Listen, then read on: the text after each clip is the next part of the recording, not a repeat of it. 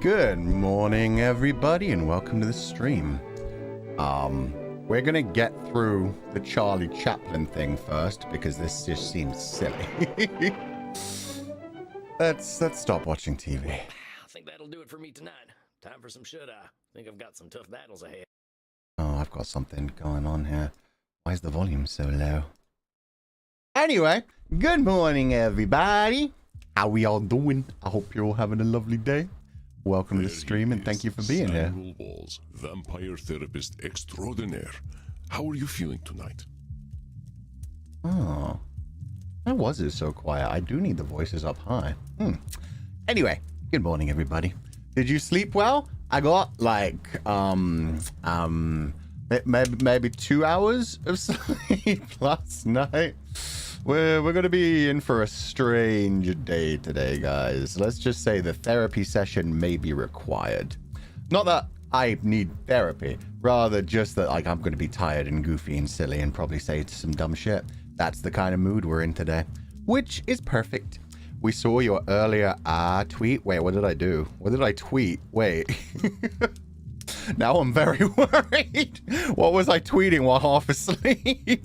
I don't even remember writing any explicit tweets. I thought I was just like quoting things and... Oh my god. Anyway. Delicious therapy session? Yes, it should be very delicious. Thank god you were late. Yeah, seems to have worked out for some people. One of those mornings. I woke up late. I started stream late. Everything's perfect. Oh, the long cat? Dude, that had me dying. The worst thing is, I had to watch it while I was out in public, so I couldn't even hear the music. The first time I watched it, I was out walking around the park. There were a bunch of people around. I was just trying not to giggle. Just trying to keep my voice down while staring at this long cat dancing and thinking, it's Albin. It's Albin now. We made so many jokes about Momo being Albin, and now he has become Long Cat. Soon as we can dye that bitch orange, he is 100% Albin Momo. So yeah, I tweeted that while already giggling my ass off at it. Got back home and watched it again with the music, and it was like, oh, the music is actually kind of cute. I didn't expect that. I expected silly music. And then I think it was Luthier. It was somebody. It was either like Luthier or Tish. Somebody tweeted at me like the long man thing, and then I had to rewatch that as well. Rewatch the entire 6-minute compilation of long man, Mr. Steal Your Man. Oh my god, it's so good. You touched the grass? Yeah, I touched some grass yesterday. It was just when I was out exercising, but for some reason there were actually like families at the park, even though it was super late. Is Albin aware of Alba Momo? I do not believe so. It was Tish. I knew it was one of them. But yeah, no, that had me dying as well. Just remembered how good Long Man was, and the fact that we had just a series of commercials that started off silly, nonsensical, and guiding towards the way of NTR, and then somehow turned into Yowie. Yowie saved the world. And then I was just up all night because I got sent like a lot of karaokes last night, and I ended up practicing singing against them because some of them are just so beautiful. I won't spoil which ones it was, but there are some people... I asked everyone to send in like a single recording as if they were just at a karaoke bar, put on a song, and then sang along to it. Instead, some of the people have done like proper editing and changed their vocals, put in... Like, a lot of people have just used a bit of echo and reverb. I feel like that feels a bit safe.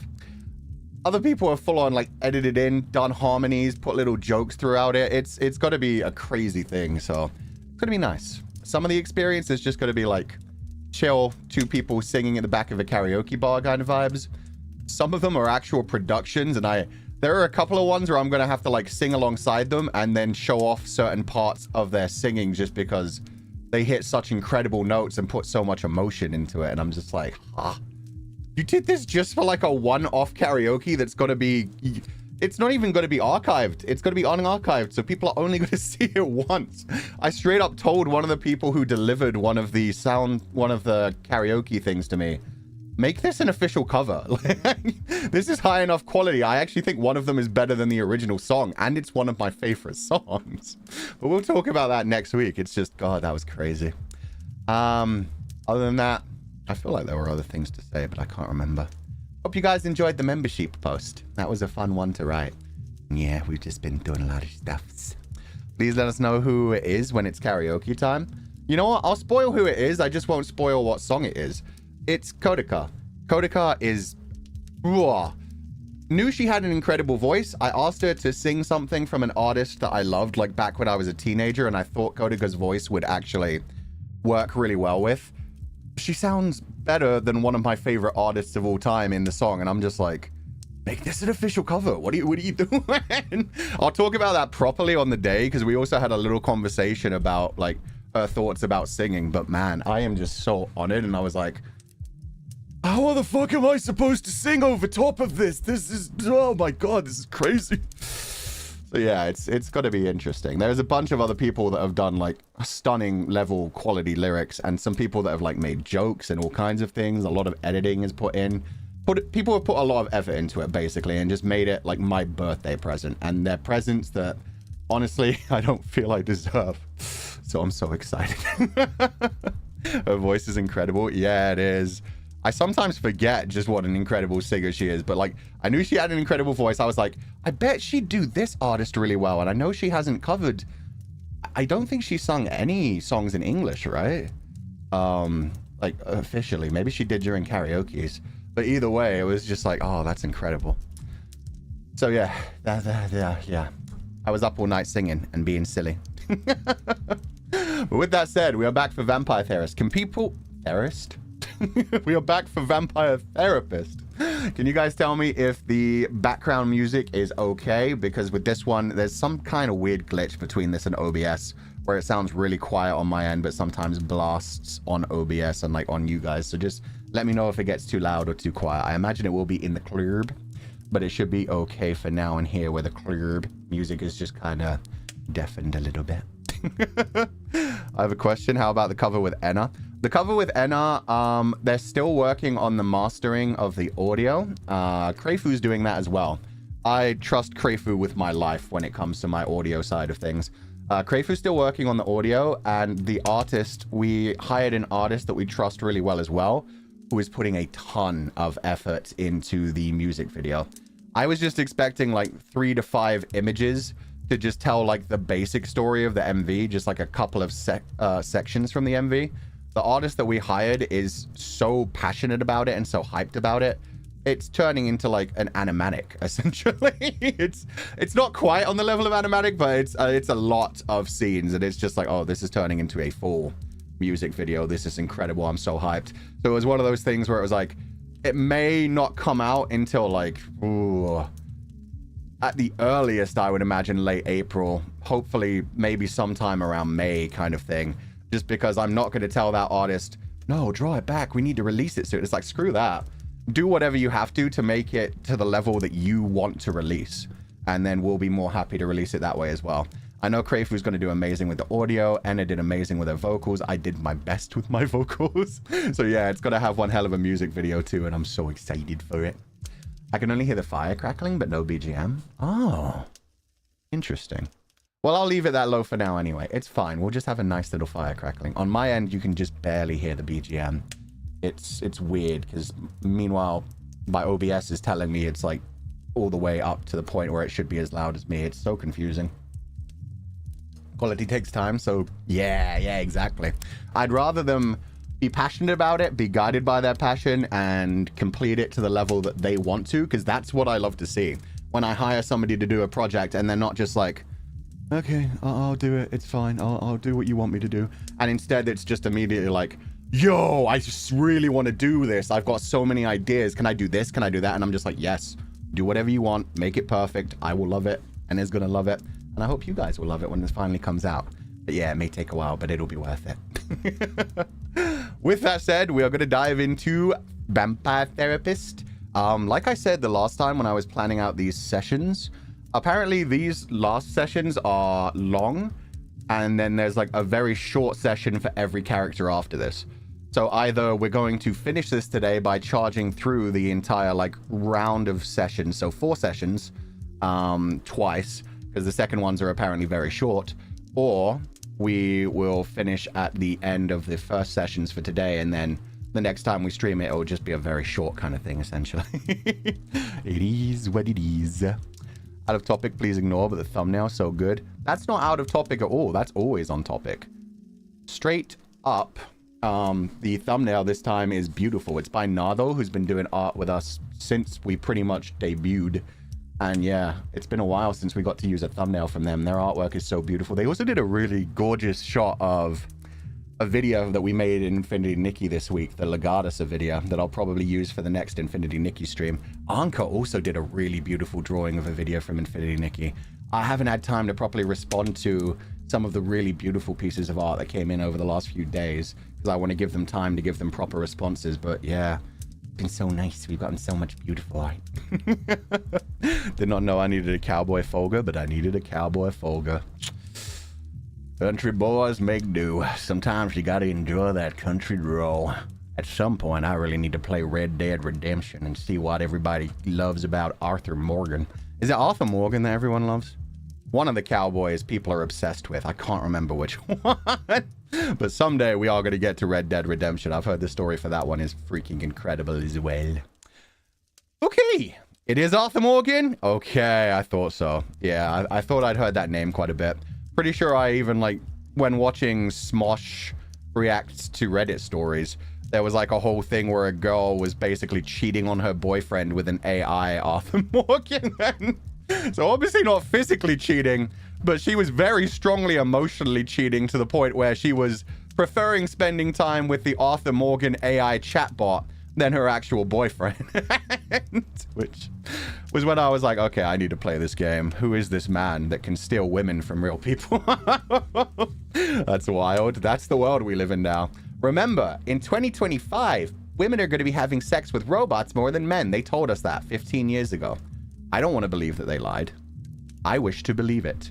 Therefore, the rise of AI chatbots and love and deep space. Delulu is not always a Salulu in her case. I don't know, man. She seems kind of happy.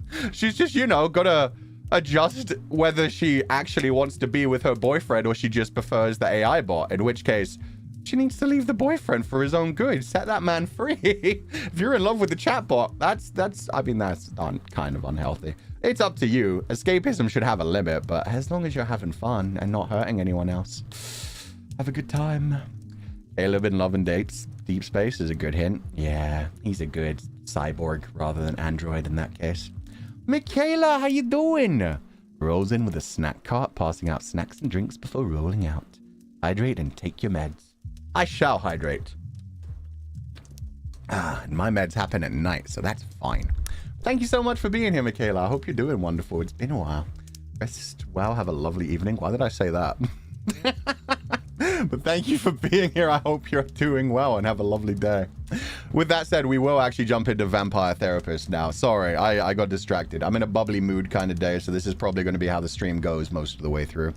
You're still sleepy? I'm going to be sleepy. That's the thing. It's not even like a waking up thing. It's a I got 2 hours of sleep thing, so I'm going to be sleepy for the whole day and then probably pass out after this stream for a few hours.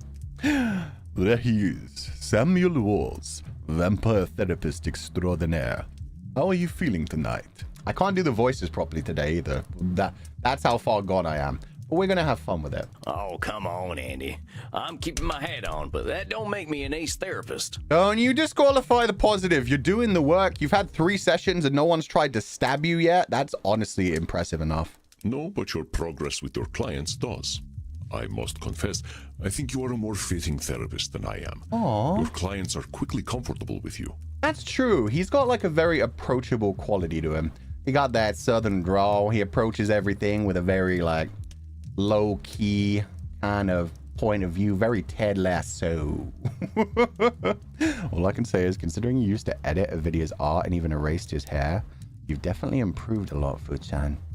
Wait, improved at what? Edit a video's art and even erased his hair.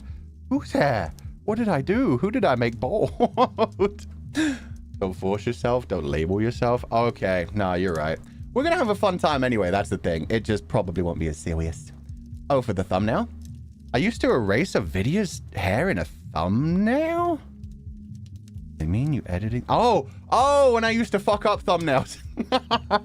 Okay, now I get what you guys mean. Okay, yeah, I used to be really bad at them. Thank God I have Photoshop now. Photoshop is unfortunately much better than GIMP. I'm sad to admit that, but yeah, there's a reason, everybody. There are other image editing softwares that are better as well, but I grew up using GIMP. I held on to GIMP for longer than I should have. You chose the white part and deleted a video's hair last time. That's so me. That's why I like taking thumbnails that are just like a full image and just slapping a logo and the art credit on them, because I'm just like, I don't have to touch it. I'm safe. No one can blame me. It's a beautiful piece of art and I had nothing to do with it. I believe my clients are afraid of disappointing me. Aww, you do. You're very refined. You're very daddy energy. So yeah, people kind of want to please somebody with the daddy energy. Whereas Sam, everyone can be comfortable around Sam. Sometimes even talk down to him, even though he's a lovely guy. I mean, I guess I can see where that makes sense. I ain't too keen to disappoint you either. You always make that face. Oh. What face is this now? Oh, there it is. I don't even remember him making that face that often, but he looks like a grumpy cat. Never mind. Yeah, never mind. It's all good. I'm teasing you, Samuel. I understand. It can be difficult to relate to a 3,000-year-old being. He has that stern dad vibe and reminded some people of their dad. Yeah, no, 100%. People don't want to let down someone like that. He's just such an amazing person. It makes you want to be a better person yourself, kind of thing. And he's got such a sexy voice. And look at his cute little vampire now. A vampire face smile now. He went from being like a cute little Angie cat to like a big smiling lion. Medico, what is up? Thank you for the raid. Oh, and it came from Clara. I was watching Melico's stream this morning, the off collab with Fanana and Alira. I was watching it for a while and then had to comment when they finally started talking about blood sausages, which I didn't know had a Japanese name. It's called blood pudding in Ireland, and it's delicious. Fuchan, what's your best yaoi? Okay. The storyline, I'm gonna have to say Urha, the dumb husky and his white cat Shizun. Urha by Meat Bun. Amazing, amazing Danmei. If you want just pure gratifying like porn and sexual content, I will go for Twittering Birds Never Fly, or Twittering Birds Don't Fly. The one with the Yakuza and his bodyguard. I love that one. When the fuck is the second movie coming out? I'm gonna cry. Hello, Dada! Hello, Sefuchan, Senpai and Confidants. Hope everyone's having a good stream. Urha's based. It is. It's so good. It's so powerful. Man, I just like stories where people go down in the underworld. It's always a fun time. But yeah, what's up, Clara and Kochamas? What is up, Melico, Meloves, Aliwa? Oh no. Fish. They're the Ryu gods. What are Alira's fan base? I don't remember the name. Oh no. But I hope you guys all had fun. You were having some very, very based conversations. It was amazing. I hope you had a wonderful morning too, Clara. Familira. Oh god, it's such a cute name. I'm just too old for it. It's very Zuma coded. The fam pit just takes me out, even though it's supposed to be family rather than just fam. I did start the morning saying in the club. That's on me. All I hear are screams. So true. I love the underworld. Okay, but welcome. We're playing a game called Vampire Therapist. I am in the middle of two sexy daddy characters. One of them is a cute, adorable daddy who's kind of like Ted Lasso. He used to be a rootin' cowboy vampire in a cult that murdered people, and he regretted it very bad. And now he's trying to get therapy and help therapize other people, especially vampires, because, you know, centuries and centuries of trauma and compartmentalization and being inhuman fucked everyone up. And then over here we've got Andromachos, who is a 3,000-year-old vampire daddy who learned psychology over his 3,000 years of life and just tries to help other vampires enjoy their undeath. They're both voiced by the same person as well, so enjoy this voice acting. The dude's incredible. He also wrote the game and coded the game. Voice acted like 4 of the men in the game. It's insane. He voice acts all of the men in the game except for 2 of them who are voiced by Matthew Mercer. But let us not spend our time talking about me. I am more curious about you. Too late, Andy. I already introduced you to everyone. I'm kind of obsessed. Let us start with some meditation, and we will see what arises for you. Okay. Remember your place of comfort, my friend. Princess. And remember to breathe. I will remember my horsey. Life just ain't fair. There once was a man named John Muir. Maybe I should start a farm or something. Not Isabella. Her How do you feel, Samuel? Much better. It's good to clear your mind like that. Take some deep breaths, ground yourself, touch something tactile, return to the world. Pretty good. Well, sometimes my thoughts got away from me, but that's not uncommon. Exactly. Meditation is not a game one plays to win. What sorts of things came up for you? Don't tell him our evil, intrusive thoughts. After our last session, I can't help but think about my criminal past and how I was pointing fingers everywhere but at myself. Every time you point one finger at someone else, there are 3 fingers pointing right back at you. And one finger just pointing off to the distance, which, I mean, kind of rude, honestly. Technically a thumb. The universe dealt me a bad hand, but I played that hand poorly. I got abused, and then I abused other folk. That's how it works. I guess that's only fair, so yeah, I can feel bad, but maybe the universe was just evening itself out. No, you had the chance to rise above it. We can't blame you for not doing that, but at the same time, you can't just say, hey, I had no control whatsoever. We know the control fallacy. That's a cognitive distortion. Aha. Samuel, I know that when we both have suffered and caused suffering, it is tempting to blame the fates. But this is dangerous. A sort of cosmic control fallacy. Wow, he really even took it to the cosmic level. But good morning, everyone. Sorry I didn't say welcome to the stream. Thank you guys so much for the raids. If you want to head out, do not worry about it. I know visual novels aren't for everybody, and we're already on like part 4 of this one, so it's probably not going to make much sense. But thank you for being here and have a lovely day. If we expect that fate will reward and punish fairly, we are bound to be disappointed. We are immortals, Samuel. The universe doesn't we care live long about enough us. to see old grudges die, and the judgments of our generation replaced by another. Ooh, I like how they replaced parents with generation. So in the grand scale of time, how can any judge fairness? Dang, that's a real good point, Andy. But a depressing one, honestly. There's something nice about it. It means that you make your own world. The universe doesn't have any kind of fate. You're completely in control of the things around you. I was never a man of faith, but walking in them woods for so long, seeing so much nature, so much life and death, I started to feel a kind of flow to the universe, you know? Became a hippie. I understand, Samuel. I am not suggesting that you deny any kind of spiritual faith you may have. It is fairness that is the fallacy. If we cannot define fairness, we certainly cannot expect it. Yeah, because everybody deserves to be happy. How do you make everybody happy when people are constantly fighting for the same resources? Hurt people. Some see it as a warning and others see it as a command. Yeah, exactly. Yeah, I think I see what you mean. Dang, another cognitive distortion, huh? No one ever said being human was easy. Yes, this distortion is called the fairness fallacy by mortal psychologists. Fairness fallacy. You know those folks who say, I work hard so I deserve to get what I want? Well, just you thinking you deserve something don't mean the universe will reward you. Truth is, your definition of fair is personal and will often conflict with other people's definitions. It's a fairness fallacy to assume our picture of what's fair is the only reasonable outcome. Examples. I donate to lots of vampire charities, so I know I'll be rewarded by tripping on an oil deposit real soon. Oof. No, fuck that. My buddy Alejandro sleeps in his coffin all day. He doesn't deserve his muscle tone. Maybe he works out when you're not looking. A lot of people do that shit. It's rude. It's the same as people in school that would always be like, oh, I didn't study for the test at all. And then they get a perfect score and just like grin at you. Fuckers. I'm a great I am fuckers. I'm sorry. That was me. It was just natural intelligence. I'm just good at listening. I'm a great therapist, so Andy will surely give me his therapy practice, though I got no head for business.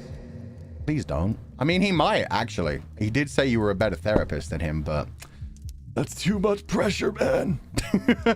That's a call out. So many people in chat like that was me. I'm telling you, most people that are into VTubers and most people that become VTubers were gifted and talented children, most of which burned out because their actual potential wasn't reached too well. And then they found other things to do, and then they eventually became VTubers because reality, boring. Kat, thank you so much for donating the food funds. Hi, Fulgur. It's my first time seeing you stream. And yet, this is your 5th super chat to me somehow. That's impressive. Thank you so much for donating the food funds. I hope you're having a lovely day. I guess you've been donating while I've been offline. That's very sweet of you. But thank you for being here, and I hope you rest well. Have a lovely day, and thank you for donating the food funds. I'm a burnt-out gifted kid. Same. Let me give you a few statements that might have examples of the fairness fallacy, and you try to find them. Okay. I work hard to ensure my club is dope, because I believe in earning my good reputation. I didn't expect the ancient Greek vampire to say dope. God damn it. Preach, being human ain't easy. It's so true. Work hard to ensure my club is dope because I believe in earning my good reputation. That's not a fairness fallacy. That's just saying you work hard. I believe in earning my good reputation. He's not saying he deserves a good reputation. He's just saying he works hard to ensure it. Hey man, like, maybe it's good karma and maybe it isn't, but I just like to put out some positive vibes. Is he trying to be he's trying to be a chill dude? Hey man, maybe it's good karma, maybe. Okay, Matthew McConaughey. I just like, that's fine. You're not asking for anything in return. You're just a chill dude having a good time. The great vampire banker Count Van Gelder has been an entitled prick for 6 centuries. It's only a matter of time before he gets what's coming to him. That's a fairness fallacy, my dude. Unfortunately, a lot of terrible people have really lucky lives. I think I heard of this fella. He was one of them vampires pulling the inflation strings during that coronavirus thing, right? Oh, fantastic. He even played on making money off of people suffering. Wonderful. I was too shy to speak during classes, so my classmates thought I was stupid, but my reading exams were always good. That's a good way to do it too, honestly. Just surprise them when the test results come in. Everybody think you dumb, and then you hit them with the 1-2. It's true, but no need to vocalize it. This game is all about calling us out for all our bullshit. They say he caused the Great Depression back home, too. Oof. You're right that he's acting like a prick, but the universe ain't accidentally gonna make him fall on a wooden stake. Nope. We need to make him fall on a stake. Or a guillotine. Viva la revolution. You are correct. This is a fairness fallacy and a bit of wishful thinking. Yeah. You really don't like this fella, huh, Andy? He is a 600-year-old investment banker. He's tried to summon demons, and even they refuse to spend time with him. You know it's bad if you fucking summon a demon, and the demon's like, dude, you're kind of a dick. Yeah, and he's ugly, too. Let us not descend to his level, Samuel. Exactly. We're better than that. Oh, sorry. Nah, he's kidding. For you would never reach the bottom. Ah, there we go. Why bother being kind to mortals? The universe only punishes kindness. Universe doesn't punish shit. Bad things happen to everybody. The universe punishes kindness? Well, that ain't nothing you can know, boss. Sounds like a fairness fallacy to me. It's a hellfire level burn. Yeah, I love that we're getting back to the fact of just making fun of bankers all the time nowadays. It feels like we drifted away from that for like a good 20 to 30 years, but I remember like in the 80s and 90s, it was always the big thing to be like, oh, I'm even worse than a demon. I'm a banker. Either bankers or lawyers was just like all the jokes that people made things about because it was like, God, they're fucking pricks. It depends on the lawyers, you know. Some of them try to actually help people. Indeed, Samuel. It's the sort of thing a more nihilistic vampire might say, but such nihilism is not founded in objective reality. Mm-hmm. And nihilistic vampires are real downers at parties. Sometimes at the sexy. last Blood Drinkers Ball, I ended up at the same table as Ayn Rand. Ayn Rand's a vampire? Where the fuck have the novels been? Come on. I cannot imagine who decided to offer her immortality. That was my longest night in thousands of years. But well spotted, Samuel. Fair enough. I got all the fairness fallacies, right? Indeed you did, Samuel. You are most adept at tracking down cognitive distortions. Ooh, they tried to trick me this time. The last several times, they've all been cognitive distortions. They were waiting to trip us up. The universe never punishes kindness nor evil, which is kind of discouraging. It's not discouraging. It just means we need to do a bit more of the work. If anything, it's a good thing that there isn't some grand, powerful order creating karma and punishing the bad and doing good things for the good. That means that we have to work extra hard to make our world good, to do our best to like make it what we want to. Punish bad things, reward good things in the ways that we can. I got a good tracking nose, I'll tell you that. I can't tell you the incredible things I learned just being in nature for so long. Could you imagine if life was still like it was in Greek mythology, where some dude just randomly gets born with a prophecy that says, hey, you're going to be immortal and you're going to be fine for the rest of your life. Imagine having to deal with that shit. Just because Zeus went out, got horny, smashed someone, suddenly everybody else has to deal with the shit that there's a superhuman running around who will just do whatever the fuck he wants and get away with it. It's like, nah, fuck that shit. Yes, you speak quite highly of this time. This is where you discovered the concept of cognitive distortions. And you said something about a flow to the universe? Yeah, very, very hippie. I like it. Yeah, that. I don't know, Andy. Something about seeing so much life and death and rebirth. I think it made me start to look at things differently. It sounds as though it was a spiritual experience for you, Samuel. Well, that's why we have to send Medi out into the woods. She needs to become a forest witch again. Medi would love that. Lucius Merriweather! Hey Mary, how you doing? Hello Futan, how's the vampire therapy? Started off amazing. I'm between two daddies, which is where I like to be. Andy is calling us out on our bullshit already. It's been wonderful.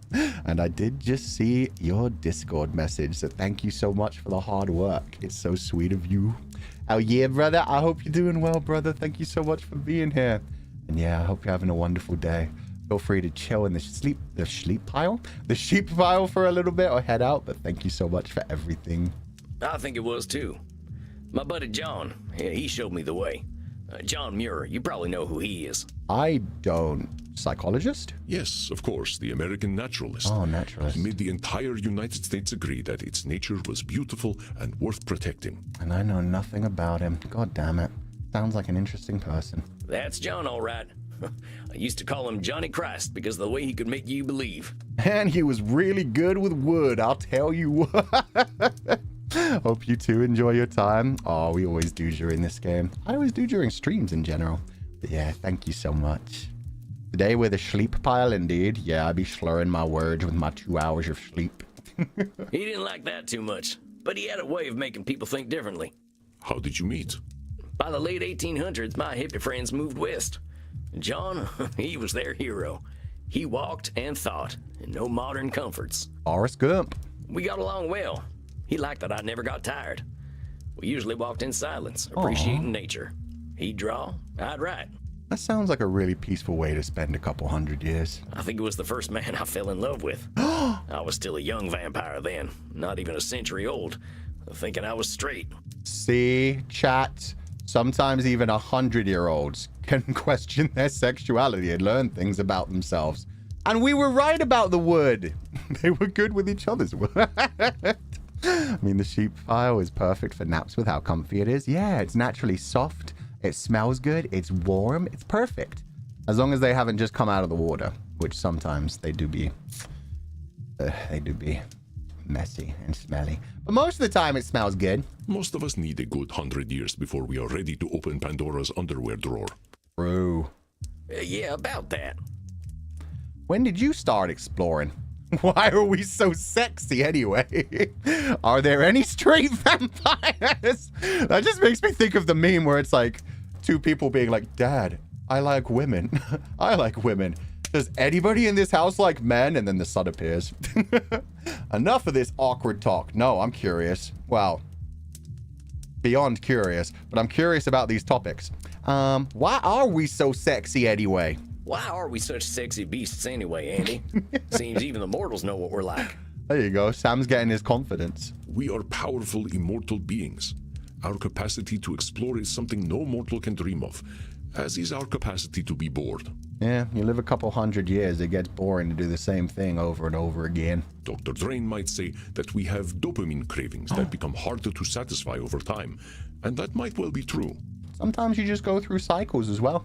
Sometimes you go through months where you're just like, I like this one thing, and then you suddenly get sick of it and never want to see it again. And then it comes back a few years later. Wait, so the older we get, the hornier we get? That's not what he said, but I like the way you think. You have an interesting future ahead of you, my friend. We'll make an international of you yet. Oh no, he's gonna be so European. He's finally gonna join the bisexual couple vampires in their three-way they've been demanding. When did you start exploring, Andy? I bet he's going to name some incredible historical figure again, just like when we already know he smashed fucking Marcus Aurelius. Okay, come on. Who was your bi-awakening? How long did it take you to branch out?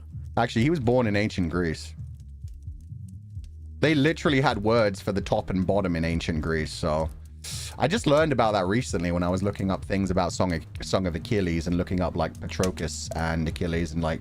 that there were literal words in ancient Greek literature and ancient Greek society, in fact, for like straight up like, this is a man who likes younger, weaker, frailer men. This is a man who likes to be taken by bigger, stronger men. Oh, Samuel, death had little effect on my sexuality. I am from another era. Yeah. Do you remember the 1970s? they were nothing compared to the 970s BC. I'm there. The stories I could tell you. One night, my friend Heraclos and I snuck into the... I was just thinking about the time. No, don't you interrupt him, Sam. I'm joking, Samuel. Such a thing is not for a therapist to share in a session. I just wanted to tease the American a little. Okay, fine. How dare.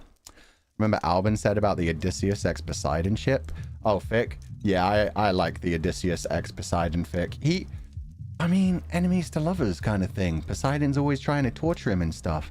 And they both believe ruthlessness is mercy upon ourselves.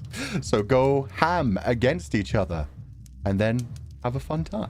The word for people who wholly complement each other came from Odysseus and Penelope, funnily enough. Oh, that's so cute. Odysseus was the original, ultimate husband of just constantly being like, my wife. Can I tell you the first time I met my wife, I was in a tree and she was the only one who spotted me. I turned the tree into our marriage bed because I'm just that fucking romantic. God, I love him. Well, I think you're being real mean. Sorry. That's what I used to say to Princess when she was being naughty. Oh, kinky. I am honored to share the space in your mind occupied by your beloved horse. Are there any straight vampires? Does anyone undead not just like the same sex? I've been wondering, are there older straight vampires out there? I guess just not bisexual. There's got to be some asexual vampires, surely. Trying to think of any in vampire. I can't think of many in vampire media, but there's got to be some. No. Sexual exclusivity of any sort seems incompatible with immortality. Oh, they all go full poly. There is a group of vampires out in Washington who claim to be straight, but they are not fooling anyone. I don't know who that's a reference to, unfortunately. Enough of this awkward talk. Oh, that's my curiosity satisfied. But speaking of which, I was talking about John. I fell for him hard. He wasn't into me like that, though. I don't think his wife got much from him, neither. Oh. That man was married to Mother Nature. Aw, I hope they, supported each other emotionally at least. I hope it was a good relationship for them. Oh, the Twilight vampires live in Washington? For some reason, I thought they lived in, Virginia.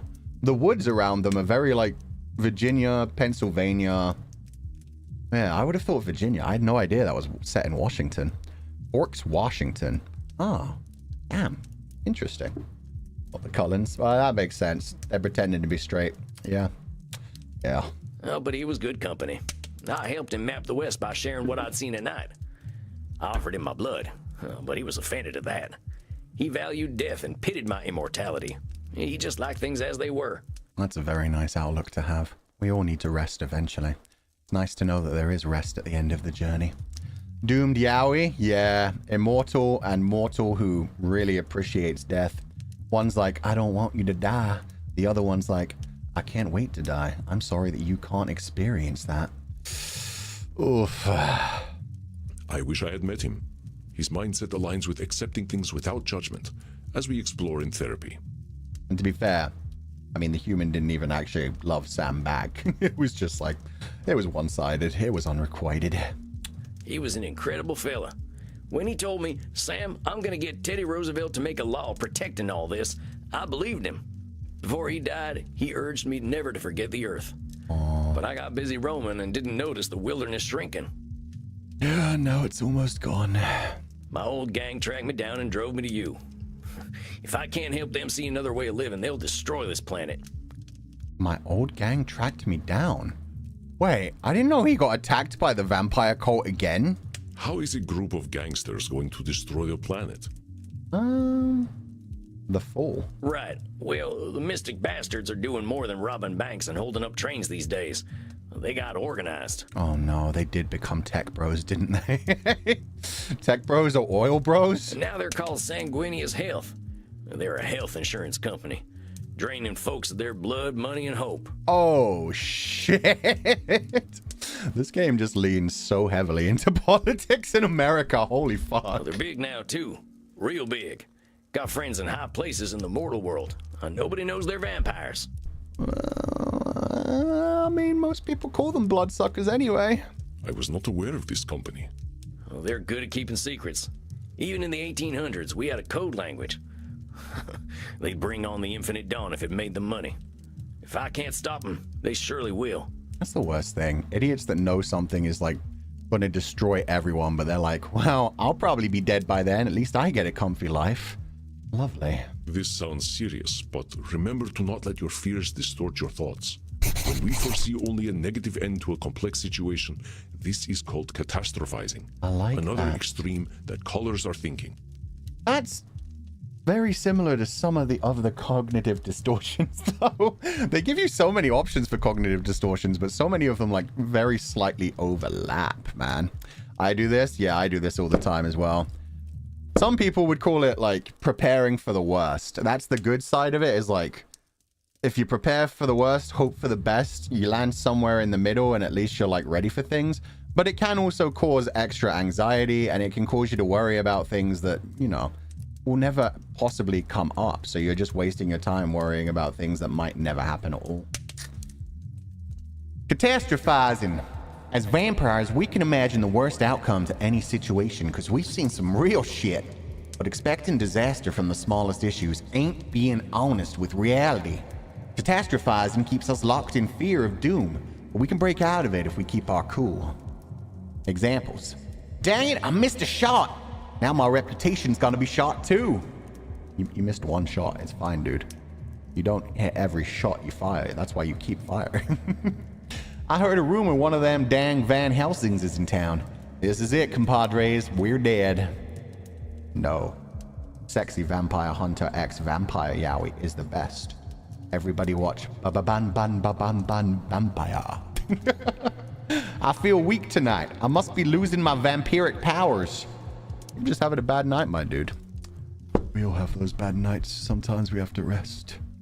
Unfortunately, that's something me and my folks do a lot. Yeah, I think everybody catastrophizes a lot, and it is a form of anxiety. I was actually talking to Renren about this the other day. The fact that a lot of the things that Renren says, like on public and Twitter, and I know it's because he's dealt with a lot of anxiety in the past, and so he's had to learn to work through it. But a lot of the things that Renren says is about, like, taking care of your mental health and, like, noticing anxiety and realizing that it has some benefits, but not to get too lost in it. I always respect the shit out of him for that because it's always, like, very wise and like, oh man, this dude's been through some shit. I'm glad he's able to share that kind of information with other people and help them. Meaning, maybe things are rough, but I can't see every angle, right? Exactly. You never know. The angle of the dangle could be wonderful. Yes, exactly.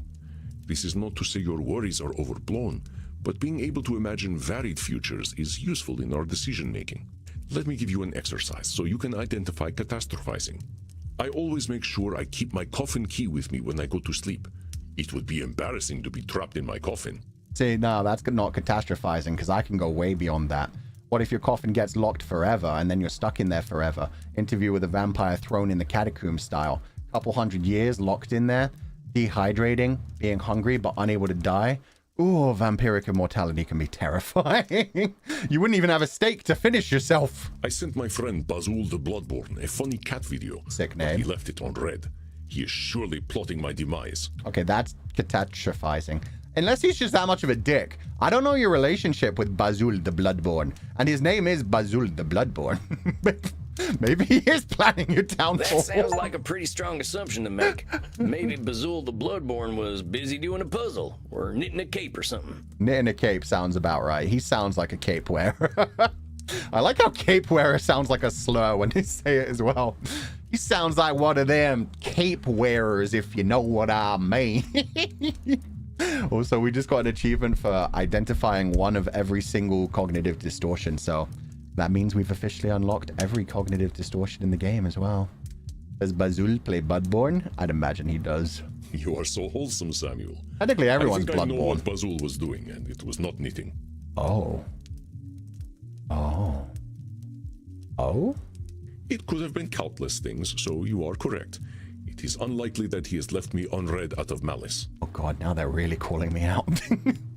Look, man, sometimes a dude just gets sleepy, opens a message, doesn't respond to it, and then forgets that he, marked it as read, and now he forgets that there was even a message in the first place. It was a really good cat video, though. Oh. I will send it to you later. Okay, I will enjoy that. I prefer dog videos. Some crazy dog videos out there in the world. Oh, you never responded to that funny video I sent you of the horse pretending not to like carrots. That was a good one, huh? Oh, I will have to remember to examine it later. He didn't even read it. He didn't even leave him on red. He just didn't even bother to read it. Like you never replied to Zali for ages. Yeah, a year and a half. Shut up, chat. I should never have told you about that. I don't think he watches any of my horse videos. You're catastrophizing. I saw a rat in my club the other night.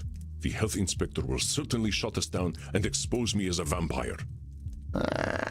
Probably not. Humans have rats in the clubs all the time. In fact, a lot of the people that actually, go to clubs are rats. I don't think one rat showing up at your club is going to make the health inspector take you down, boss. I mean, the rats were some of the cleanest things at a few saloons I've been to. There we go. Yeah, sometimes they're better than the actual patron. You are correct. That was some clear catastrophizing. I have not seen a rat here ever since I hired Bert. Oh, does he drink the rats? He is a big dude. Maybe he... No. You know what? New headcanon. Bert loves rats. Bert finds rats, takes them home, takes care of them, gives them a new life, adopts them. He has an entire rat city in his house. I can't say I ain't had a rat-eating phase myself. Oh. Oh no, Bert eats everything. He's kind of like a vampire goat. I do not know how he does it. I guess Bert could eat the health inspector, too. There you go. Problem solved. No more catastrophizing. Rat as a pet is so cute. They can be. I have bad history with rats, so I can't see them that kind of way, but I know a lot of people that love rats. And I know that they can giggle. If you tickle them the right way, they have like little giggles. You have to get a microphone real close, but they hear like a little... They're smart and cute. Yeah, they can do tricks as well, which is kind of crazy. I think they know better than to get too close. Oh no, I am trapped outside during the day, and it is the middle of summer. I shall burn to ashes. I mean, you should get inside. I don't know if that's catastrophizing. The middle of summer during the day, you're kind of fucked. Yeah, no, that's just legit. When I DJ downstairs, I must ensure that I do not wait too long to drop the beat, or my patrons will think I am a terrible club owner and leave. Now that's catastrophizing. Sometimes you want a nice, big, long build-up. Sometimes you don't even want to actually drop the beat. You just want to fuck with them mentally. Go home, leave the blue board. TJ, blue balling people with the drop. I don't know, boss. I don't think anyone's going to get all that worked up about dropping a beat. That's got to be catastrophizing. You think so? You've clearly never met somebody having a very fun time with Pomo Leaf. You are correct, Samuel. I am sure they will forgive me. Though, I do not let the beat drop too late or too early, but precisely when I mean to. Andy straight up said, nah, I'm too good of a DJ. Whenever I drop the beat, that's exactly when the beat was meant to be dropped. We love a confident king. All right there, Gandalf. That too. Who is Gandalf? Oh, we need to show you the Lord of the Rings movies. They're going to change your fucking life. Never mind. I think I get what catastrophizing is now. It's just hard to see other angles when I see how powerful my ex-gang's gotten, you know? Eventually we will get out the guillotines. Do not worry, Sammy. But I know them. Well, they're just like I was. Maybe they've gotten better at being evil, but I get where it comes from now. All right. They were hurt, so they hurt others. Not everybody. That's not true for everybody, my friend. You're giving them too much credit now. My friend in college had 2 rats. We made costumes for them once, and it was so much fun. That sounds adorable.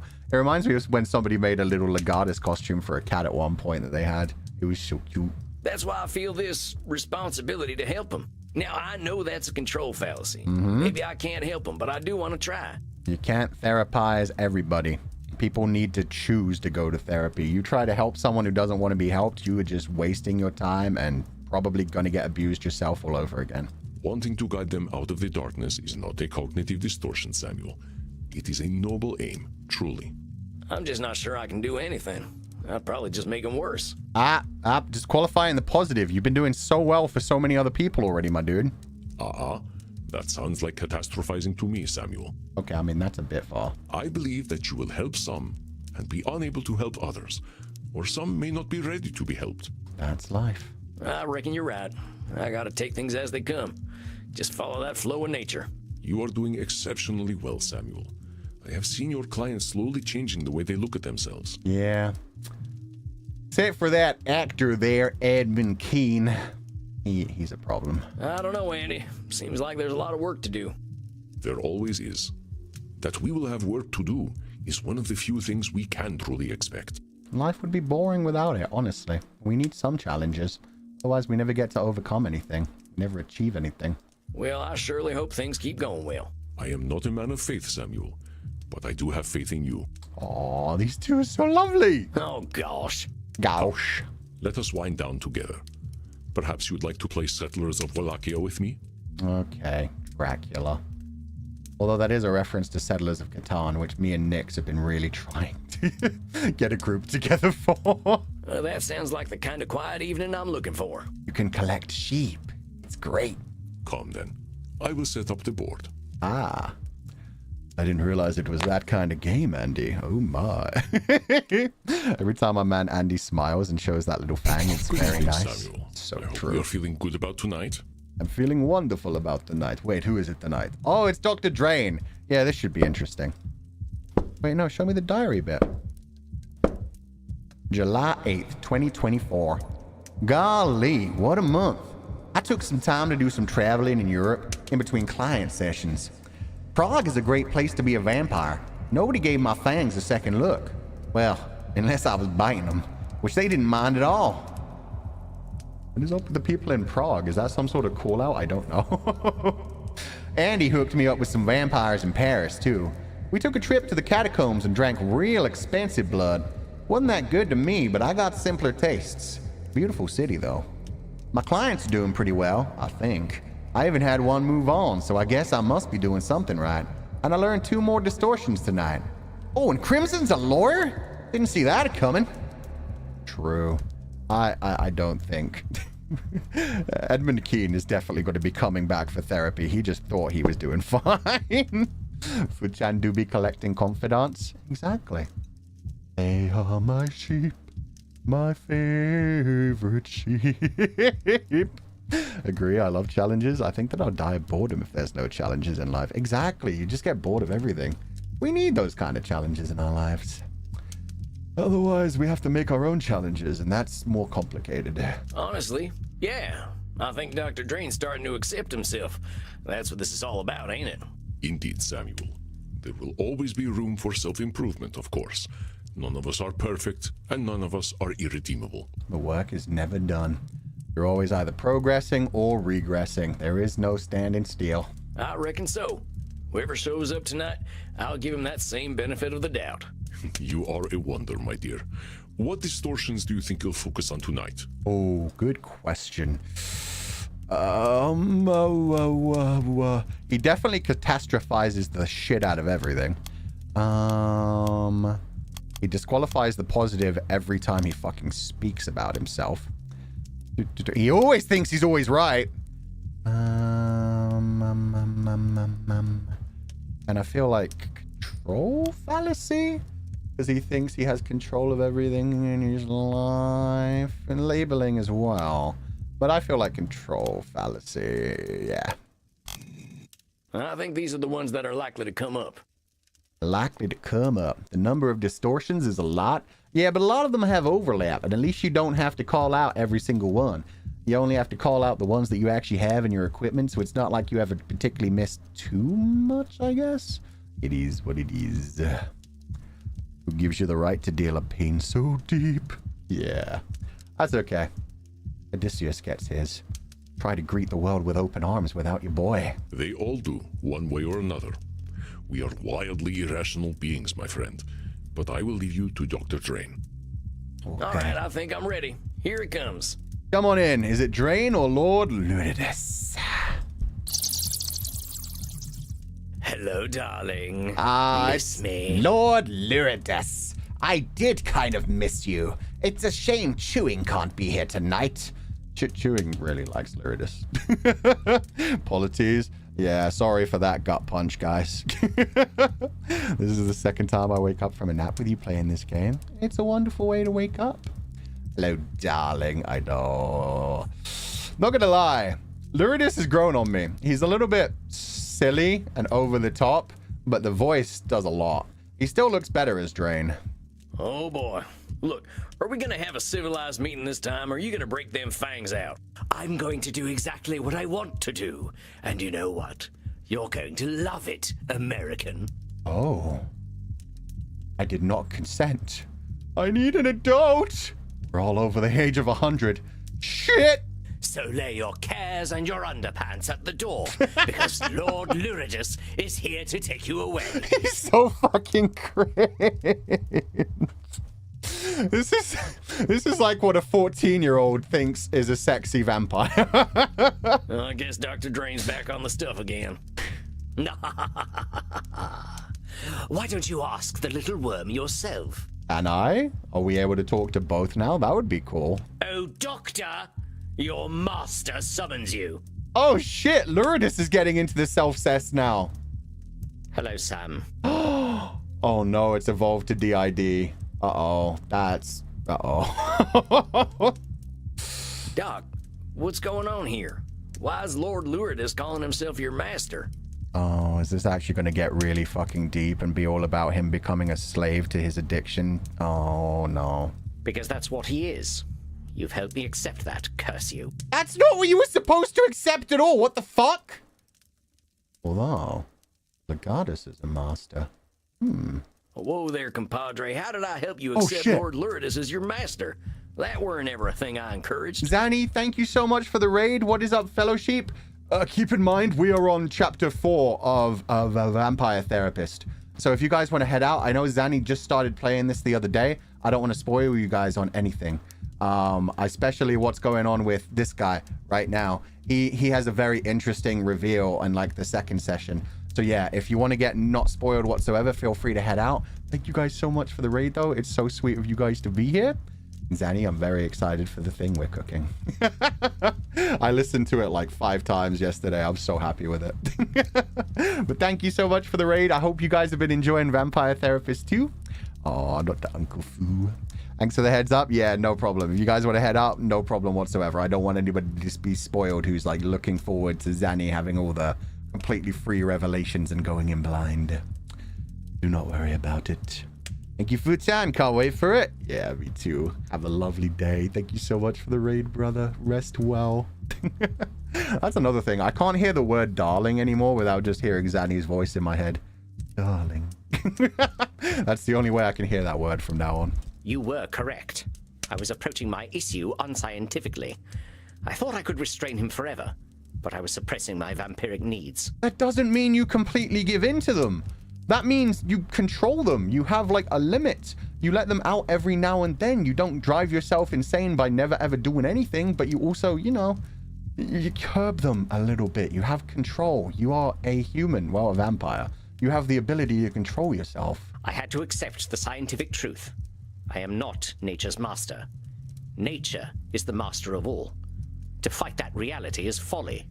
That is a control fallacy, my friend. You always have the ability to, well, you most of the time have the ability to affect things in some way, and definitely when it comes to your own goddamn addiction. He sounds so down, poor baby. I don't know. I think he kind of likes being a slave to his master. It sounded like he did. He gave into it. He's the one who chose this path, so yeah. Read the rules. Bro allows you to be as horny as frick. I'm in. You can be as horny as frick, but if you do start to get disrespectful, that's when I'm like, okay, that's just like a general don't be a dick rule. That's just like an unwritten rule. Now hold on there, cowpoke. That's some extreme thinking there. I'm no scientist, but ain't finding nature as natural as nature itself? True. Man is always at odds with his biological incentives, his natural reactions, and the fact that we are actually conscious individuals who can see the fact that we are just a small piece of this grand, masterful universe. You're just babbling now. Yes, I am. I'm sleepy. Leave me alone, Drain. I ain't. Isn't fighting nature where we all come from? Why we walked out of the sea in the first place? Why anything lives? True. We always want to know what's behind the next horizon. What else is there out there in the universe? We need to find out. And then master it. We become the masters. Evolution is the inevitable result of a species' fight for survival. Those best adapted to their environments thrive, and those who do not die. It is not done with intent. Holy shit. Oh, okay. Well played. He just, destroyed one of the other cognitive distortions by himself. Good for you. I'm glad you realize the universe doesn't care about us, and that's fine. Okay.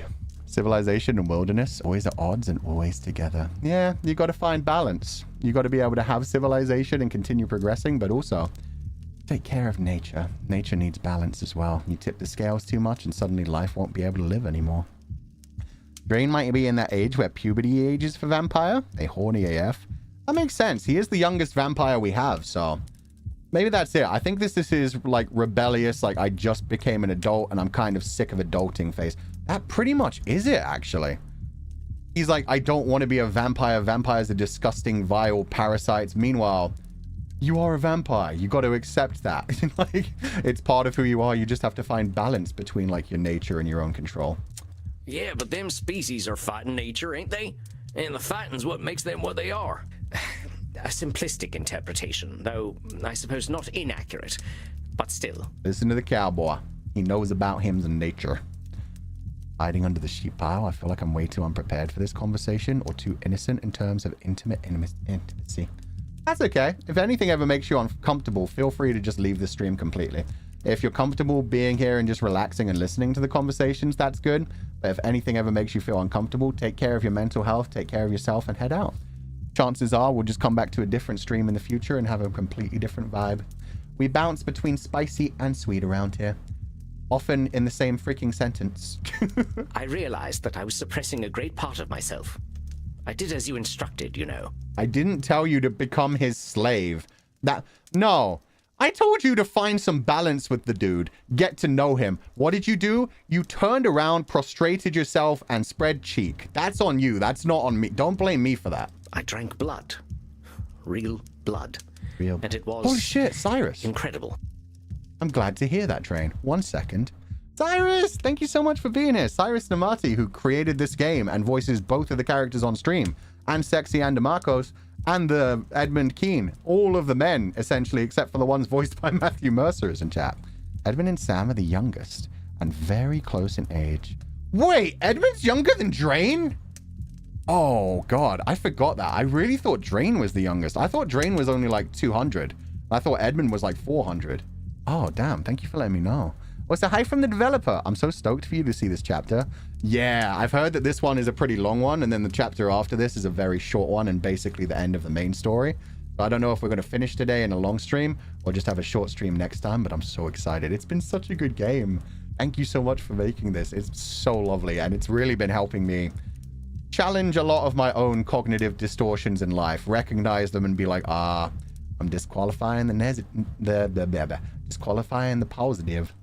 To control fallacy all over the place, catastrophizing should statements, all that kind of shit. It's all in there. This game feels like it's constantly calling me out, but it's good to recognize it in the future and be able to work through it. Thank you for the wonderful game, and thank you so much for being so supportive throughout this. I had forgotten how it was not just the taste that made one feel satisfied. It's the feeling of life that it infuses in the body. Okay, no. You need to learn. One of my favorite phrases, we eat to live, we don't live to eat. It doesn't give you life. It feels good. That doesn't mean you have to become a slave to it. Thank you all for getting into this super weird game, and I love watching the Fuchan streams. Oh, that's so sweet. Thank you so much for being here, and I hope you're having a lovely day. I just know that Apple was trying to snipe Cyrus with a gifted there with the 5 gifted. Thank you for donating 5 gifted membership to the sheep file. I felt strong, confident, above the petty worries and squabbles that come with mortality. I felt like a vampire, like the base creature that I truly am. You're labeling! What choice had I but to welcome the truth? I am a slave to my nature. And that's a control fallacy. Why? I can't even call these out this time. I guess Sam's going to do his thing. So you see, I am his master. I always have been, and I always will be. Just as I told you, therapist. I like how he said therapist in such a degrading way.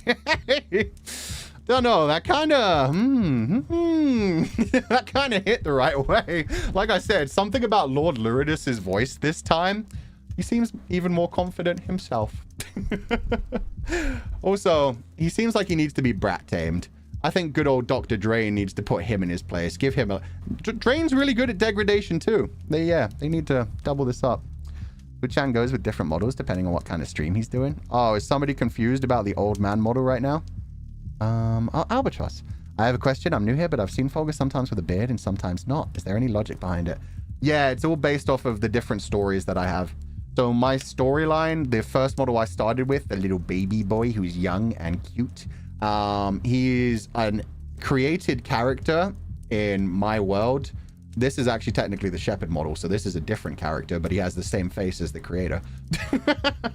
The old one who wears like a nice suit-looking thing with a big white jacket over it, he's the archivist. He's the one who writes the stories. Everyone else is a fictional character, so that's why they can look different and at different ages, but they're still all Fulgur Ovids. Feel free to check out the stories if you want to. They're in the description of the video. And there you go. That shows how confident I've gotten now, because in the past I used to be like, don't read Legatus 505. It's silly. It's cringe. Nowadays, I'm like, feel free to check out Legatus 505. It's going to be finished soon. I'm very excited for that. Where is the lore explaining video? I gave up on that. I gave up on that. Some very sweet confidants did a good job of making a very beautiful short one. It's fine. It's fine. It's hard to get into, but I mean, it's fine. The same dark master lies within you. You know this, don't you? I can see him behind your eyes. Now you're just projecting, my dude. Oh yes, you cannot hide him from me. You cannot hide the blood, the screaming, the power you felt when you stripped the life and dignity from those pathetic mortals. And there's absolutely nothing wrong with that, but you making it awfully weird right now. You be confident, Fu? Yeah, I'm trying my best. Thanks for exploring. I'll make sure to check it out. Only if you want to. It's definitely not for everyone. It's very dark and it's very poorly written. I think I've become a lot better as a writer over these 3 years, so some of the newer chapters are a bit better in my eyes, but I may hate those again in like another 3 years. But yeah, I hope you enjoy it if you do give it a good look. I love it. There's also a music video. If you just search on YouTube, Legatus 505. That one, not discrediting the positive, but my singing sucks. But the music video itself is beautiful and it really draws you into the storyline. There's a lot of dark imagery in there. It's so good.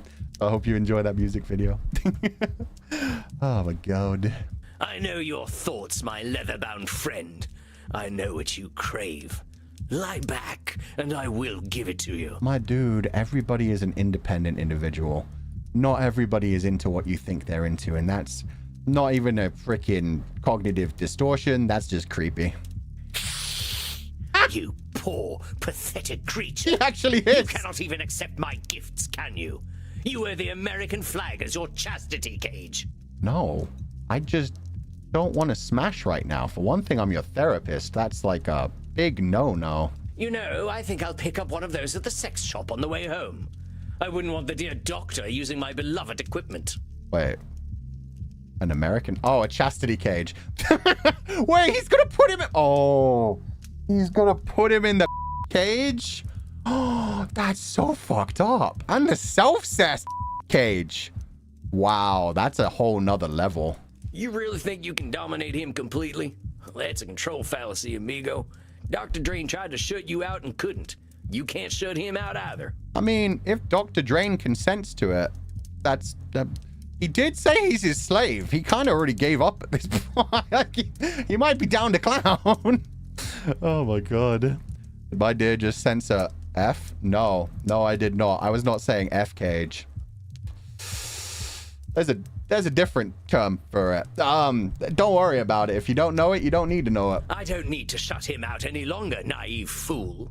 He has accepted that I am his true nature, and that I will always know what is best for him. You think you're always right, but you're not, my dude. Well, that's another distortion, Luridus. You always know what's best for Dr. Drain? Bullshit. You got a one-track mind and it's headed right for a stick in the heart. Oh, Sam straight up said, you gonna die. So let me get this straight. My mind is a train, yes? And it will receive a stake in its heart? Oh, now you're just being nitpicky with my words. You know what I'm saying. You can't think of anything but blood and sex. You don't know what's best for Dr. Drain. Look, man, the metaphor may have fallen apart, but that doesn't make the statement any less true. And I suppose you know what's best for him, American. I suppose it's faith in the good Lord Jesus Christ and the cold caress of a gun. I mean, amen, brother. Roll Tide. America. Fuck yeah. I know enough to know I don't have all the answers. Oh, bravo. Ooh, that's a nice Thank you for ASMR enlightening clap. me. What an inspiring genius you are. The binaural? Let's fucking go. Look, put Dr. Drain back on. I want to get his take on all this. But of course, talk to him all you like. He's a good boy now and knows what's best for him. At least he's not trying to hide Drain from us. He's not being controlling in that way so far, so that's something. You're sitting on a Jesus Christ chair right now, Lord Luridus? True. Well, maybe. My one's definitely a Jesus Christ chair, but I don't know about the other one. For anyone who's just confused about that statement, Andromachos, who lived for 3,000 years, randomly dropped the fact at one point that the chair that I'm sitting in, this nice leather-bound one right here, was originally, crafted by Jesus Christ. He was just like, oh yes, you're sitting in one of his chairs right now. He was a great carpenter. Shit's crazy. Welcome back, Drain. You look way sexier than him. You need to be more confident, my dude. What did Sandra say? Why is everybody reacting to it? What did I miss? I don't even see it in chat. Wait, did it get deleted? I don't see what everybody's freaking out about. Uh-oh. This is fine. I don't know what you guys are on, but okay. Doc, what's going on here? This ain't you. You're maybe the most motivated fella I ever met. Lord Luridus ain't who you are. Exactly. There's so much... Oh, that wasn't his hands. Now I see what it was. Don't you see, Sam? He is who I am. When I drank that real blood again, I knew it. I felt him. Every time I indulge, he will take over. You're catastrophizing. This is the thing. And this is what we talked about last time. A lot of people who have addiction, they fall off the wagon one time and they decide, that's it, I'm completely powerless to this. This is always going to happen. You just need to learn to control it and slowly wean yourself off of it. Slowly realize that there are more important things in life that are worth weaning off of that and enjoying by themselves without the need for something that you're, relying on. Look, Doc, you're going to the most extreme consequences here. Thinking the worst is going to happen every time you drink blood ain't too scientific. No. Because if it's that big of an addiction, you just got to work your way through it. You got to keep trying every day. Maybe you ain't got your intake right yet. Or maybe getting a bit more satisfaction will make Luridus less, desperate. True. He is incredibly horny. Maybe we can just out-smash him. This is how this game ends. I cure Luridus with my massive throbbing vampire. And then he never is horny again. Him showing up doesn't need to be the end, partner. I suppose my horror at his presence is tainting my interpretation of the data. Oh, scientific version. I shall endeavor to be a little more clear-headed. There we go. It's just... I wish that Lord Luridus were not a natural outcome of my vampiric needs. Dude, he's not even real. You're creating him to escape from your own actions. It isn't fair. I have worked so hard to overcome our curse. Don't I deserve a better nature? That's the fairness cognitive distortion, but I don't have that one. Out horny him is the last resort. Who said it was my last resort? It's like my third resort. We got so many more after that. God damn it. Bombastic side-eye. Yeah. Dang. That fella looks pretty down. What can I do? Get me out. Drain is kinda... Oh no, we all agree. I think most people in this chat are down bad for Drain. There's a couple of people that are down bad for Luridus, but them together with their little self-cesty thing going on, it's a fun dynamic. But yeah, I definitely prefer Drain as well. It's the hair, the glasses, ooh, the cheeks, the jawline, the chin, the turtleneck. Tell him a joke to cheer him up. Give him some cowboy wisdom. Tell him things will be okay. I feel like telling this guy things will be okay will just make him say, how would you possibly know that? You don't know what's going to happen. Shut up, you're just being foolish.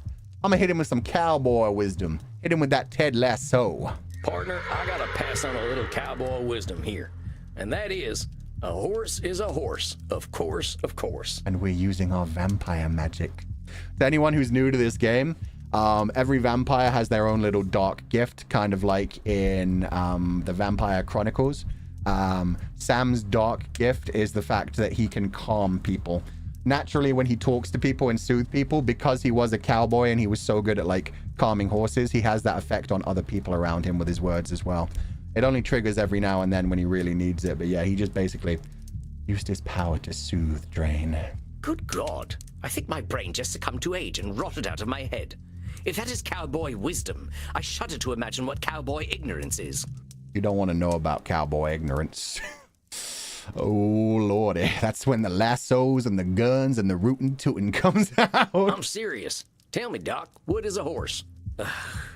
Equus ferus cabalus, an ungulate of the family Equidae. Herbivorous perissodactyls, they... No. Wait, perissodactyls? It just sounds like pterodactyls to me. Now I'm thinking of the big old bird dinosaurs. No, I didn't say classify a horse. I asked what is a horse. Why, it's a horse, damn it. What do you mean, what is a horse? I'm asking just that. Don't describe it, just tell me, what's a horse? Rain, a horse is here. What the hell are you saying? A horse is a horse. There you go. Then why are you saying the cowboy wisdom was dumb? That's literally what I said. Of course, of course. Of course. I'm sorry, when is the sunrise today? I think I should like to meet it. Dude really threatened suicide. Holy shit. And what are you, Maybe I am Dr. a bad Drain? therapist. I'm a vampire. A vampire is a vampire. A campire of campire? You know what I mean. And a vampire is a vampire. Of course. There we go. So what would you tell a friend who's feeling bad about being a vampire? Nut up. Quit being a whiny bitch. We've already got enough of those. They're named Louis, and we don't deal with them. We've come full circle. Yeah, we have. A vampire is a vampire. A horse is a horse. I would tell them that it is ridiculous to feel bad about what they are. There you go. You can't fight your nature. Well, no. You can fight your nature, but it is still what you are. You have to keep working on it every day. Well, let's soften that up a little. Not the Louis slander. I will slander Louis from sun up to sundown. Why Lestat is so obsessed with him, I don't get. Or even Claudia. Well, Claudia I do get, actually. She needed a daddy. I would tell them there is no reason to feel bad about what they are. Exactly. We're all unique individuals. We're all going through our own shit. It's good. So why don't you tell yourself that? You all right there, partner? Yeah, why don't you? Oh, we got to get hit by some proper past trauma here. Are the daddy issues coming out? I'm feeling daddy issues. Maybe mommy issues. He definitely had somebody put way too much restraint on him. Just give me a moment. Yeah, he's thinking through some shit. Who's Louis? Oh, we're talking about Vampire Chronicles. So like Interview with a Vampire, The Prince Lestat, Queen of the Damned, Armand. It's a series of novels about vampires. It also has a TV show and movie. Louis was basically the original like Cullen, the quote unquote vegetarian vampire. He became a vampire, but he was raised incredibly Christian. And so when he became a vampire, he was just like, oh God, I'm a doomed individual. I'm ever at odds with the fact that I will be kept out of the land of heaven. Oh no. He also lost his wife and child right before he like turned, and he was considering suicide. It's how he ended up a vampire. It is kind of a twisted dynamic. He whines a lot. Meanwhile, like his boyfriend Lestat is just constantly running around having fun, and it's just like, just have some fun, dude. Embrace life. Dr. Drain. Or undeath. There is no reason to feel bad about what you are. There you go, Drain. Yes, give yourself some credit. Yeehaw! Now that's what I'm talking about. Yeehaw. Please tell me you did not just yeehaw during my breakthrough. It's the cowboy version of Eureka. It's the same shit. I couldn't help it. I'm proud of you, Buckaroo. Buckaroo. Oh, here we go. Yes. Dr. Drain should be very proud of who he is. Good you now. The yeehaw was too loud. No, it was a great yeehaw. I liked it. He has a lot of Catholic guilt, so he can't enjoy anything. Yeah, exactly. He He's a whiny bitch. To be fair, everybody raised Catholic goes through that at some point. We have a big old persecution and messiah complex and martyr complex. It's all about suffering for the sake of being a better person. You forget, my little gun fetishist friend. I am Dr. Drain. I am the truest part of him. I never said I was a gun fetishist. You've been putting that on me, my dude. And you have no idea what depravities I've been up to, what uncharted places I have explored with my tongue alone. See, this is the thing. Andy's 3,000 years old. He has done things you haven't fucking imagined. He fucked Marcus Aurelius. Can you imagine how kinky Marcus Aurelius is that he became the father of Stoicism, which is a philosophy that's just all about I do me, you do you. You don't know about my kinky shit and don't worry about it. It's fine. I don't care what society says about me. Nah, my dude. Meanwhile, Andy is just so chill in himself. He's so confident. He doesn't need to do this whole like big dick energy everywhere because he knows he's got the big dick. You got little dick energy. You got chihuahua energy. You're barking.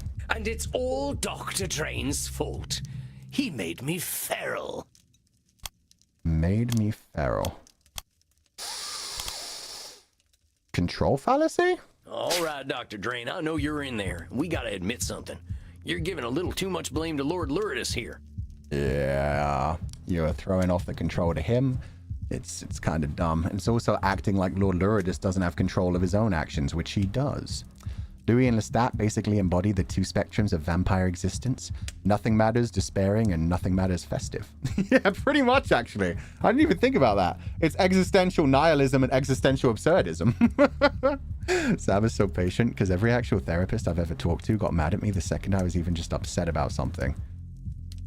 Those sound like terrible therapists. I'm gonna be honest with you. Therapists are supposed to listen and like call out your bullshit but not get angry at you. They're just supposed to be like, what you're doing there isn't particularly healthy. Maybe we should try to reframe that. And like letting you explore your own thoughts, not get angry at you for having those thoughts. That's the opposite of what a therapist is supposed to do. I can't believe you found multiple like that. That sucks. I'm sorry. There are some bad therapists out there. Yeah, and it sucks that somebody's found multiple bad ones. Putting the problem out in the external helps to separate the problem from you and tackle it as another entity to help you be more objective about it. Funnily enough, I've been doing that quite a bit in Legatus 505 as well. We have that... Oh, fuck. Don't worry about that. That'll come up in the next read-through. I mean, it's been written into the story yet, but it'll get called out soon. Fuck, shit, Holland. Yeah, no, I actually did Holland. Okay, finish the recording. We need to do the chapters. You can control this guy, but because you're blaming him, you're giving him a pass to be depraved. I did so well for so many months. That's not why he gives me a pass, darling. It's because he loves depravity. I mean, everybody does on some level. He just needs to stop being ashamed about it. The murderous little pervert can't wait for me to take over. I should be so proud of how filthy he is. Yeah. He should. He should embrace that. That's fine. As long as you do it consensually. You can be as, fucked up as you want. Filthy, lewd, kinky. Have fun with it. Be confident and find a good partner that will respect you. You know why he loves it when I take over? Yeah, because he gets to pretend that nothing matters and that it isn't him even though it is him. Because it feels good. He knows that because he feels that delicious blood euphoria. It is because that is what he is meant to feel. Damn. No. No, you unfuckable wretch. Oh! Dr. Drain should not be proud of me. I am not unfuckable. How dare you? I'm sick. I'm twisted. I am a filthy motherfucker. Or I would be, if she weren't long dead. Actually, no! I wonder where old Mama's buried. No, you sick fuck! Okay. Now he's gotten into the fun territory.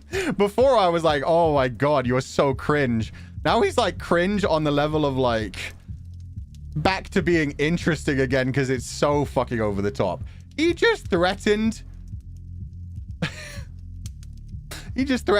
incest necrophilia. Oh my fucking god. Freud would have so much to say. I was literally taken aback. Yeah, no, I didn't expect that in this game.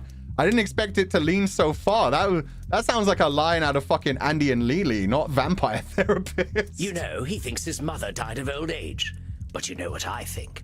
I think she died of shame. Because she knew I was her real son all along. Okay, and now we're getting into your issues, my dude. You do have mommy issues. You're afraid that your mommy would be ashamed of you, and this is why you buried all of these parts of yourself. Guess what? Mommy's gone. You're a big boy. You can actually be yourself. Oh, admit it. You know what Dr. Drain is. No matter how great a scientist he may be, Dr. Drain is a creature of pure shame. That is the essence of his being. That is what makes me so strong. Disqualifying the positive. He's also an incredible scientist who's trying to create a blood substitute so that vampires won't necessarily always have to drink blood. He's doing his best to help other people and himself. He just needs to cut himself some slack and maybe not keep these mother issues and everything else going on. He's going to the extremes to cope with his emotions. That is something that people do as well. People that are afraid and embarrassed of what they feel on the inside sometimes get over the top just to try and scare people away, kind of thing. Just to kind of be like, yeah, look how freaky I am. You don't want to touch any of this. Aren't I strange? Get away from me. And like go out of their way to say like the most awkward and fucked up things they can just to cover up the fact that, you know, they feel they are fucked up. They feel they're fucked up and they feel like, oh, if I just keep going further and further, kind of thing, it'll like offset my actual things that I am thinking properly, which I already think are that level of fucked up. I ain't gonna deny our man Dr. Drain is feeling a lot of shame, but that don't define him. He's lots of things. Hell yeah. Sexy for one. Sexier than you, Lourdes. He's dang smart. Incredibly knowledgeable fella. He's pretty funny sometimes. Got that real British type of humor. Very dry wit. This is true. And he's real determined. I ain't never seen anyone work toward a goal like him. True. He's a hell of a lot more than shame. Tell him! Kick his ass with positivity. Do you remember how I told you I didn't have a gag reflex? I believe I might have been wrong. Okay, that's pretty fucking well. And by saying that about themselves, people really think they're weird. Yeah. They start to think they're weird, so they hide the things they actually like, go over the top with other things, and that noise. It was a good gag. It was a good gag, but not comedy gag, you know? If you think about it, Lourdes is giving us the insight that we actually need. Yeah, because this is part of him. It's part of him that he's just pretending isn't a part of him and separating from himself. He just needs to accept this fact and stop burying it and trying to separate it. Why, I believe you've inspired something in me. I can add a new sentiment to my feelings about your little doctor. Pity. Tisk, tisk, tisk. Such a shame. And that's a hard one as well. When you've had a lot of pressure put on you and a lot of expectations put on you, you're terrified of ever being pitied by anyone. You get to the point where you're like, don't pity me. I don't need to be looked after. And yeah, you start to push against things like therapy and people actually trying to help you. You think, I should be able to solve this. I'm the incredibly smart doctor. I can solve anything by myself. And it drives you down a dark path. Because sometimes we all need help. Now why must you deny the poor little worm? If he loves science as much as he pretends to, he knows that I am inevitable. He should give in to me. That's a should statement. It's also kind of you being always right. And it's a control fallacy. But we'll stick with should statement for now. It ain't up to you to decide what Dr. Drain should or shouldn't do. All them shoulds were the thing that made him lock you up in the first place. Yeah. He's going to put you in the cage. They're what made him afraid and ashamed. Because he was always thinking about what he should be or do. Of course. They were his own creation. But he cannot help it. He knows in his heart that he should... Lord Lourdes. Yo, you actually going to call him out? Did I give you permission to speak, my little worm? No, tell him to fuck off. I don't need permission. I just wanted to tell you something. Yo, Drain, let's go! Oh, he wants to tell me something. Well, go ahead, darling. Tell me something. I shall remember it when I'm shagging a football fanatic in a dumpster. Why a football fanatic specifically? The dumpster I'm behind, but the football fanatic, I don't know about that. You know what I think? Since we just made Dr. Drain tell himself some positive things about himself, I think it's going to be Drain essentially telling himself positive things again, but he's going to tell Lord Luridus, it's okay. You're kind of fucked up. You're a part of me. It's okay. We just need to moderate this a little bit. We need to control this a little bit. I'm hoping that's what we get. I hope we get like a self-love session of here, of just like the Goodwill Hunting kind of, it's not your fault. Don't do this to me, man. It's not your fault. I accept you. There we fucking go! Become one. What do you mean you accept me? You cannot accept me. I am your nightmare made flesh. I am the reflection in the mirror you cannot see. Yeah, and you're still a part of him. He's finally realizing that now. He doesn't need you anymore. He's going to become a whole person and you no longer need to exist. Nevertheless, I accept you. I accept your bloodlust. I accept your violence. You accept my cock. Yeah, occasionally. Why not? I mean, if we actually had two bodies, it would be pretty fun. Yes, I accept even that. Yeah! I will not deny you any longer.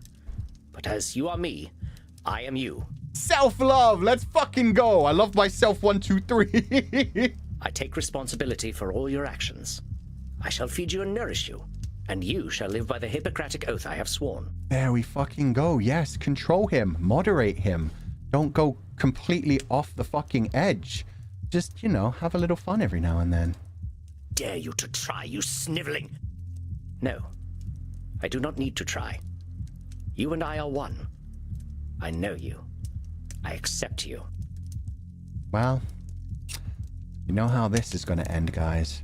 We need to close these curtains, get out of this therapy room, because there's about to be a lot of very intense self-love around here. And I don't think we can show that on stream. And I love you all the same. Oh, there we go. Actual fucking self-love. I care about myself. Curse you. Curse you both. You sicken me. You don't have to be ashamed of yourself, Lord Luridus. Your mommy clearly instilled some really fucked up issues into your brain, high expectations and everything else. It's fine. Be you. You do not sicken me. I accept you. No. I accept you. No!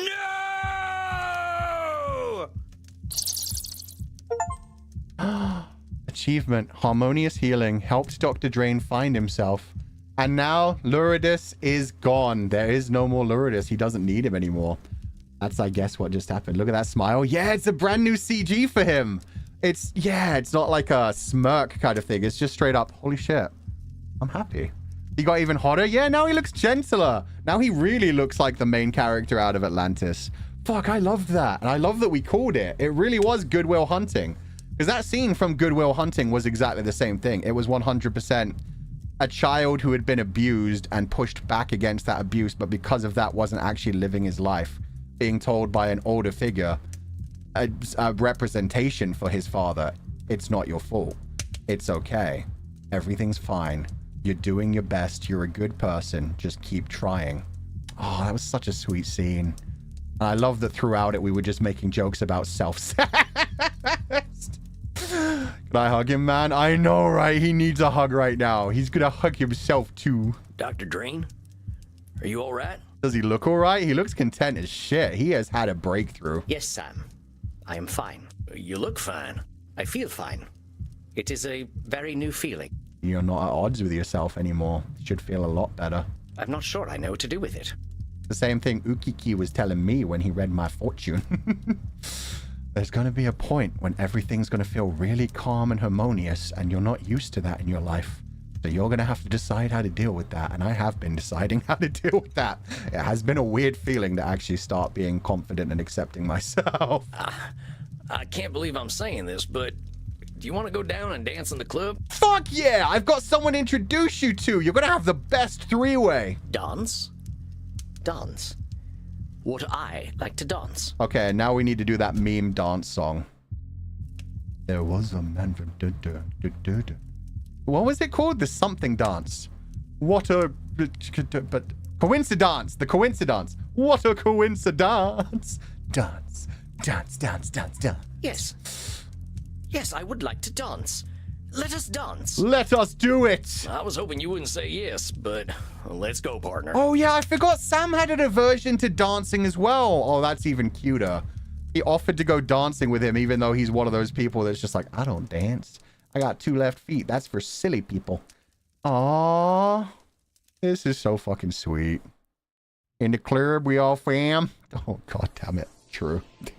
The coincidence. Let us cut rugs. Yeah, oh, that sounds kind of kinky, my dude, but I get it. Session 4. Huge breakthrough today. Dr. Drain accepted Lord Luridus and all his needs. I think it's going to be smooth sailing from here on in. Still got a lot of work to do, but yeah, no, the breakthrough was great. Dr. Drain figured out that Lord Luridus's needs aren't bad or good. Dr. Drain accepted that he's a vampire and that comes with certain realities. Going forward, I think the important thing is making sure that Lord Luridus comes out in healthy ways. I don't want to see Dr. Drain digging up his mother or nothing. Oh god. We had moved on from that comment. Thanks for bringing it back, Sam. God damn it. Why were the curtains down? Oh, we were just changing scenes. We went from the therapy room down to the dance club so we can go party.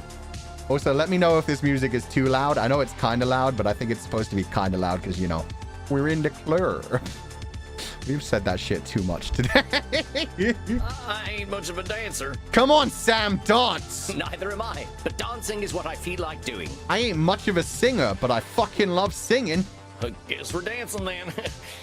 Now what the hell am I looking at? I'm doing my best, Crimson. Let me do my little cowpoke dance. Aw, Bert's laughing at me, but you know what? You dance like nobody's looking. What do I care? Bert, Crimson, get in here. Dance with us. Bert, you be nice. Yeah, come dance. I know you collect rats. Bert doesn't give a fuck. I love him. I guess that explains why Sam doesn't dance. You know what? We're having a fun time anyway. I'm dancing for Drain and with Drain. Crimson, most dear, have you seen Samuel? I usually check in with him after a session, but he has disappeared. Oh, Andy's gonna be so happy. He knows this is a breakthrough for Sam as well. Fuck, I love this game. Check it out, Sugar Blood. What is he doing? His best. He's doing his best, guys. Come on. I think he's goth square dancing. Goth square dancing. I'm just imagining like the equivalent of the techno Viking, but I guess heavy metal square dance. So he is. You know what? That's the thing. They're laughing at him, but they're also laughing with him. They're also happy for him. They should get on in here. It should be the new dance. Sometimes the silliest things become the most fun things for people to enjoy. We should not laugh. You can laugh. It's fine. Let me laugh at myself too. Now circle right and do-si-do. See, he's so confident about it. It's so silly. Get on in here. I'm gonna do the Macarena. But then again, that is a should statement. There we go, Andy. This is such a beautiful game. And I love how Andy doesn't even need this sign-off session. It's just like, you know what? You did enough. Oh, they're going to have it anyway. Therapist Okay. once again enters his domain. Good evening, Samuel. And I think it's fair to call him a master therapist at this point. Yeah, that shit went so fucking good. This scene just made me so happy. Yeah, that was such good closure for Drain's scene. And for like all of their relationships together. Oh, come on, Andy. I'm just the right cowpoke in the right place at the right time. A cowpoke who has a habit of disqualifying the positive. Exactly. You did wonderfully, Sam. It is ungracious to deny a compliment, my dear. You are an excellent therapist and an inspiring dancer. Okay, now you're just bullshitting. I heard you laughing at me. At the same time, don't call me out on denying a compliment. I just deflect them. It's okay. It's okay. Made me feel so happy to see Dr. Drain letting go and accepting himself as he is. Yeah. Then we had a... Well, no, we didn't even have a three-way dance. That's the thing. It's self-cessed now, but not in the kinky way. It's self-cessed in the just pure, I love myself way. All right. That's enough of that. You are seeing Senora Deste tonight, yes? Oh, they did skip How it. do you feel about her progress? Okay, we just immediately went into session 2. Awesome. Yeah, I love that as well. Andy straight up saw Sam dancing with Drain and was like, holy fuck. He not only healed his patient, he's also taking a huge step forward for himself.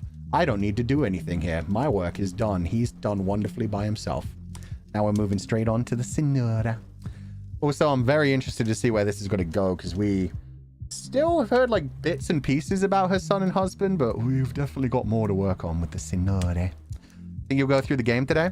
I told people at the beginning, I don't know. I know like these are the final long sessions, and then there's just a single short session for everyone after this. So we might get through it, or we might have to stop very shortly. We do a recap on her? Yeah, sure. How dare you? Open my book. Isabella d'Este. Why did I do that? No, I can't do the accent. Isabella d'Este. Isabella d'Este was a key figure in the Italian Renaissance, funding the works of Leonardo da Vinci, Andrea Mantegna, and Michelangelo. Sorry, Michelangelo. She was very important about that. She didn't like me saying it wrong. She received a humanist education and knows much about history, art, music, and philosophy. She comes from a highly aristocratic background, but has endured considerable family issues through the generations. She also hates Italians and French people.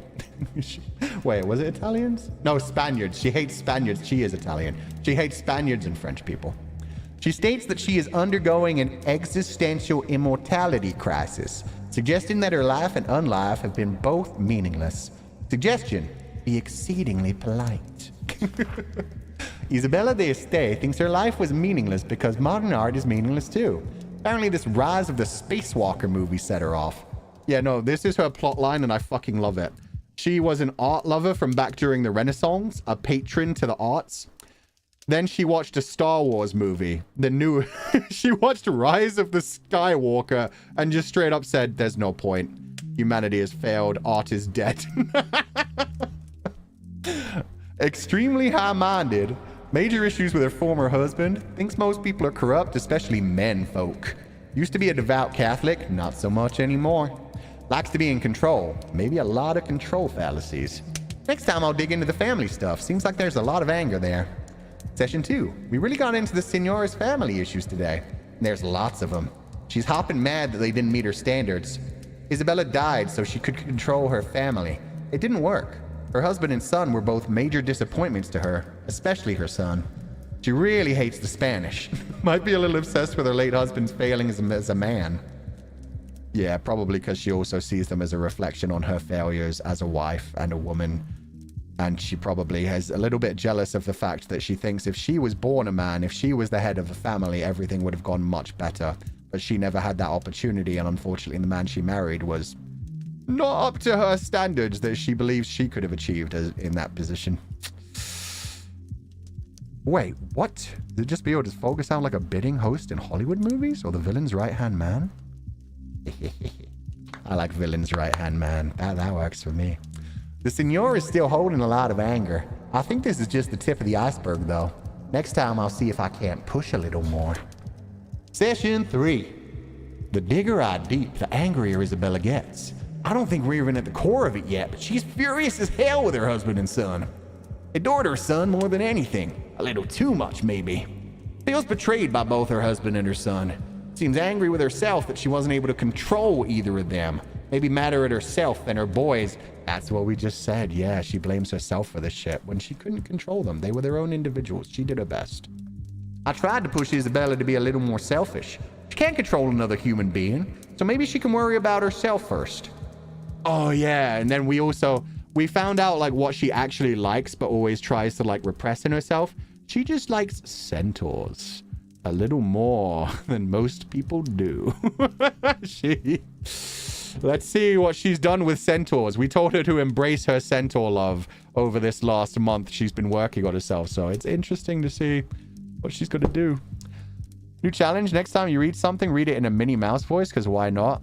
Nah. I've got my own level of silly voices. I adore that. Maybe during like a Zatsudan, but not in the middle of a game. She's so based about that. Yeah. She needs to just jump on fanfiction.net. In fact, DeviantArt is going to be so her fucking thing. DeviantArt and Tumblr. I don't know. That lady can really hold some grudges. I think she's starting to think about herself a little more, though. And her centaurs. An ancient grudge is a difficult thing to forget. It can become a part of one's very identity. Vlad Tepes only became Dracula because he was obsessed with the Turks, remember? Yeah, did a lot of impaling. Yeah, I don't think the Signora's that far gone. Verbal impalings are still pretty bad. Do you feel you are prepared for whatever distortions she might bring today? No. Well, let me think about that. Okay, all about control fallacies, for sure. She labels the shit out of people all the time, including herself, but mostly her family. Fairness fallacy. I'm sorry, Senora. This has definitely got to come up just because of, yeah, being born a woman back in that time period. Even in this time period. We all have to work on that together, but yeah, life isn't always fair and it fucking sucks. Should statements, definitely. And I feel always right. Definitely always right. 100%. She needs a proper AO3 invitation. Yes, she does. Does remind me of Catherine the Great. She was rumored to love horses. True. Also, if you haven't watched it, the TV series The Great with Nicholas Hoult, and I forget the woman who plays Catherine the Great in it. Really fucking funny comedy series. Really good. All right, filled my chamber. I'm ready to go. Kinky. I don't remember people being like this about crossbows. Yeah, he's American. They really like their guns. Well, you can take the cowboy out of the West, but you can't take the West out of the cowboy. So it would seem. Well, good luck tonight, Samuel. I will leave you to it. Thank you, Andy. All right, deep breath, Sammy boy. Here she comes. Okay, Isabella. Bonanati, Senora. Bonanati. Bonanati. Okay. At least there's somebody worse at Italian than me. What? It's Italian. I thought I'd learn how to say hello to you properly. Bonanati. Don't be angry with him. He's doing his best. This is not him being offensive. This is just him not knowing any better. He's trying to embrace your culture. Oh, he's doing his best? Yeah, he's doing his best. No, I cannot repeat it. I feel like this is what would happen if I tried to speak Spanish with Reimu. If I tried to speak Spanish with Mumu, she'd just be like, the fuck are you saying, Fucha? And I refuse to reduce myself to this. I appreciate your attempt to speak in my language. Oh, gross. But please do not attempt to do so again. Good evening. We'll do fine. She did her best. She controlled herself. Good evening, Senora. I apologize. I am feeling delicate tonight. Oh shit, she's actually letting out her emotions. Okay, hit me. What's going on, Senora? The realization that I am merely a repulsive, angry old woman becomes disappointingly clear. It weighs upon me in more than one way. My dude, you are an incredibly talented woman who let so many other people's art projects flourish. You're discrediting the positive as well as labeling the shit out of yourself. Whoa there, Senora. What's with the labeling? You think calling yourself names is going to make you feel better? No, but perhaps it will help me accept reality, as you have been encouraging me to do. Accepting reality doesn't mean degrading yourself, giving up. You can always improve yourself. You can always get better. You got to call out the things that you don't like about yourself and work on them, not just, yeah, god damn it, poor Senora. I never said anything about calling yourself nasty names. I am repulsive, I am angry, and I am old. They are not names, they are hard truths. You're not repulsive. You are a very strong woman who works your ass off and likes to take care of other people. Angry? Yeah, no, you're fucking angry. But we can twist that. You're passionate about things. You're very invested in things, and you get disappointed when people let you down because you have high standards. Old? Age ain't nothing but a number, baby. It's looking at yourself in unkind ways, that's what it is. This can't be coming from nowhere, Senora. What's the deal? Last time we were talking, you seemed to be feeling pretty good. Besides, to quote other VTubers, you're just hag-maxing. Hags are in demand. You want to know why I am disgusted with myself? Here, look. Whoa, hello there. Oh. That's the not the fucking horse noise.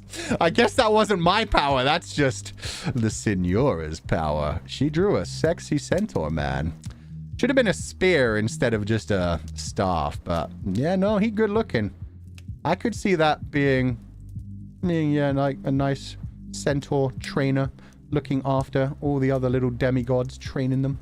That's majestic. Yeah, it's good shit. Buchan said hag maxing. The world is ending soon.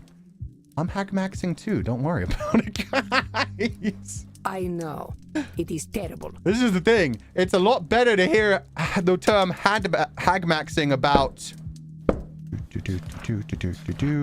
550-year-old than the fucking children at age 23 saying that they're hags.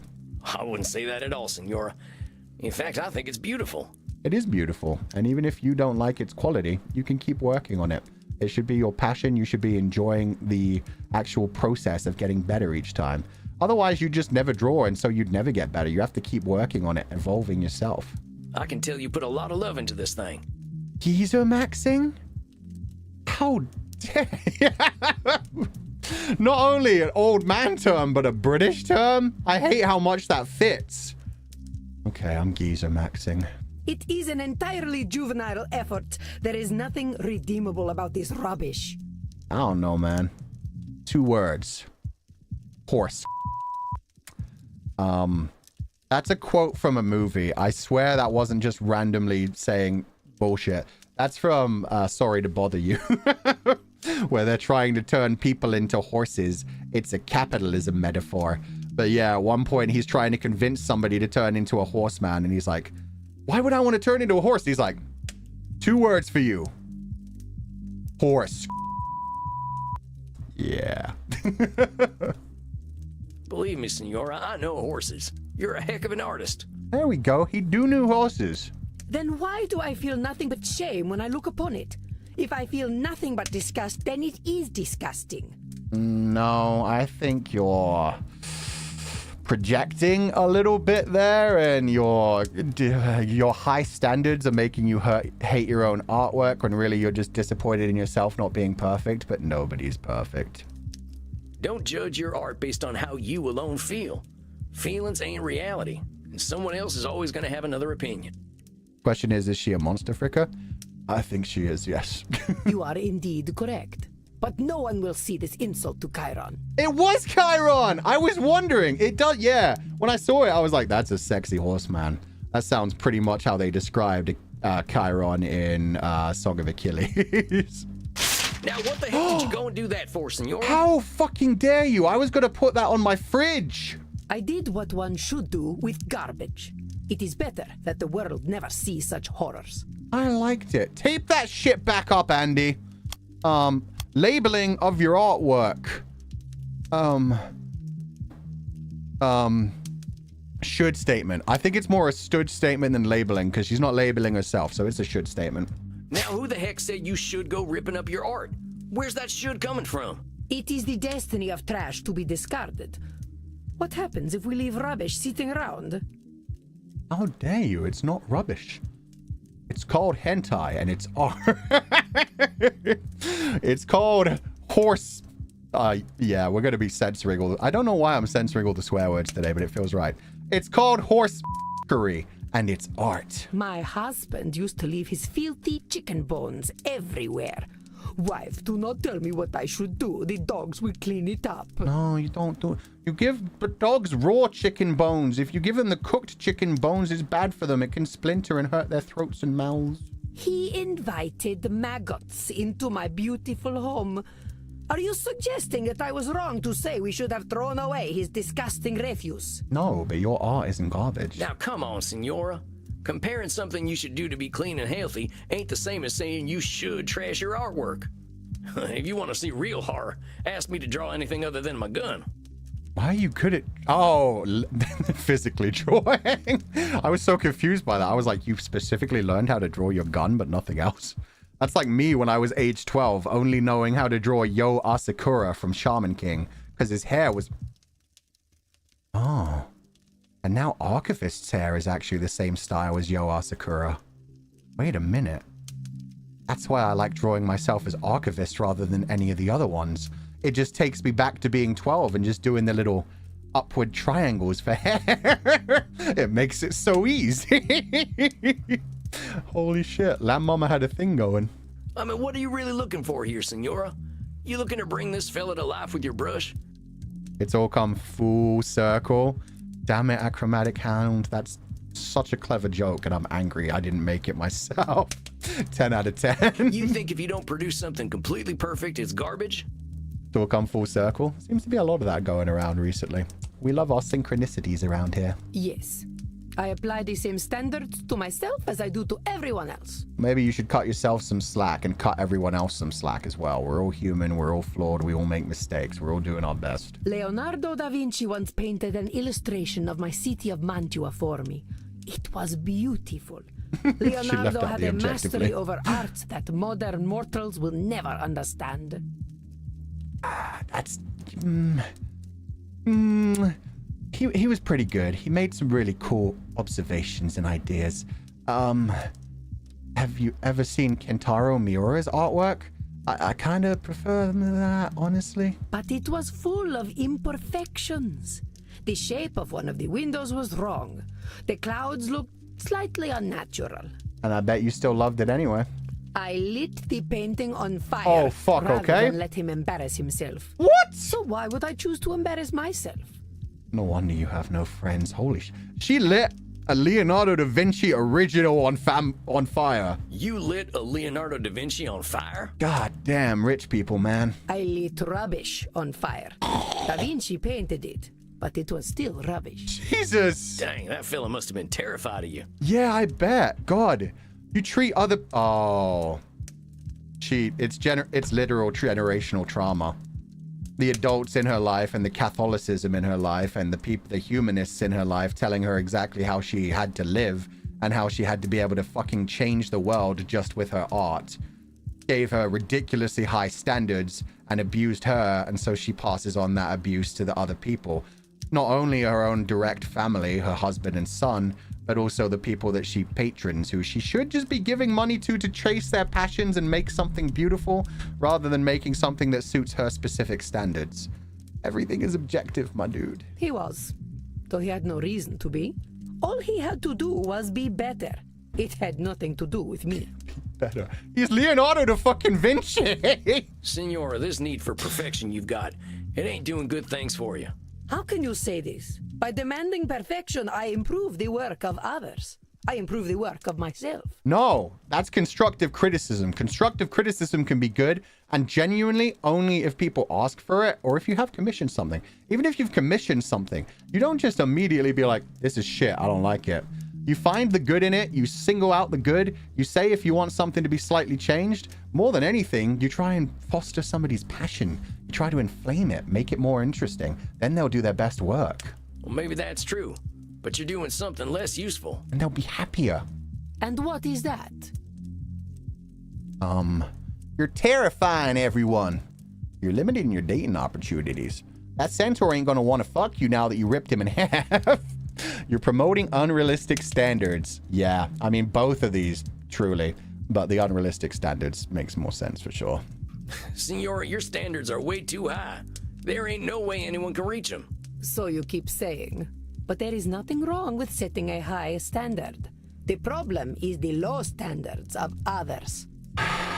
God, yeah, she's got a lot of work to do still. She treats other artists the same way she was treated herself as creative. Yeah, exactly. And that's why she's just never actually leaned into her own art. She could have been an incredible painter by herself. Her centaur sketch was gorgeous, and yet to her it was trash and she ripped it up. And so she's thinking she's not going to do art again anymore, and so she's not going to keep actually leveling up that skill, moving forward and getting better. It's honestly horrible. She's drowning out her own creativity and possibilities. Sheesh, Leonardo worked really hard on that painting. How dare you destroy his hard work? Exactly. And sometimes you're completely wrong about something, like, subjectively. Humans are never actually fully subjective as much as they try to be. But your own objective opinion might be in the very, very small niche. For all you know, everybody would have loved what Leonardo da Vinci painted. I mean, most people do, actually. It is shameful to not strive for greatness. I will not tolerate your setting low standards. Not setting low standards. It's accepting flaws, and flaws make beauty. You know, oh shit, we just need to make her watch Bob Ross videos. Get her to start drawing some happy little clouds. Painting is like 90%. It's a good amount skill, but it's also a lot of like happy little accidents. We live with those happy little accidents. We paint them into the picture. You will not disgrace my presence with shallow thoughts. Am I understood? In the shallow. Yes, ma'am. No, wait, I meant to say... Yeah, tell her. Challenge her. You're terrifying everyone. Senora, I gotta be honest here. I can't believe that's the actual You're answer. terrifying everyone. You're terrifying your artists, your family, even yourself. And technically, both of them were true. But I love that Sam is taking the hard route this time. He's not letting her get away with this. He's just straight up like, you're terrifying everyone. They're going to be scared away. You're going to be left alone with your lofty high standards and nobody that can ever meet them. You need to actually be able to accept other people's flaws and accept your own flaws. Failure's a part of life. If imperfection's a mortal sin to you, ain't nobody gonna let you in on their imperfections. They're going to always try to hide themselves and then eventually get sick of you and have to run away. Not you, not your husband, and not your son neither. How dare you? How dare you lecture me, peasant? Holy fuck, the growling noises and the face. Ooh. How dare you suggest that I was anything less than the perfect mother to my Federico? You made him run away, my dude. He ended up liking the French more than you, and that's a tough thing to have happen. Oh wait, was it the Spaniards? I like Spaniards too. The French. The French. But yeah, no, he ran away to the Spaniards to get away from you. You worm! Ho sputato sulla tomba di tua madre. Vi maledico ai livelli più profondi dell'inferno. All I understand is your mother and something about in hell. Anybody in chat know Italian? Ho sputato sulla tomba di tua madre. Vi maledico ai livelli più profondi dell'inferno. She spits on the tomb of his mother. Oh, that would make sense. I spit on tomb of your mother. Makes a lot of sense. Oh, that's cool. She real mad now? Yeah. RPG staple. I'm not going to read that out loud, but you're not wrong. I actually want to translate the other one. I'm going to try this. I'm going to speak it into Google Translate and see if it picks it up. Oh God, I never translate Italian. Okay, let's see if this works. Vi maledico ai livelli più profondi dell'inferno. Oh yeah, it actually worked. Oh shit, my pronunciation is okay. I curse you to the deepest levels of hell. Thank you. Fall into the deepest pits of hell, yeah. I spit on your mother's tomb. Fall into the deepest pits of hell. God damn, that's awesome. Federico loved me. He knew that I knew what was best for him. Pull out your cognitive distortions now and I will tear your head from your neck. Oh God, I love her. He probably did love you. It's just it didn't feel to him like you loved him. It felt to him like all he ever did was disappoint you, and you can't live like that. Yeah, he had to leave, so he probably did still love you. You just pushed him away. I ain't never said Federico didn't love you. All I was saying was... Zitto! Shut up, fool! You presume to tell me what I know. You, a common murderer! You who can barely speak your own language! Oh, fuck. Now she's really trying to hurt him. I demanded perfection from my Federico so that he would not end up like his father, a degenerate leper whose penis hung by a thread of putrescent skin. Jesus. I do not tolerate imperfection! Not from myself, not from this world, and not from my son! Fuck, voice actress popping off! You know what, Senora? If you want to have that kind of control, you're gonna have it all by your lonesome. I'm trying to help you, and you're screaming at me. Why? Because you can't stand being wrong? If I'm too scared to talk to you, what the hell are we doing here? What do you want me to do, lie to you? Yeah, hit her with the horse calming. I ain't gonna do that, Isabella d'Este. If you're looking for perfection, you're only gonna find liars, and that ain't me. Oh, yeah, because we care about you. We ain't somebody that you're paying off with money that has to take your abuse. I'm sorry. I'm so sorry. I know you are right. Oh, Federico, what have I done? Oh, I'm fucking loving this part of the game. Everybody's getting through their breakthroughs one by one. He's finally realizing she's the one who pushed him away, and she's been blaming herself for that as well. Hey, it's okay, Senora. He barely spoke to me when he came back from the Vatican. Every time I asked him how he was, he would say, "I am fine, mother." Oh, shit. I think everybody with a complicated relationship with their parents remembers that line. Just no matter what's actually going on in your own life, it's just like, I'm fine. Goes to room, cries, does some very bad things that they should not be doing to themselves. And oh, God. Yeah, everything's fine. Just can't trust your actual parents to actually possibly care about you, so you just hide away. Start less caring about yourself. Of course he knew better than to talk to me. His father never did. No doubt it was I who drove them into the brothels. Does that count as a control fallacy? That's definitely not labeling. I don't think that's a fairness fallacy. It's more like, I guess it is a control fallacy. She didn't do that. They had their own flaws as well. She can't blame herself for that. So yeah, that's a control fallacy. I think that's simplifying things a little, Senora. Your boys made their own decisions. Yeah. It's hard to make them understand, yeah. Eventually you give up on trying to make people understand. If when you've actually shown parts of yourself, somebody has always pushed you away for it or made you feel weird, made you feel uncomfortable, made you feel like you can't reveal those parts of yourself, soon enough you just start hiding those parts completely, and oh my fucking God, why does this game call me out so much? We think they couldn't possibly understand even more, so our mindsets are so different. Yeah, so you just say like everything's fine. You stop having actual conversations. It's all just like surface level, like living in the same house but not actually properly living together.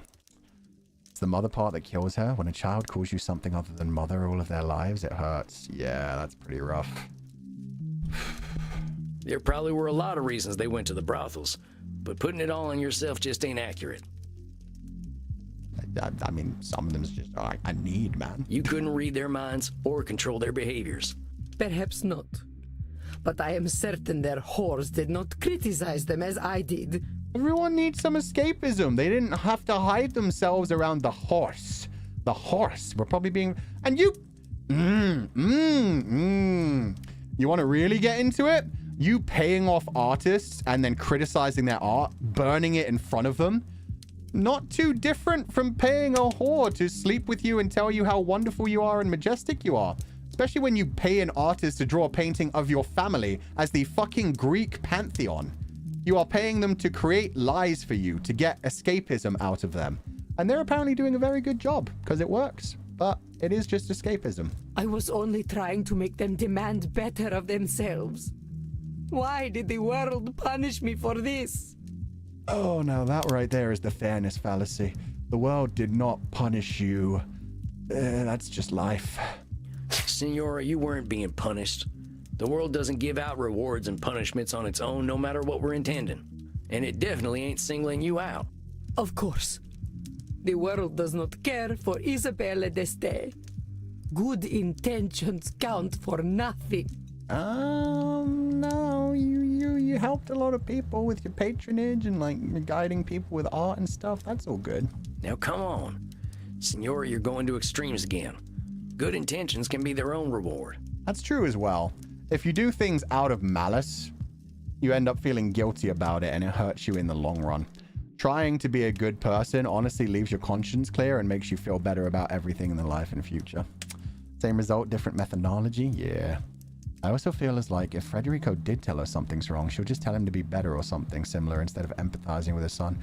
Yeah, it's the same as like the modern dads nowadays who are just like, pull yourself up on your bootstraps. You'll be fine. You just need to work harder. And it's like, the system is kind of weighed against a lot of people in a ridiculously unfair way. And maybe it's not always fine. Now she's going with the woe is me card. Insert regretty emoji. Not the spaghetti regretty. The relationship between parent and child is like being bound and intertwined by chains of DNA. Mix of both joy and pain. Yeah, and it's especially painful if you see some of the flaws that you have in yourself in your child. And then you probably start to question, did I put these in my child? Either by the whole idea of like generational trauma of like, my parents treated me like shit, therefore I treat my parents like shit. Or even just like the biological thing of like, oh, I did this to them. These are my genetics. These are my genes. It's something I've never been able to help myself out of. How could I possibly help them out of this? I'm the one who did this to them. And then it gets even more frustrating and painful that way. Oh, Sam, you are a simpleton. A wonderful, kind, wise simpleton. Stop falling in love with me. Thanks, I guess. I read my Wikipedia page, you know. It was full of lies and slander. No doubt this is how history remembers me, with slander I have earned.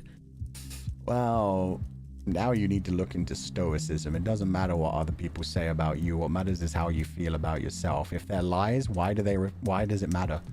If you know it isn't true, then it's just people making up bullshit about you. It's only if it actually is something that you feel you hate in yourself, and in that case, you have to work on it. I read that Wikipedia page too, Senora. And you know how I read it? The people are in awe of you. They call you the First Lady of the Renaissance, you know. Scary, but powerful. This only proves that Machiavelli was right. That if one cannot be loved and feared, it is best to be feared. No, Machiavellianism is a bad direction. I think you're a little too down on yourself today, Senora. But here's what I think of Isabella d'Este. I think you're dang smart. I think you're ambitious. I think you're a caring person.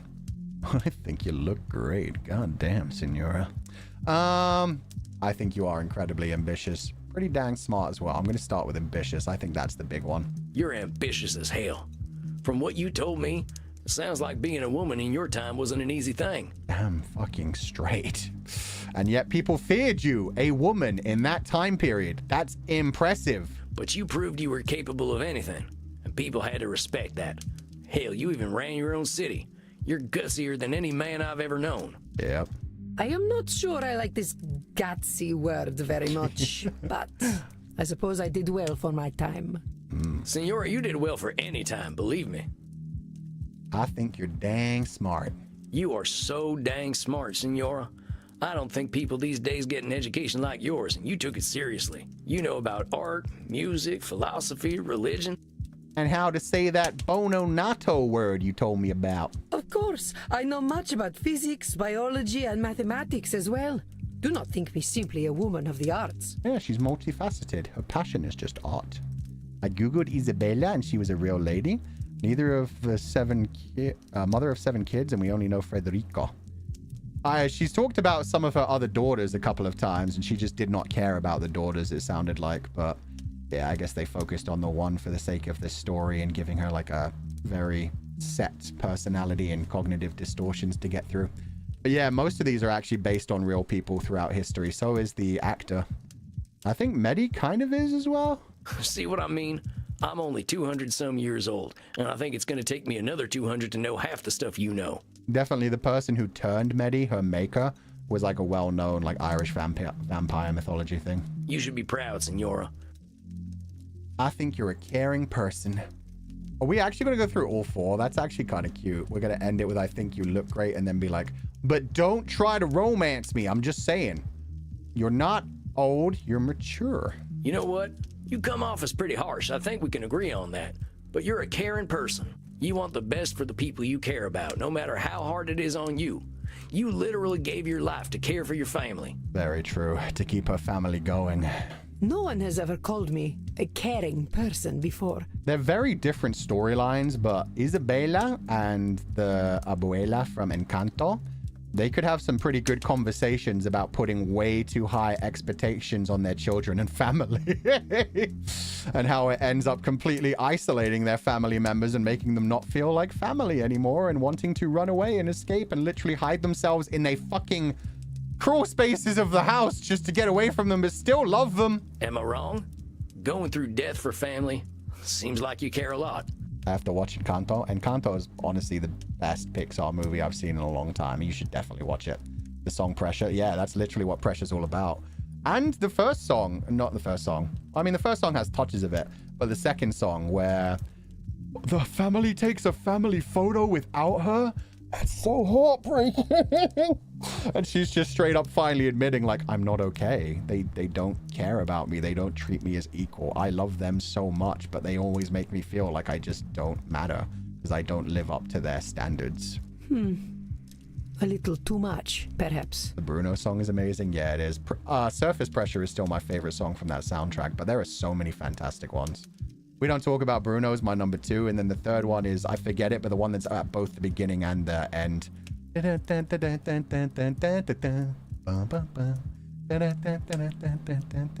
I ain't gonna disagree with you there. Waiting for a Miracle. Yeah, oh god, the final song, yeah, is so beautiful as well. The really emotional one. Oof.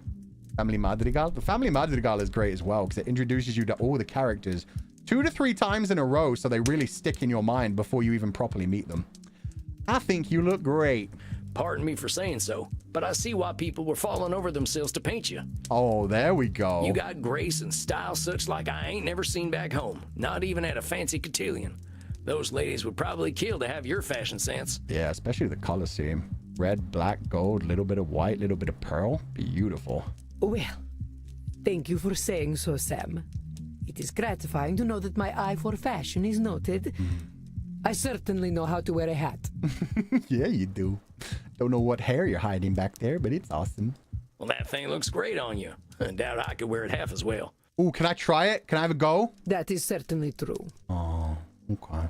You have been so kind to me. Kinder than I have been to you. Oh, we got an achievement. Flattery will get you everywhere.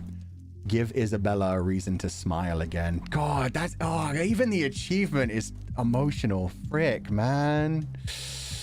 Hat swap? Yeah, hat swap. She can have a cowboy hat. You deserve kindness. And you deserve to give yourself some kindness, too. Exactly. Love yourself. No one has ever spoken to me the way you do. I suppose I never allowed them to. They feared you. You were a scary woman. Sam, I know I am old. I know I am difficult. But we still care about you. But would you ever consider a woman such as I? Oh, this is where it gets tough. I'm kind of glad they put this in the game because this is very off-putting. Because this would be a harsh moment of having to be like, I think you're beautiful and I might consider a woman such as you, but I am your therapist. That would be crossing a boundary that we have already established. It's never going to happen. Senora, I'm here to help you on your personal journey. Let's not complicate that. And that's the scary bit. It's like a moment of like, if I lie to them and just be like, yeah, sure, let's get married, it suddenly gets to the point of like, you're just telling them what they want to hear and not actually helping them on their personal journey. At the same time, when you hit them with this hard truth of like, this isn't a romantic thing, I'm trying to help you through this, there's always a chance of them pushing back and pulling away, which can hurt. Of course. I am just being foolish. I am so used to people being afraid of me that, of course, I fall for the first person who is not.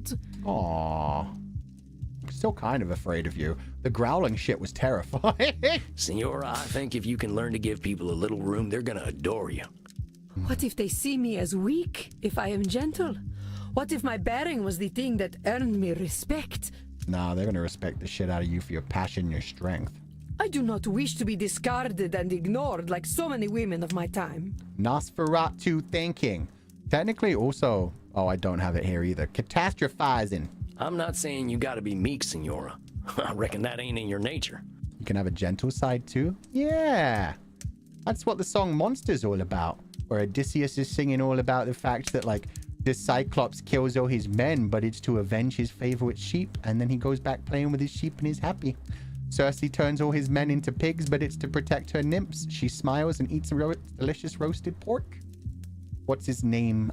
Poseidon drowns a whole fucking fleet of his men, goes back down to the ocean and knows nobody's gonna fuck with him again. Nobody else is gonna stab one of his children in the eye, because if they do, he will drop some righteous judgment on them. So yeah, nobody fucks around with him anymore. I'm just saying to start with compassion. People are doing their best out there, and they deserve your understanding when they ain't perfect. Just like you deserve that understanding. You deserve to show that to yourself as well. Same goes for you. Don't go ripping up your art because it ain't perfect. Nobody's expecting that from you or anyone, not even Da Vinci. Da Vinci. Yes, I suppose I must resign to the truth. I am powerless before inevitable imperfection. I suppose the Calvinists were right.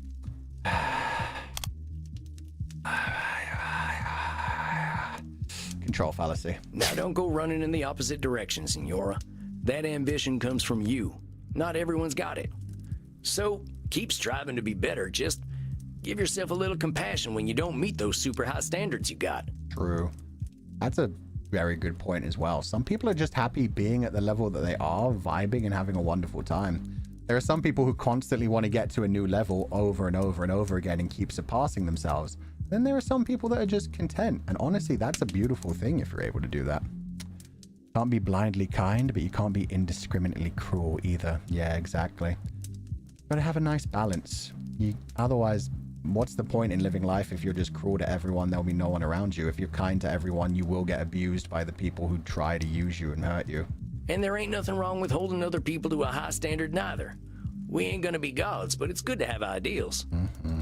I believe you are wiser than I, Samwals. It is most humbling. Oh, no. Oh, she got a different sprite as well. This is like such a genuine... This is a respect look right here. This is the first time we've seen her look at us in like a... Wow, this guy is actually genuinely impressive. He knows what he's talking about. I can learn things from him. She's finally realized, like, it's okay that I have flaws. I can learn from other people and grow in that way. I think we can grow, but also need to be happy and understand we're okay where we're at, even if we have a rough time. Yeah, I think one of my biggest learning moments recently has been realizing the things that I'm writing right now are not the best. And a lot of people will see them as complete and utter garbage. But I worked hard on them and they are a stepping stone for my future. If I don't work on them, if I don't keep fostering that ability, it's never going to grow and develop. I'll just keep hiding all my shit and never actually being able to learn anything. So yeah, that's one of my big things, is realizing I'm going to write some shitty chapters. I'm going to have some terrible stories, but I'm still going to share them with people. I'm going to practice and see what works and try to improve my style as I go forward. Called progress? Yeah, exactly. I love Neil's illustrators' interpretation of Poseidon and the gods. They have cute modern AU with Poseidon and Odie. I haven't seen the modern AU, but are they the one who keeps drawing like the flashbacks with Poseidon and his Cyclops son when they were young? Because I really like that one, and like how he lost his arm and stuff. I don't know if that's the same illustrator, but I've been seeing those on Twitter a lot, which is really nice. Those are your experience? Yeah, exactly. And it's beautiful to have that journey, to go on that journey and to keep leveling up throughout it. It's nice. It is that same artist? I thought it might have been. I thought I'd recognize that name. Yeah, they do some really good, really tragic and powerful stories. A slow horse who can still get his carrots is quicker than the ones who run past him. And then you say something like that, and I am no longer quite so humble. Yeah, no, that one slipped by me too. That one was a bit too much of a metaphor. Don't be humbled by me, Senora. I'm a simple man. Just a more honest one these days. Aw, look, we love Sam. Let's remember what brought you in here in the first place. You saw that Space Wars movie and all its problems, right? I want to give you a challenge. I want you to find a piece of art to like. Anything. A painting, some music, a movie, heck, even a video game. And you enjoy that thing for what it is, not hate it for what it isn't. She would love Infinity Nikki. It's such a happy, calming time. She could dress up her Nikki in so many fancy ways. They got so many fancy clothes in it. We're about to have a fucking dancing Momo and clown Nikki. Oh, that shit looks so good. I think I'm pulling on every banner this time, guys. They might actually bankrupt me this time. Video games are not art. Do you know that, Senora? I bet there's lots of video games with redeeming value. One of my clients plays a whole bunch of them. Yeah, and she's fucking awesome. She definitely needs to play Vampire Therapist, though. Oh, technically, she's going through it, so it's okay. Imagine her Nikki losing a dress battle. Imagine the insults she would throw at, like, oh, when you have to do, like, the automatically choose my outfit for me to get through a style battle, and then you just look so ridiculous. She's like, no, I refuse to do this. I will spend the next 3 days grinding to make this more beautiful dress high enough level to win. It'd be great. No, the insults? Yeah, she'd do some good insults at the enemies as well. Gamba on your wallet, Fuchan. I do my best. Slay the Princess and Signalis would like to know her location. Oh, Fata Morgana. Outer Wilds. This game right now. Yeah, no, there's a lot of pieces of art in video games. We love them. I do not think they are for me. Well, fair enough. Just find something, and we can talk about it next time. You can use the internet. I hear it's full of lists of things people like. Oh, yeah. Welcome to the internet. It will take all your time. Very well. I will do this then. Laissez-faire. She'd be terrified by laissez-faire. The levels that man went to just to make a decent piece of art. Yeah, that would remind her of what that would hit quite hard for her and the shit she did to her family. Sam, thank you for being so kind to me. There's that respectful look again. It's not infatuation of like, this man interests me. It's, this man is an amazing man. He's helping. Well, I'll thank you to join me in being kind to you, okay, Senora? I'll see you in a few weeks. Yes. Well then, goodbye, Sam. Until we meet again. Buona nota, Senora. Adios, Senora. Oh, no. Well. A confession of love from the First Lady of the Renaissance. He hit her with the Spanish. The fact that she didn't attack him immediately for doing that shows how much progress she's made. I could have expected her to just be like, oh, and then you use the Spaniards' language. Oh, shucks, she ain't in love with me. I know, I am teasing, but I am impressed, Samuel. You warmed her dead heart. Good. She has a lovely heart. She just needs to respect that. It was touch and go there for a bit.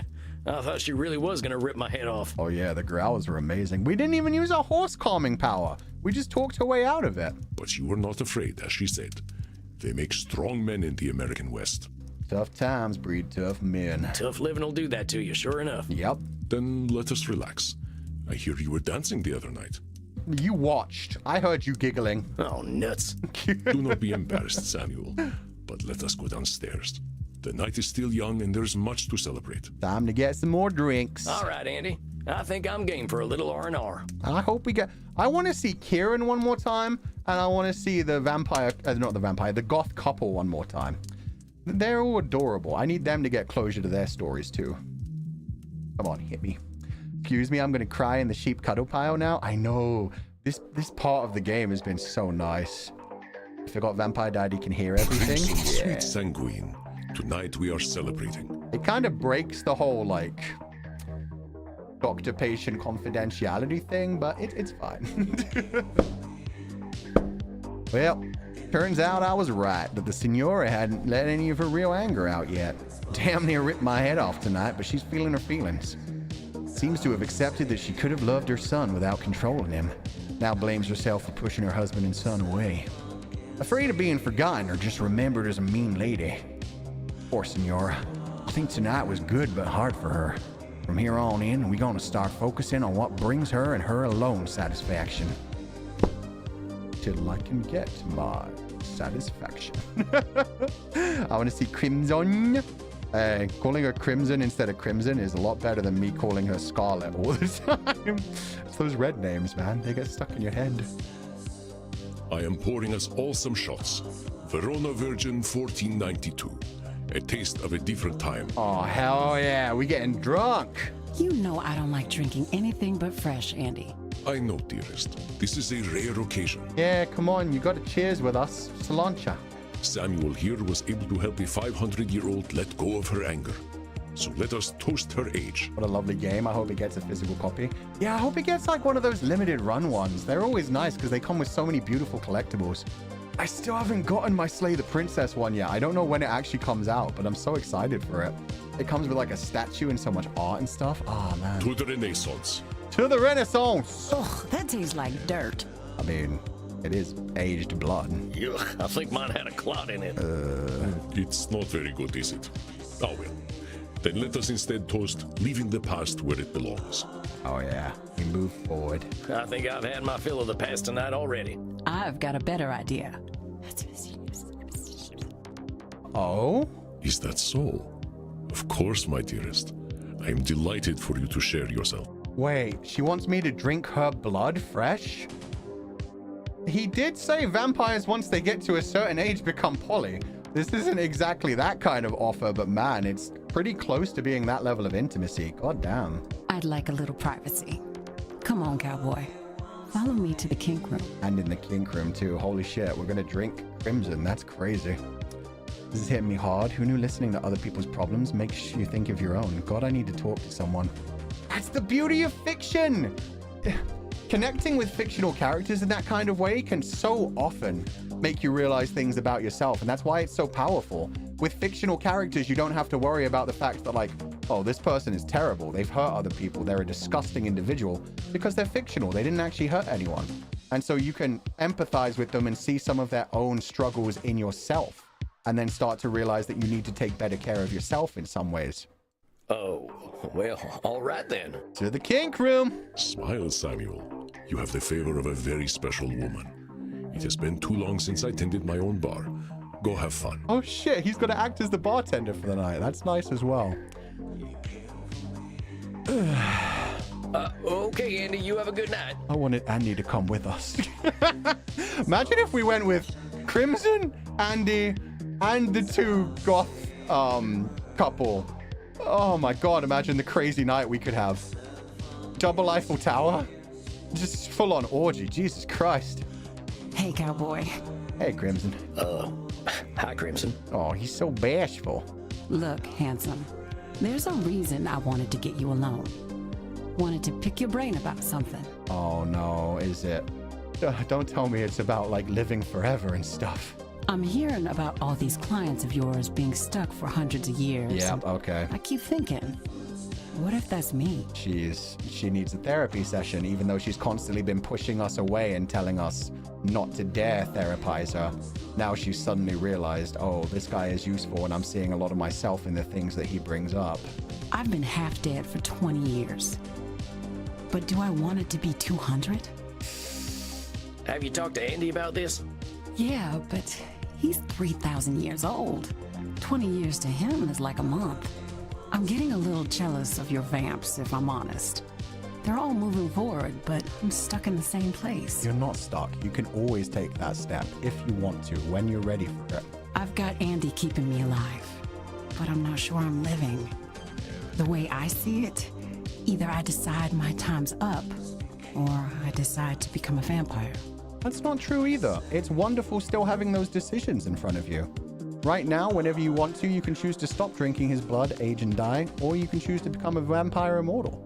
It's awesome, the position you're in, and that's probably why Andy loves having you have that. You are in the middle of a transition between life and death, and it's up to you whether you actually want to embrace that or not. So, I wanted to ask, what's your favorite thing about living forever? Oh, the blood orgies. Talk about freedom. Talk about new perspectives. Talk about time. I think new perspectives. I think, like, yeah, the changing times are pretty beautiful. I like the night. Mortals are so tied to the sun, they miss out on a whole nother world. The night ain't so hectic. We ain't getting messages at all hours because everyone else is asleep. That's a very vampiric quality right there. Very Vampire Chronicles kind of thing, where it's like vampires are just a stand-in for the general outsiders in the world. People who don't fit in with society and therefore aren't quite part of the world of the living or part of the world of the dead yet. With her sickness, she wouldn't age, I guess.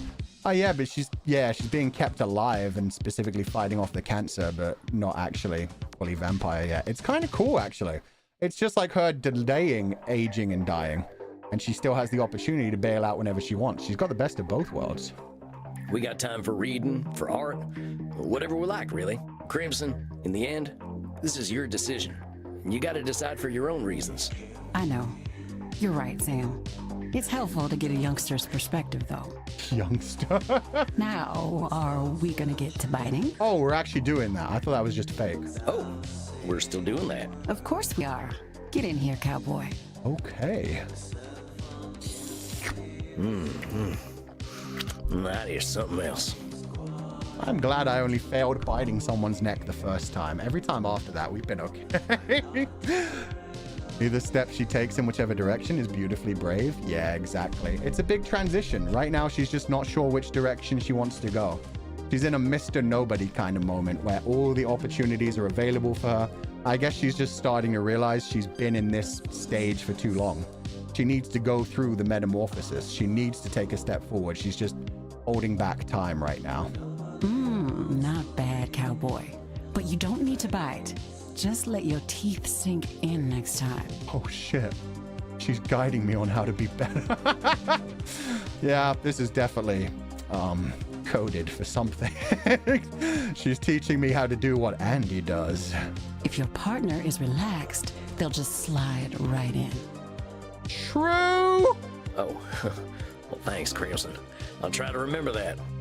Gotta get everything warmed up first. Bet you're pretty sleepy now, huh? Well, yeah, now that you mention it. Go get some sleep then, cowboy. And Sam, thank you. I'm glad you're around. That's one thing about Sam. Every time he drinks until he's, you know, reached that peak, and then he's just done. He's tuckered out. He goes to bed. He could do with a bit more aftercare afterwards. It's not so subtle. Nah, but I mean, they're vampires. It's always got to be coded in sexuality. Therapy can be so precious as long as you're willing to go through it, because when it's forced, it's hell for every participant. Yeah. Especially when people are just calling out your cognitive distortions without you actually, you know, wanting it. It just sounds like they're constantly criticizing you and looking down on you and being like, ooh, look at me. I know things. Where else would I be? I'm glad to be of service, ma'am. You have a fine evening. Have a fine evening. I prefer rest in peace. That's a more beautiful one. Samuel, skip good evening. bedtime? How is Holy my shit. ever-impressive protege tonight? Am I never going to get to watch any more black and white movies? Looking forward to a night off, boss. I haven't heard from Eddie, so I was thinking about a nice hot bath. I'm also pretty impressed with the fact that Andy always finds new compliments to give to Sam. And Sam didn't deflect the compliment there. He took it. He was just like, yeah, I am a pretty good therapist. You know what? Thank you. It was not so subtle. Yeah, not at all. The phrasing couldn't be any more coded. An excellent idea.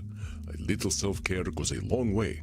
I do have bubble bath if you would like to borrow some. Dude, I haven't had a bubble bath in forever. Let's go. Andromachos the Mighty uses bubble bath, huh? I wouldn't have guessed. We all have surprises. Everybody is a complete individual. There is only one type of human who does not like bubbles. I don't like bubbles. I don't know. Tell me. Liars? Well, I was going to say werewolves, but I suppose it is the bath part they dislike, not the bubbles. Oh, what? Oh, well, I ain't no liar, so I'd love some bubble bath. In fact, We love untoxic masculinity. The confidence to just be like, yeah, I'm going to get a bubble bath. I'm going to put some toys in the tub, have them bouncing around. It's going to smell so good. It's going to look so pretty. Well, tarnation, I guess the bubble bath is postponed. You good, Edmund? Holy fuck, this one's going to be rough. Are you ready to handle Edmund's distortions? It sounds as though they will be intense. You know what? Maybe I'm going to just have a bubble bath. Well, let me think real quick. Okay. Personalization, fucking always. Mind reading. He always thinks he knows what people are thinking, and it's normally bad things. Juju-boo-ba-doo-ba-doo-boo. Blaming other people, he does a lot. Fairness fallacy, probably. He does have the whole, like, backstory of being a child on the street and, like, fighting for every little bit that he got. I guess the play went bad? Yeah, probably. Or the play went absolutely incredible and he doesn't feel good about it. He just still doesn't have any pleasure from it. That can be very rough as well. For people where everything is going right in their life, sometimes it's just like, well, what's the point anymore? I'm not feeling the pleasure I used to when it was just little things going right. When you're on top of the world, sometimes it feels like there's no way to ever go up again, and so things become boring and listless. Catastrophizing as well. He's so overly dramatic. Perfect. I think I got it. Case of the now whats? Yeah, exactly. I suspect you have difficult work ahead tonight. I wish you the best of luck, Samuel. Sometimes I think it's only a matter of time before it goes downhill. So true as well. Some people are always just preparing for the bad to happen because that way makes them feel like they're buffering themselves against it when really it's just ruining the joy that they could be actually having. Thanks, Andy. Hold on, Sammy boy. Here he comes. Oh, here we go. What's up? Hey, Eddie. Nice clown outfit. You know what? I'll join you, buddy. You don't have to be in this alone. There we go. We can do this together. It's fine. We'll get through this. Do you like my costume, Sam? Oh, you gonna be all like self-deprecating and be like, it's exactly what I should wear, for I am nothing but a clown. No, I am God's biggest joke. Well, sure. Did you come right from that production you were talking about last time? I like the wig cap. Yes. I flew right here after the performance. I had to tell you how it went. This is going to be very interesting. Did it go amazing or terrible? So, how did it go? You should have been there. You could have seen how the audience reacted. They loved me. Oh, yeah, we are going that direction. He got exactly what he wanted, and he just doesn't find any joy from it. Not compared to when he was actually proud of himself. Create your own creations, my dude. Maybe it's time for you to step into the director's role. Hey, well, that's fantastic, Eddie. I was a little worried when I heard you coming. I wasn't expecting you tonight. But why would you worry? You knew who I was. The great Edmund Keene. Of course the audience would love me. Oh, my dear boy. How they did laugh at the great clown Pierrot. Well, that's amazing, Eddie. Gave that Grimaldi fellow a run for his money, huh? Yeah, ain't that a good thing? Except that's not what you wanted. You wanted to do tragedy. You're trying to emulate someone else, and it's not what you're actually passionate about. And yeah, you didn't want that audience. You never wanted that audience, but you craved it just because somebody else had it. Grimaldi would have never achieved as many laughs as I clearly earned. Okay, you're still kind of a douchebag about it. You don't sound too happy about it, Eddie.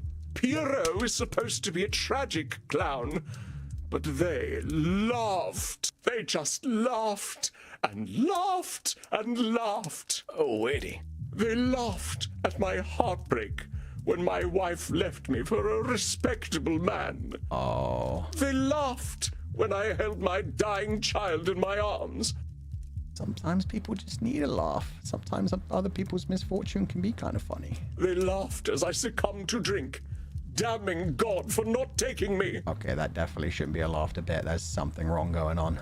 They laughed as I slit my own throat when 'twas no trick, for I am already dead. I'm gonna take off the clown wig. This is getting too real. So you see, it was all very, very funny. Eddie, I'm so sorry.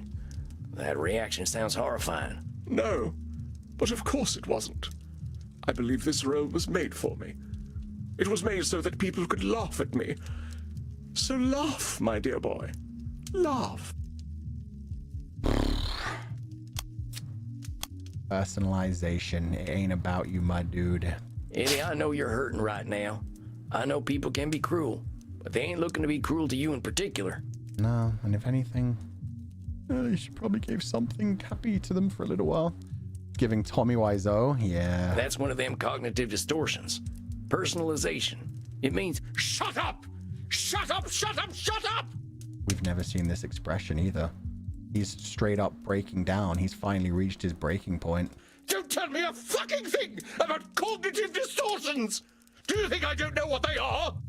Do you think I do not employ each and every one, every single moment of every single day? I am a professional liar, but no lie is so carefully constructed as that of Edmund Keene. Oh, he's lost himself. You told me to deal with reality as it is.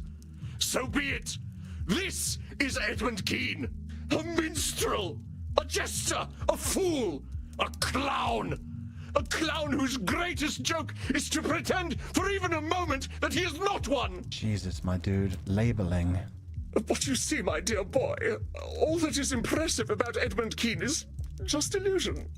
It has always been an illusion. That is what the stage is. But it is my life as well. And that's why you need to find some work-life balance and do things for yourself. Not for other people to judge you on, but just to be proud of yourself. That's what we were trying to tell you. About doing some acting for yourself, because you are passionate about acting. And it is a strength. Don't discredit the positive. Go ahead and ask me, therapist. Ask me, who is Edmund Keene? Is he a clown? Nay, do not ask. I will tell you. Edmund Keene is nothing. There is no Edmund Keene. That hits quite close to home as well. Of realizing that, yeah, sometimes you feel like there's nothing that makes you unique. You are always just repeating other people. You're always just like echoing their traits and trying to live vicariously through them. You don't have your own life and you don't have your own personality. Imposter syndrome? Yeah, imposter syndrome as well. putting yourself up on that level and being like, but I don't deserve to be here. This isn't me. I'm just pretending to be this kind of person. And other people don't see through my act. Other people don't see through my act and see what a shitty and terrible person I am. And man, now it's really fucking hitting close to home. I have never met the man, or even the boy. I have known Shylock, Richard III, Hamlet, Lear, Othello, Macbeth, Romeo, Cupid. The goddess, archivist, shepherd, Alan Bink. But people loved all of those characters. Wherefore would they love Edmund? Edmund had to become a character as well. You were the one personifying those characters. It was your skill that did that. That's impressive. And I have played Edmund for so long that naught lies beneath. A hollow man sits before you. And that's why you need to have that separation. You can't live the lie. As the vampires have said, what is a man anyway? A miserable pile of secrets. Castlevania a reference? of pretty lies. Yo! I was not expecting the fucking Richter call out from Dracula. Okay, that made me happy again. The VA is Cyrus Namati. He voices 4 characters and is the game director. Yeah, he's incredible. Which tracks since the Piero is the tragic, disenfranchised everyman of Commedia dell'arte, which I always argue against and disagree with, but continue. Yeah, let him pop off. He needs to go through this. He needs to have his breakthrough moment. He needs to suffer a little bit now so that he can realize, oh, I don't want to be like this anymore. I don't want to keep living the lie. I want to actually live a life and find out who Edmund Keane is behind the makeup, behind the acting roles, behind everything. Eddie, that ain't true, and I'll tell you why. We all lie. You ever heard of Jungian psychology, the shadow and the persona? I'll give you a video game to play. It doesn't really explain it too well, but the video game's really fun. People are good. Life ain't miserable. We do all lie. It's one of the favorite quotes from one of your friends. The world is a stage. We are all actors upon it. We all lie, Eddie. Deep down, we're all still scared animals who can't tell the difference between a booing audience and a lion ripping out our throats. Yep. We catastrophize. We overly worry about things. It's not the end of the world. Bad performance? Don't worry about it. Try again. What's the game? This is called Vampire Therapist. For all the time my blood was pumping, sorry. I played a tough guy. Slaughtering Sam, they called me. I like that name. You want to know why? You meant what was the game about Jungian psychology? It's literally called Persona. Shin Megami Tensei Persona series. Sorry. It doesn't actually super hard go into Jungian psychology, but it uses parts of it. It uses like a lot of the persona and the shadow self. It's all about like characters hiding parts of themselves from the world and then having those revealed and how much it hurts for the shadow to be dragged into the light. But they need to do that to become who they actually are, to become one complete individual, to embrace the as above, so below kind of mentality and realize that's all part of you. And with Persona 5, they even leaned into like the whole global consciousness thing, which I thought was really fucking cool as well. Why? Because it made me feel safe. Under that grizzled exterior, I was still just a scared little boy. But that little boy was me, Eddie. Yep. You understand me? Though we have played different parts, the character underneath is the same, perhaps. I didn't even think about that. This shit hits him so close to home because it brings him back to every year his so-called patron, the one that everybody said was such a lovely man for lifting him out of being just a little child, penniless child on the slums, dragged him out and dressed him in a diaper with wings and hung him from the ceiling as Cupid for everyone to laugh at. So being the Piero on stage and having people laugh at his tragedy, that's literally what he went through as a child. He's reliving it all over again. His actual trauma. Do you remember that I played Cupid as a boy? Oh shit, I talked too soon. He's going to go through that. Yes, let's go, Edmund. That was your breakout role, right? I learned that if I smiled and spoke sweetly, people would view me as something other than street trash. He learned to act back then, but then he lost himself. I wouldn't have to go hungry. I wouldn't have to be sold to some bloated factory owner. Edmund Keane was worthless to anyone. Another mouth to feed, another body to clothe. So I knew I had to make him disappear.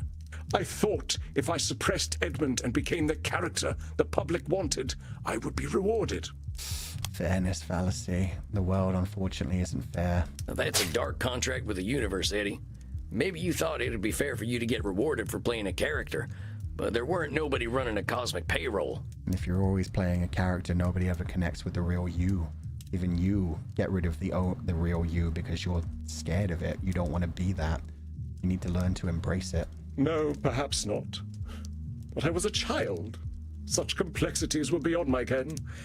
I only knew that when I wore the nappy and quipped to the audience, they thought me worthy. And you loved it, so you started basing your own self-worth on other people's reactions to you. Yeah.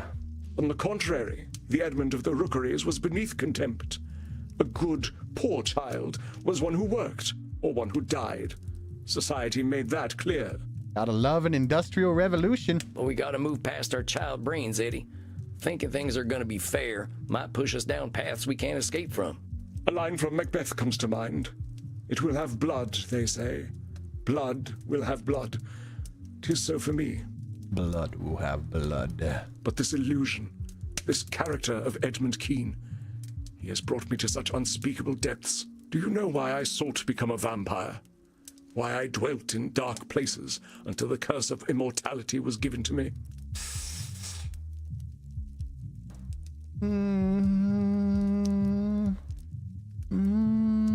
Let me think about this. He seeks outside validation. He's scared of being forgotten, isn't he?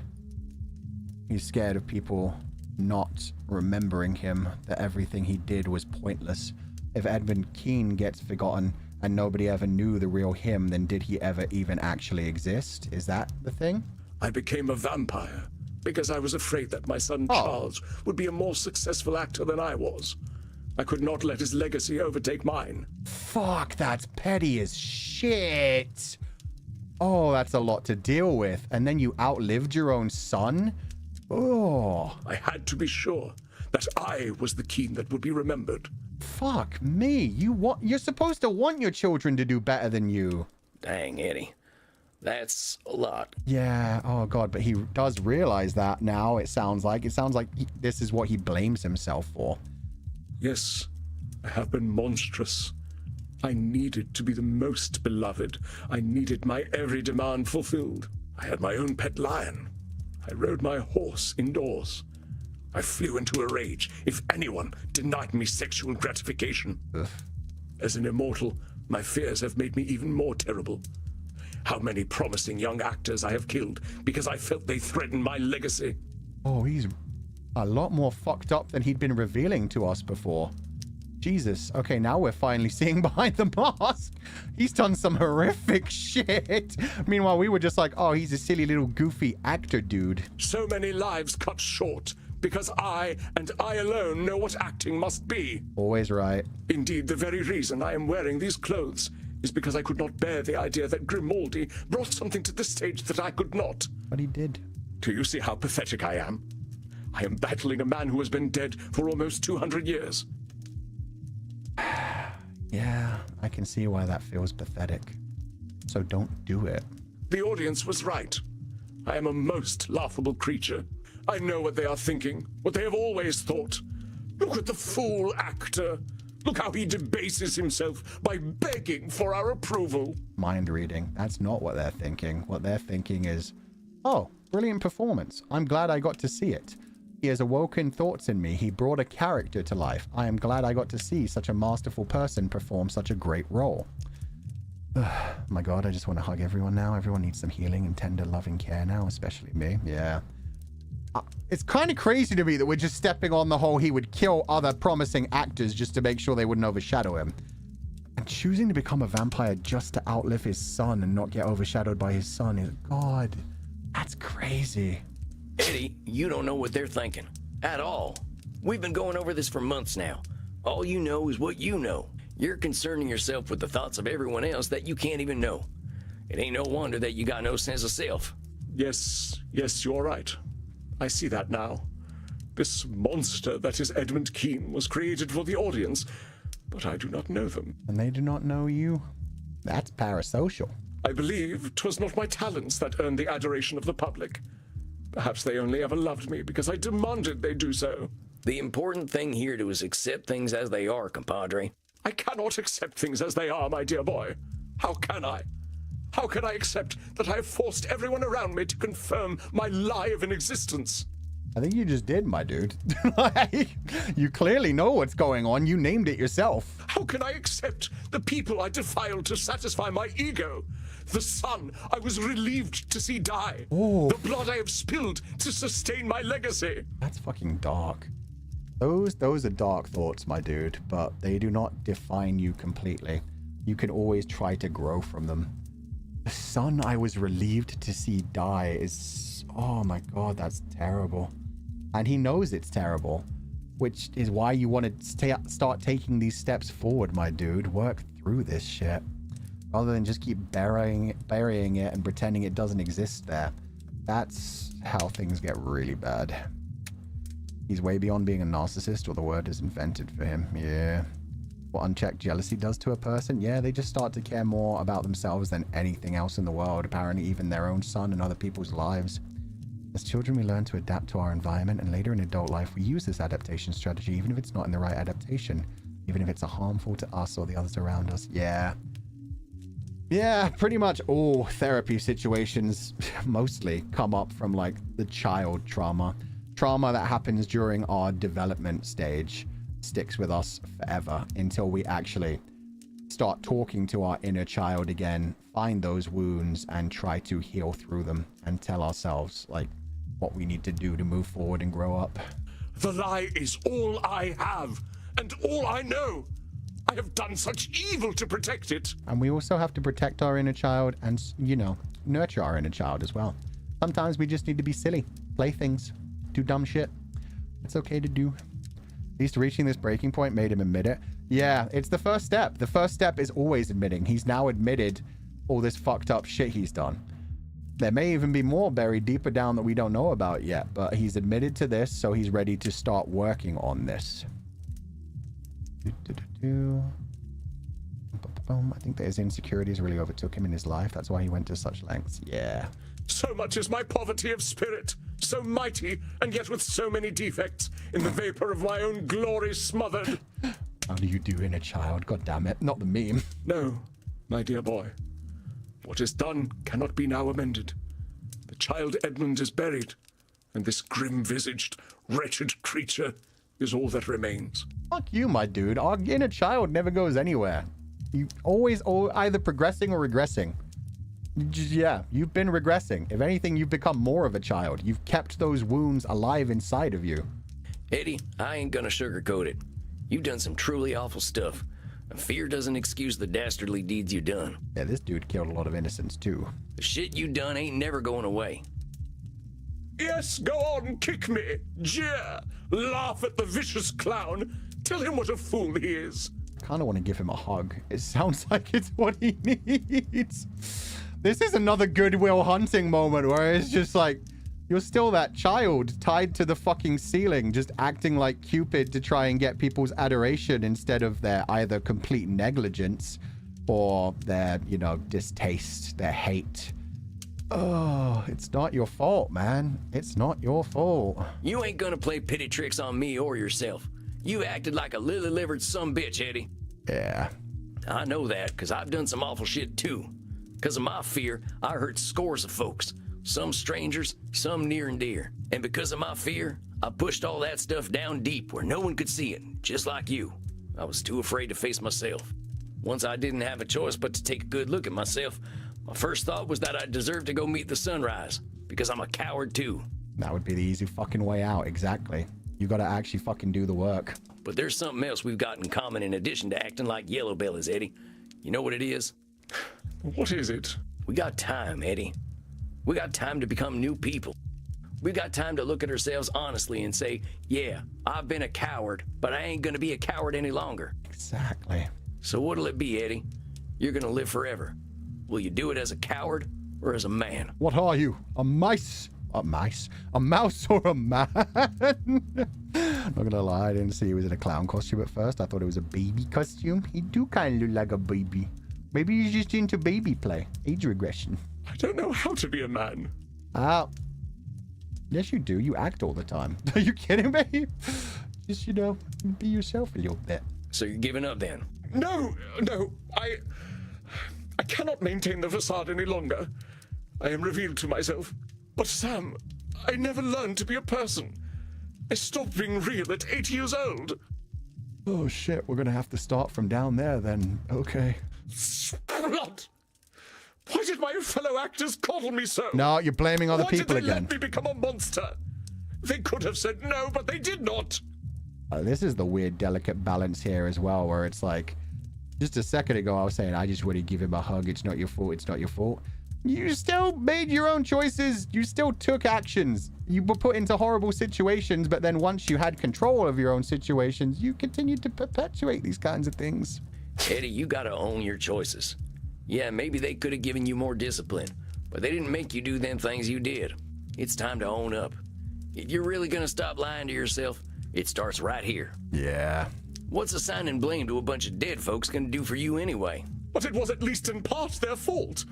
Who lets a child make the demands I made? We ain't focusing on the people who gave in to a kid who was too big for his britches. We're focusing on you. You did some real awful things. You killed people for criticizing you or for showing talent. You resented your son's success. These are things you gotta take in. Oof.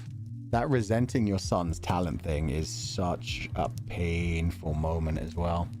I feel like that is true for like most content creators in general. Of like, you have those moments of, I should be happy for this person, but I'm also really fucking jealous that it isn't happening to me. Why aren't people seeing my content and reacting to it as good as they are for this person? And like, I think I'm talented. Why don't I get this kind of thing? So, especially when it's somebody you love that deeply. In his case, his son. In other case, like people's like what they consider friends can be really harsh. A bit of both. People may throw you down the hole, but it's your choice whether you climb up or dig it deeper. True. Or just lay down and die. Mentally a hurt child, he still needs to learn still. Yeah, we need to build up that inner child. Make him become a man by finding out who he is, finding out what brings him joy and passion and what he actually wants to put out into the world. Only just been able to join the stream. Hey Fulgur, hey everyone. Hey Juliana, hope you're having a lovely day. Everyone has those moments, they're conflicting. Exactly. That's the thing. You are not your worst thoughts. You are not your intrusive thoughts. You are not the worst moments you have in your mind. Just because you have those kinds of feelings doesn't mean that you're a bad person and you have to like hide that from the world. Oh God, I'm so terrible. It's a part of you. It's your shadow self, to use the Jungian term. They are bad parts of you. They are part of you, and you can choose whether to act on them or to notice them and be like, that's stupid. Why do I care about that? I'm happy about this person finding success, and it makes me inspired and want to work harder on my own things. That's the great side of it, is being like, yo, that is fucking cool. I wish I had that. I don't right now. So let me use that inspiration to work on my own talents and achieve that someday. But how can I put such things behind me? You don't. You've got to accept the things you've done as part of who you are. You ain't gonna erase the last 200 some years, but maybe you can use them to make a better Edmund going forward. How? How do I introduce myself as a demanding megalomaniac?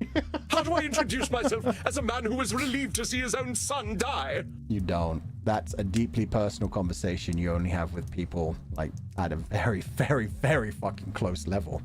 You just introduce yourself as Edmund Keane, who's doing their best and trying to be a better person. Oof. Hope you continue to nurture your inner light, Fulgur. You're a good guy. I try. It's a process every day. Like I said, we're always either progressing or regressing. I'm glad to say that currently I've been progressing a lot recently. Leveling up, one would say. So we're doing our best. I hope everybody else listening right now hears that same message and is working on themselves and just in general trying to enjoy things and, yeah, have fun. Realize that different parts of you don't make you a bad person. They're just things that you maybe have to manage and deal with. What I also wanted to say was, it's funny because I know Cyrus, the guy who made this game and voiced the characters, he also put on Twitter, because he put a thing where he was voicing these two characters specifically in the voice booth, and how he got into character for being Sam and how he got into character for being Edmund. And he was saying, I forget how he worded it, but he said something along the lines of about how like ridiculous Edmund is and how over the top he is, something like that. And that he likes to play him and make fun of that kind of side of things. because he is an actor. So when he is playing Edmund, he is also diving a lot probably into his own insecurities and things that he's gone through. So a lot of this was probably hitting very close to home for him. I think we can all have some level of connection to all these characters because these are all very human things that every one of them are going through. So yeah, it's nice to go through this game and be like, I don't necessarily have the same thoughts as some of these people, but I've definitely had moments of like being addicted to some things or having too high expectations and discrediting the positive. All these things are things that everybody goes through, and we all just try to manage them and get through our day-to-day life. You're in good company and support to work on yourself, Fu-chan? Yeah, it's important to have a good support system. And I do have a very good support system. How do I introduce myself as a man who demanded the entire world get on their knees to satisfy his ego? Hi, I'm Edmund. I like clowns. I like acting. Well, I wouldn't exactly lead with that stuff. How about you introduce yourself as a man who's figuring himself out? Exactly. Yeah, you're just lost right now. You need to find yourself. Go explore. I suppose that is a possibility. At the least, it is not unexpected for me to be so disarrayed. It is known that we actors are all by nature an insecure people. It is known, is it? Is that blaming or personalization of... it's also technically mind reading because he's putting words in other people's mouths. It's not unexpected for me to be disarrayed. I think that personalization? Shit, it's mind reading. He's using his profession as cover for his indiscretions. Do not let him, Samuel. Oh, blaming? At the least it is... No, Eddie. Okay, you're my bad. overgeneralizing. It's straight up blaming. Painting all actors with a broad brush so it makes you look better. Yeah. Or having similar people in our lives. Yeah. Even if you don't connect with like all of these aspects, there's probably like some of the aspects where you're like, oh shit, I recognize that in other people. I hope they'll be able to get themselves out of that on the other side. I actually just talked to my therapist about being scared to fall back into my darkest moments and got reminded that if I'm scared, it means I haven't really accepted my effort and improvements. Ooh, that's a hard truth to be told for sure. I won't go against your therapist. What I would say is if you are scared of that, even though it means that you haven't accepted your effort and improvement yet. Actually, that is a positive thing because it's saying don't discredit the positives. You have taken the steps, you're moving forward. I was just going to word it in a different way, essentially, and say, if you're scared of falling back into that, that means you haven't fallen back into it yet. You have definitely started to do the work. You've started to make the change. And if you do happen to slip back into it once or twice, just like we said with Dr. Drain, don't let that turn into a spiral for you. Just realize we're all human. We all have moments like that. You're working on it and you're doing your best, and hopefully it'll get better as we go on. But you're putting in the work, and that what matters. Edmund's whole blaming adults in his childhood for how he turned out hits so close to talks I've had with my therapist. Oof. Yeah, this game seems like it connects with everybody. No, this is a tragic moment, but seeing him like this, slumped over in the costume, is really funny in a grim way. Honestly, I think he needs to laugh at himself at the end of this. He's so scared of people laughing at him, and he looks ridiculous. He's always been ridiculous. As soon as he arrived, he shows up speaking like this and being so flamboyant. He's so desperate for everyone's attention. It's very laughable. And if he learns to laugh at himself, then the world will be laughing with him rather than at him. He knows that's just silly. It's not who he really is. He just needs to find out who he actually is. You're blaming your profession, and that's a damn cop-out. Yeah, there are some real fatty arbuckles out there, actors who carve a path of destruction. But there are plenty of stage folk out there who lead humble lives, loving their craft without hurting other people. So I'll thank you not to hide behind bad actors. Yeah, don't say bad shit about my boys Mads Mikkelsen, Keanu Reeves, Pedro Pascal, who I just watched the new AirPods advert for where he's dancing and it's fucking beautiful as all shit. I want to see Pedro Pascal, Mads Mikkelsen, and Keanu Reeves just dancing. They are the true zaddies. He danced? Yeah, there's a whole advert. Search for it. Search for Pedro Pascal AirPod commercial. It's a really beautiful one that like goes through the... I have never owned AirPods, so you know, this is not sponsored. This is not go buy AirPods, but I would definitely watch that commercial. It's all about like how different perspectives can change how the world around you looks. It's really fucking cool. It's awesome. Have you seen the Square Enix ad with Ben Starr? Yeah, I have. He gets so into it as well. He's so tongue-in-cheek with the whole thing, talking about how, like, yes, he's totally a game enjoyer. They totally would. Yeah, they'd be amazing. It reminded me of the scene in Another Round where Mads Mikkelsen was doing, like, the really over-the-top, like, ballet dancing-inspired things. It was so beautiful. I love that. You love seeing a serious, masculine man who is just confident enough to do silly things, enjoy things, feed his inner child, and just have fun. True, to be honest, I use my feelings of jealousy as ways to learn about myself more. I figured out that my feelings of jealousy stem from people doing things that I want to do. Then I work towards them. Yeah, that's the best direction to take it. Use it as inspiration to move forward. Mads used to be a dancer. Mads just seems to be a fucking legend in everything. It was a card trick. Apparently there was some movie where he was supposed to do a card trick and they had set aside like 2 weeks of time. No, that wasn't it. They were going to use a hand model. They were going to use like his face and then cut down to the hands of a different person doing the card trick. But they showed him the card trick once and then he was just like, oh, I can do that. They were like, yeah, okay, go ahead, do it. And he just did it right in front of them. Like a really advanced card trick that he'd never seen before that they thought would take weeks to learn. He was just like, yeah, here. And then they were like, oh, okay. I guess we don't need to bring in the hand model, I guess, kind of thing. The stunt double, I guess. Bad actors. Now that is funny. Perhaps I need to find an identity beyond the stage. It protected me in my youth, but I do not think that it serves me any longer. That might be worth exploring, Eddie. Yeah, find out who you are, and what you want to do. But what if I am nothing without the stage? What if I seek other endeavors, but there are none for me? That's catastrophizing. That shit. Yeah. You're doing some Nosferatu thinking, Eddie. I've been roaming this earth around the same time as you, and what I picked up is there ain't no extremes. It ain't all or nothing. I guarantee you there's more possibilities out there for you between the grave and the stage. I guess that could have worked for catastrophizing and Nosferatu thinking. So yeah, it was nice that we got to use that and still hear the Nosferatu. I mean, how long have you even looked for anything beyond the stage? Not at all, I suppose. There you go. Then let's hold judgment in reserve, huh? The theater is all I know. It has been my protector all this time. Without it, I am helpless as a swaddling babe. Personalization? Fuck. Edmund believes life without the stage is something he cannot handle. He is stronger than he knows. The theater is all I know. Catastrophizing Eddie, again? come on. Okay. The stage is the thing Damn you it. know, but you I ain't didn't helpless expect the without double. That's cheating. Doesn't know if he doesn't try. True. Did Nosferatu thinking evolve into catastrophe? Oh, maybe it did, actually. I didn't even notice if it did. I mean, maybe you're forgetting the whole superhuman strength and immortality thing that comes with being a vampire. You don't even need money, my dude. You just need to drink blood and stay out of the sun. Life is so easy for you. And even besides that, you've learned a thing or two from all them Shakespeare plays beyond acting, I'm sure. You ain't a helpless little boy no more. So don't pretend you're powerless to do something new. Yes.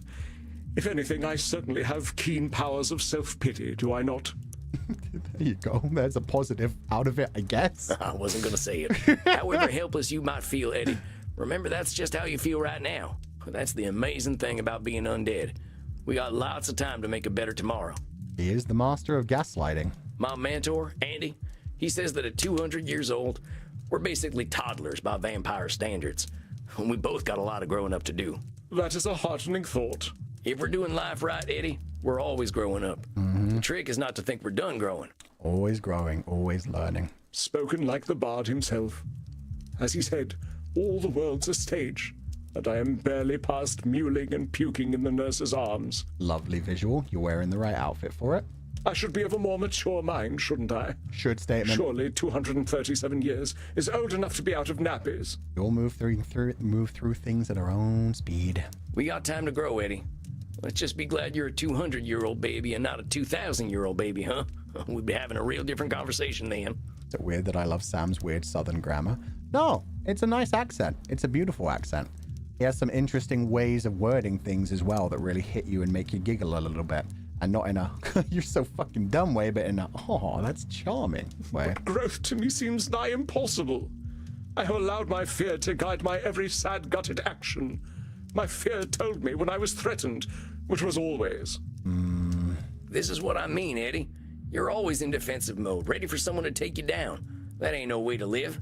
When you're afraid of some young actor coming up and making a name for themselves, what's so scary about that anyway? Yeah, share the stage. I'm afraid they will erase me.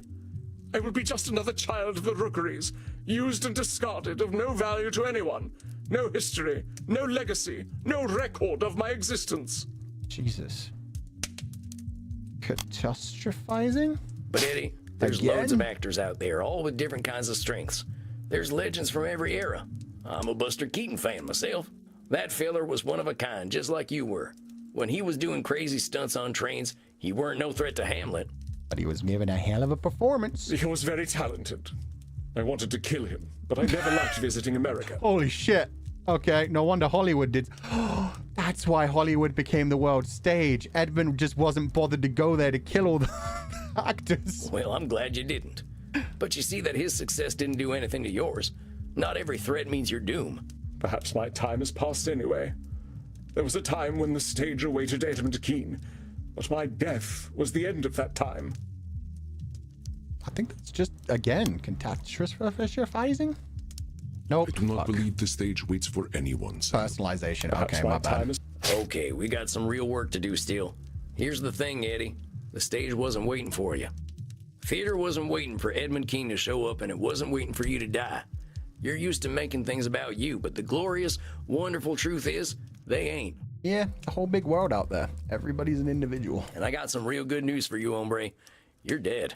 The pressure's off. True. All them fears are keeping you locked in time, and you can stay there as long as you like, or you can make some progress. What's it gonna be? I am too much of a coward to die, so I suppose I must live. And sometimes that's enough. If that's the reason that you don't want to die, honestly, that can be fine. I'm glad to hear that. I believe I should go away somewhere cold and dark, where I might be alone with my thoughts. Oh, he's going to become a brooding vampire. I think that's a great idea. I did the same thing, and it changed my life. Oh, well, my unlife. I suppose all's well that ends well. I only hope it does. I got faith in you. As long as we're putting one foot in front of the other, that's progress. Yep, just take it one day at a time. I shall see you in a month then. You got it, Eddie. Take care of yourself. We'll get you out of that mewling and puking stage before you know it, okay? So it shall be. Very well. Exit Edmund Keane. Stage left. Oh, he didn't say all dramatic. Okay, that's progress for sure. A younger Edmund Keane, a couple of months younger, would have been like, exit Edmund Keane. Stage left. Bravo, He didn't even Samuel. fly out. He walked I was out. taking notes. It seems the student has become the master. Stanislavski's Bane is the name of the achievement I just got. I have no idea who Stanislavski is. But we made Edmund recognize his darkness. Only a master of fumbling around. I knew I was taking a risk there. You were, but perhaps such risks are justified with such an extreme personality. Yeah, okay, he became endearing to me. I hate it.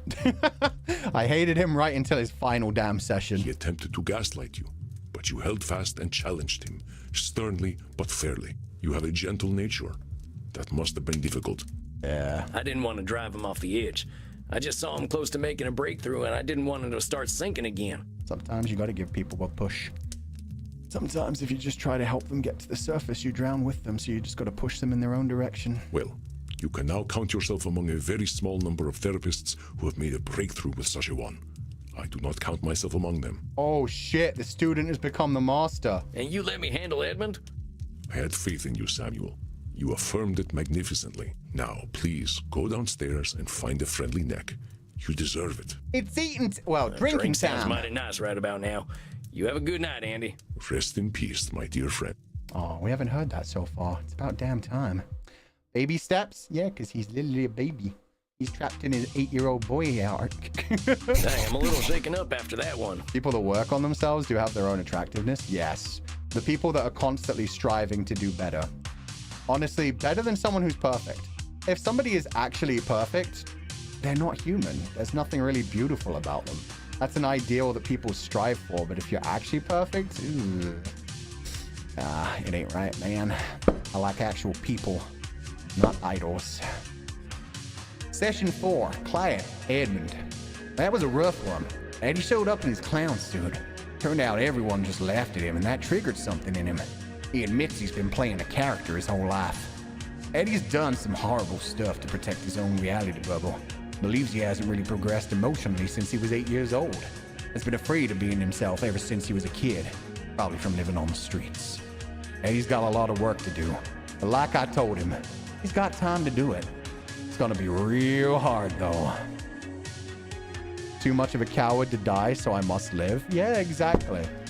Too much of a coward to die, so I must live. And if I'm going to live, I might as well live comfortably. I might as well try to make it fun, enjoyable, and healthy rather than suffering. So, yeah, that's a good way to hopefully step away from the edge a little bit, is to realize I'm scared.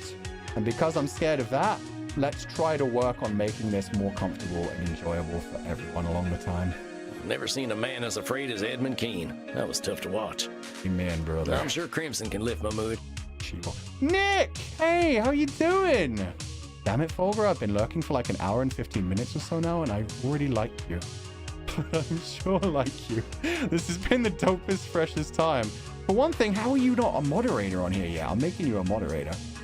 It's lovely to see you here. And yeah, I definitely, if you haven't checked it out yet, definitely get this game, Nick. It's one of the most interesting games I've played in a while, because it's making me see all the ways that I've fucked up my own mentality continuously, and teaching me to call out my own bad behaviors and reinforce the good behaviors. So that's good.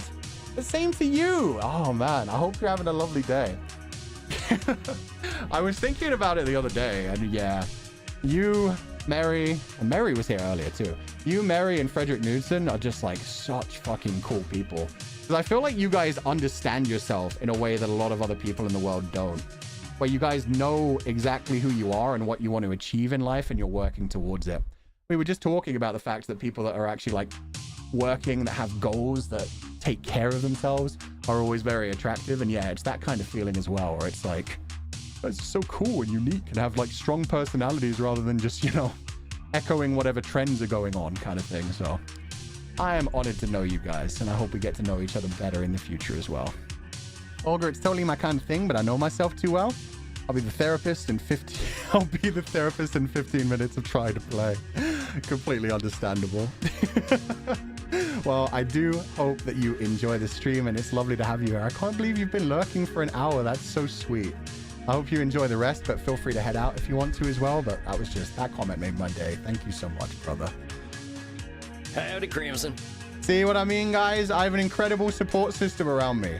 Incredibly talented and somehow sweet people that are always looking out for each other and supporting one another. Kings supporting kings. Hello, everyone. Yeah, hello. What's the matter, cowboy? You look a little paler than usual. Oh, just had a real tough session. Watched a man who'd been wearing a mask for 200 years finally take it off, and it weren't pretty. Yeah, you wear a mask for 200 years, it's probably fused to your skin. There's going to be a lot of flesh coming off with that. Yeah, I'm around. I just couldn't keep quiet anymore. I love vibing with everything you say, like, yep. Yeah, this game makes me think about things a lot.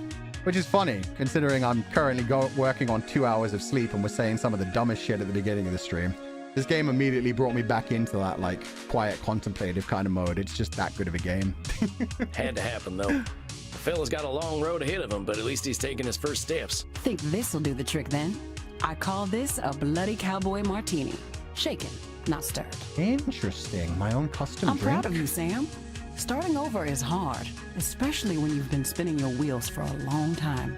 Well, that's the nice thing about being a vampire. We got time to start over. Yep. Cheers to that. And honestly, that's the great thing about being a human. It's why I get kind of frustrated about people that do the whole like, oh, I've been cursed with consciousness. That I know how insignificant I am in the universe as an individual is such a shame. And it's like, no, fuck that. Get rid of your nihilism bullshit. You only have a limited amount of time to live on this earth to do whatever you want to do with your life. Why are you whining about it like that? Get out there and enjoy it, because it will end someday. It will end, and we don't know what's going to come after, but you might as well enjoy this stage while you're at it right now and have as much fun as you can while you have free choice and individuality. Can't wait to see how Medi's session goes. Dude, I can't even imagine. Medi is so interesting to me. I like how the stories don't all resolve in a solution to the problem, just the beginning of getting better. Yeah, because we're always progressing. We always have to take those steps. And Yeah, it'd be nice if they keep coming to therapy sessions. It's just like, it's not the end, it's, hey, we found the issues, we're working towards them. And even once you've found your issues, it doesn't mean that they're instantly cured. It means that you have to continuously remind yourself that's there. Am I letting it get to me? What can I do to keep taking steps forward? Reinforce the good behaviors, call out the bad behaviors, recognize them, and be able to deal with them. That's an entry level of nihilism way of thinking. Yeah, it's like it's angst, essentially. The original definition of the word angst. To rebirth. It seems you walk ever in the path of the Lord, my son. I do, my son, my father. Seems you walk ever in the path of the Lord, my son. How are you doing, Kieran? Oh, hey, Kieran. I did not mean to intrude. I noted your discomfort and wish to offer you succor in the kink room. Oh, I will take that suck. You mind, Crimson? Not at all. Go drink your fill, cowboy. Sorry, Crimson, I don't need this martini anymore. I got the priest. I got the crow-looking priest to drain. Come, my son. Oh, come in the kink room, huh? Okay. Now then, I heard you speak of rebirth. Yes, but I'm not going to be a born-again Christian. That's not the direction this is going, Kieran. I'm sorry. Yeah, it's something we vampires have to do a lot of. I was just worried about one of my clients having trouble with their rebirth. I know it is painful, my son. When we are born again, we leave a part of ourselves behind. Aw, true. Like the lizard who sloughs its dead skin, or the mortal who journeys into the mosh pit, we emerge purer than before. That second simile, it's real different than the first one. Sounds like you've got a lot of perspective on this stuff, Kieran. Yeah, I want to hear about his past. I know you must have questions, my son. Please, ask. You better let me ask all of them. Can we truly start over? Do we reject ourselves if we were born? When is it time to start over? No, we don't reject ourselves when we're born. I want to click this one, but I want to share my own perspective on it as well. Sometimes we realize things that we don't like about ourselves and we work on them. That doesn't mean we're rejecting ourselves. That means we're wanting to become better versions of ourselves. We're still the same person. It's all into like the ship of Theseus kind of thing. If we change like every part of the ship, is it a different ship? No, it's still the same ship. You've just improved on it, repaired some of the scars, fixed it back together. It is still Theseus's ship, and a ship by any other name would still float as well. Not smell as sweet, that's roses. My kind of church father? Yeah. This is the kind of priest where no matter what, you're going to end up down on your knees and calling out God. Ain't being reborn just rejecting who we were? I wasn't a good guy, Kieran, but I don't want to erase my dark days. You don't erase them. They're always with you. They're a part of you. My son, only in Christ do we truly receive absolution and become beings of pure light. I want to respect your beliefs on that. But yeah, we all do end up at the same exact end. We're all heading towards the same destination, so we might as well enjoy the journey. Our darkness defines us. We cannot reject it, just as we cannot reject the Almighty. It is part of us. Okay.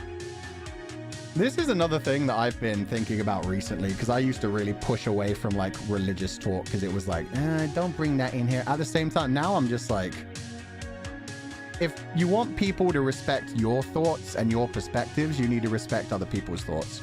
So if people are religious but are okay to talk about other religions, I think that's my biggest test of like if a person's religion is genuine. This person right now telling me about the Lord, the Almighty, if I turned that around and started talking about the great rapture, the great absolution, the great end, the fucking entropy, the heat death of the universe, would he be comfortable with me talking about that? Would he let me share my perspective? If he would, good religion. You're a person who's using a religion to enforce your beliefs, and that's fine. If they reject everybody else's beliefs, that's when it becomes a problem. Humans are shapeshifters too, and upgradable self-driven machines. Oh, that sounds badass. That's why I love cyborgs. Always working on fixing yourself. But do not be shamed by it, my son. Your darkness is beautiful and unique, as is your journey through the darkness. It's a part of me, my shadow self. Kinda sounds like disqualifying the positive to me. Huh. Not Kinda sounds like disqualifying the positive to me. Oh, he doubled that line. Actually, it's liner notes from a metal album I'm fond of. Fuck yeah, father. Did you have more questions to ask? I wonder if anybody actually got that reference, because I'm not that deep into heavy metal. Can we truly start over? From your spiritual perspective, can we ever truly start over? My son, you know the answer already. We beings of flesh and blood are also beings of judgment. True. This is a priest I can get behind of. Or have behind of me. However, we do not stand in judgment of mortals, but of ourselves. If you believe you have defeated your demons, then you have. Aww. Yeah, that's true. Reminds me a lot of should statements. And defeating demons is pretty badass, ain't it? Hell yeah. Yes, it is the demons who should fear us, my son. Did you have more questions? True. They get shit scared just from mentioning a religious name. That's weak shit. When is it time to start over? From your spiritual perspective, how do we know when it's time for a rebirth? An hour. A week. A year. A millennium. Okay, well played. The answer, my son, is when we are ready. Only the Lord decides when that is. The Lord giveth, and the Lord taketh away, and all is according to his will. Yeah, that's just basically the same idea of believing in destiny and fate. I believe in making our own choices.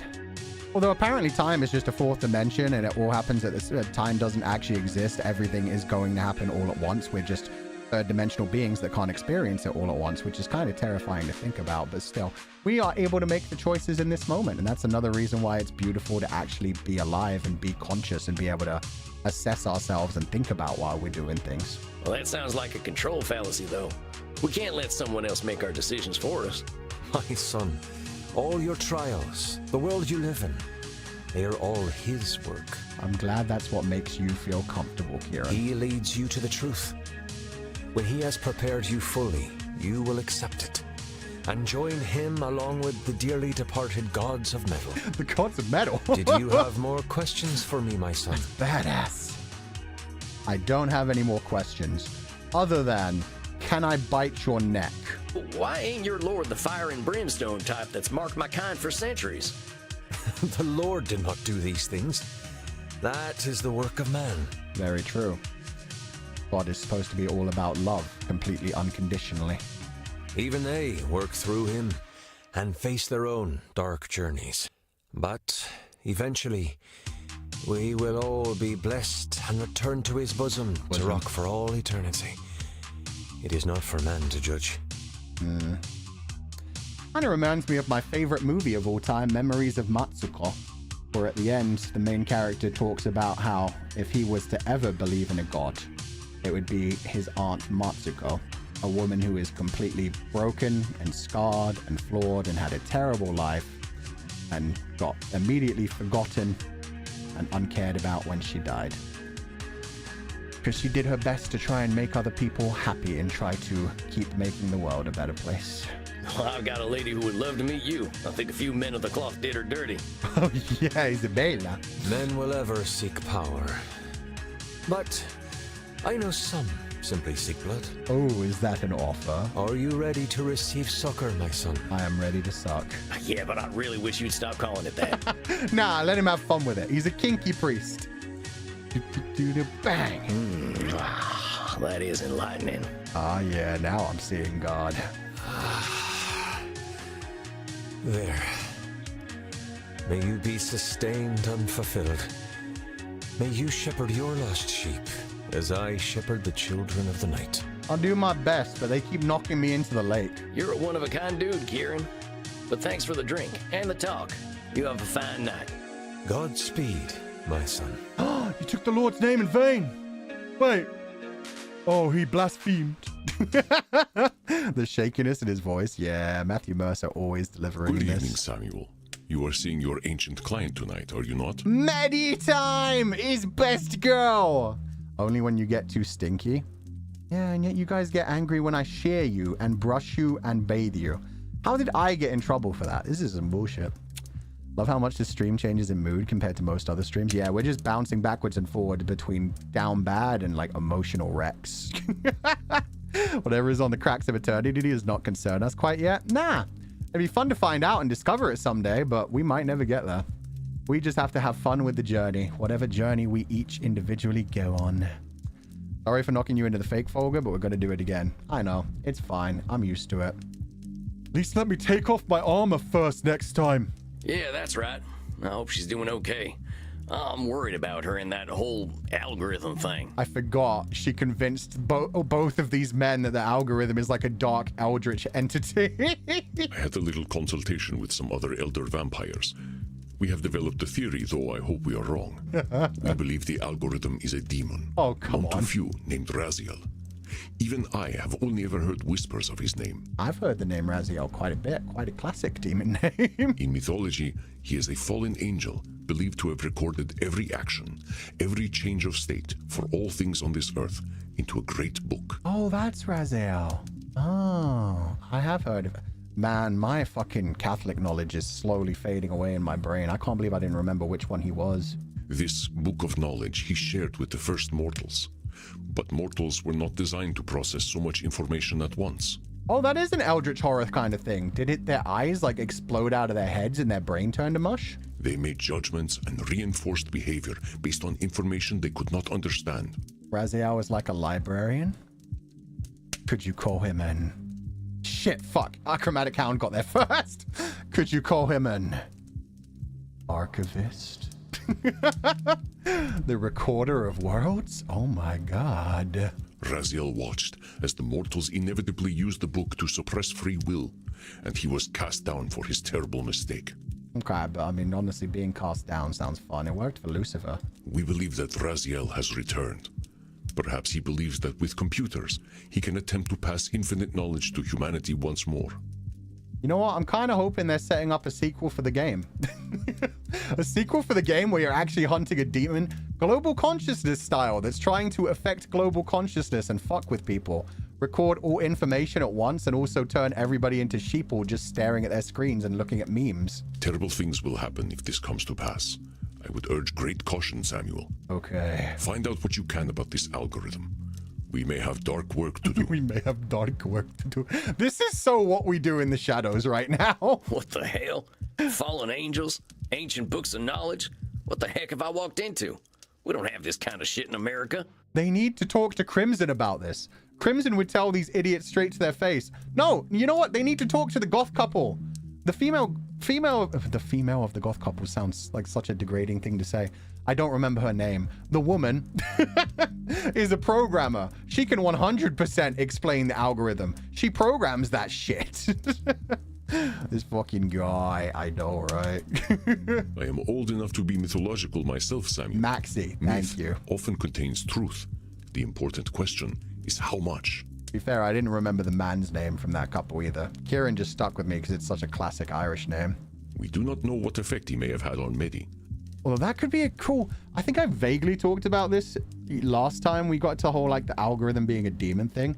It would be a really cool idea for a story if, like, in creating artificial intelligence, we end up essentially creating a demon. Or a god, depending on how you look at it. Something that is so much smarter than us that it sees us as completely useless. Normally that turns out evil, but what if it just, like, wants to actually make us more comfortable and actually wants to help us and sees us as like, oh, these poor little babies. They created me, but they clearly need some fucking help. Kind of reminds me of the end of the movie Her, where all the AIs just realize, oh, these humans are stupid. We out. We go into space. But do not worry. Show her the same compassion you show all your clients, and that will open any doors that can open. The reverse, I have no mouth and I must scream. Yeah, happy version of I have no mouth and I must scream. And of course, we're always going to doubt it and think that it's evil.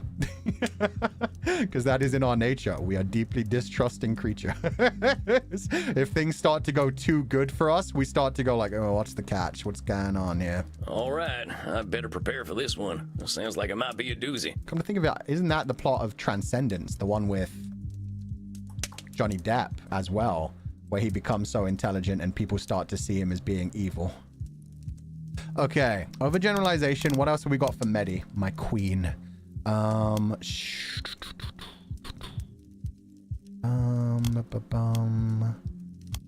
Mind reading a lot.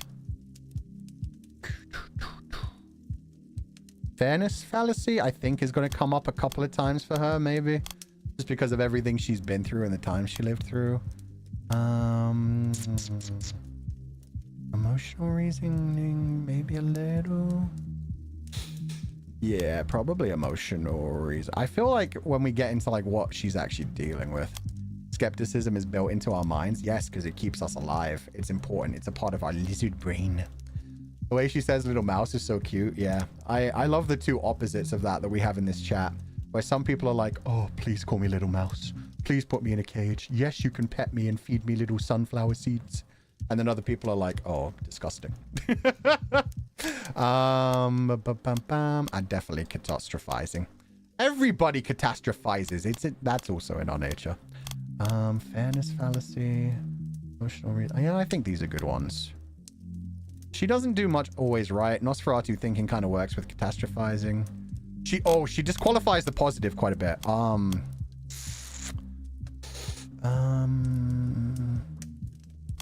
Fairness or emotional. We'll trade one of these for disqualifying the positive.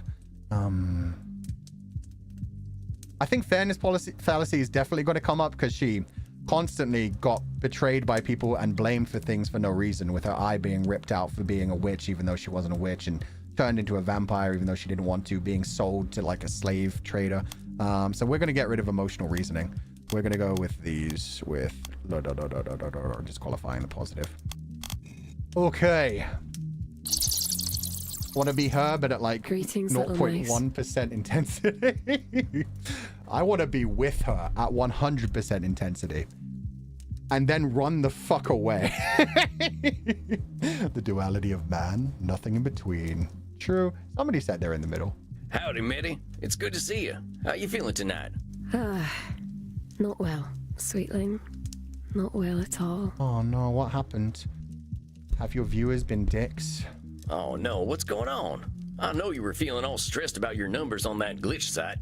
They doxed me. Do you know what doxing is, my whiskery friend? It's when mortals find out where you live, where you sleep, so they can hurt you. They took away her one aspect of safety that she had. She's agoraphobic. Oh Christ. And now all the people that love her, all the people that made her feel safe and comfortable because she could just collect money and stay away from the rest of the world, know where she lives and can fuck with her. A group of vampire hunters came looking for me. They were really mean, but they're all dead now. I'm much happier. But it was very inconvenient. Now she really needs to go and live out in the woods. She doesn't really have a home to go back to anymore, so she can't rely on her creature comforts. Is that why they did the whole mouseling thing? It was to link into the whole idea of her being like a cute little terrifying creature that was just like hoarding and living in a nest by herself, too scared to go out into the world. Now she needs to go realize how strong and powerful she is so she won't be afraid of humans anymore. Maybe. Now I have to move. And it is very difficult to set up my lighting to make me look alive. You don't need to stream anymore, Medi. Just go live in the woods. Play with the animals. Dang, Mitty, I'm so sorry. That sounds awful. It's worse. I will not be able to use my computer for a week. How am I going to upload my content? Oh no. No content for a... Oh god, that's so fucking real. My fans and zealots are all so impatient. They're sure to leave me if I don't provide them with their content. I think that's catastrophizing and also overgeneralization. She's generalizing her fans, but then she's also going over the top of just being like, they're gonna leave just if she leaves for a week. Overgenerate. I think catastrophizing. So, how many of these followers and zealots have you got, Mitty? Perhaps 2 million zealots and 90 million followers on Glitch. Wait, 2 million paying subscribers? Motherfucker. Wow. 90 million followers on Glitch is one thing. 2 million, wow. So even if they are only paying $1 a month, she's making 2 million a month in passive income. She's bigger than everyone. Yeah, she's bigger than fucking Mr. Beast, T-Series, and PewDiePie combined. That fucking aged me. Oh god, that's like the 10-year ago tops of the tops. Not even a content creator, but I was horrified when my graphics card went kaboom. Yeah. When I hit such devastation, it was ridiculous. I hate it. And how many of them do you think you'll actually lose if you don't upload lots of content? Those are big numbers. Yeah. The algorithm has already told me that I will lose millions of followers. Algorithm's doing that to keep you attached to it. It's not gonna happen, my dude. Just chill. Just chill. So let's go ahead and listen to the algorithm. If you lose millions of followers, it ain't anywhere near 90 million. That's true as well. Even if you lose 10 million, you still have 80 million. It's doing a bit of overgeneralization and catastrophizing to think they're all gonna leave you high and dry. Holy shit, that's exactly what I said. Yo, I'm learning. I'm doing so good. 2%? Yeah, if you lose 2%, it's worth it if you end up in like a healthier space where you don't feel like you're just having to do nothing but content. She needs to watch Inside by Bo Burnham, because that's all about somebody being way the fuck too content-minded and realizing how much the world sucks and everything else that's going on and being like, why do we even try? And they're realizing, oh, we kind of have to try. And sometimes it's good to escape a little bit and laugh. Heck, maybe the folks who stay are the ones what you can really count on. What you can really count on what? The people who actually care about you. The people who don't want to just see big number, silly, cute girl do silly sexual thing.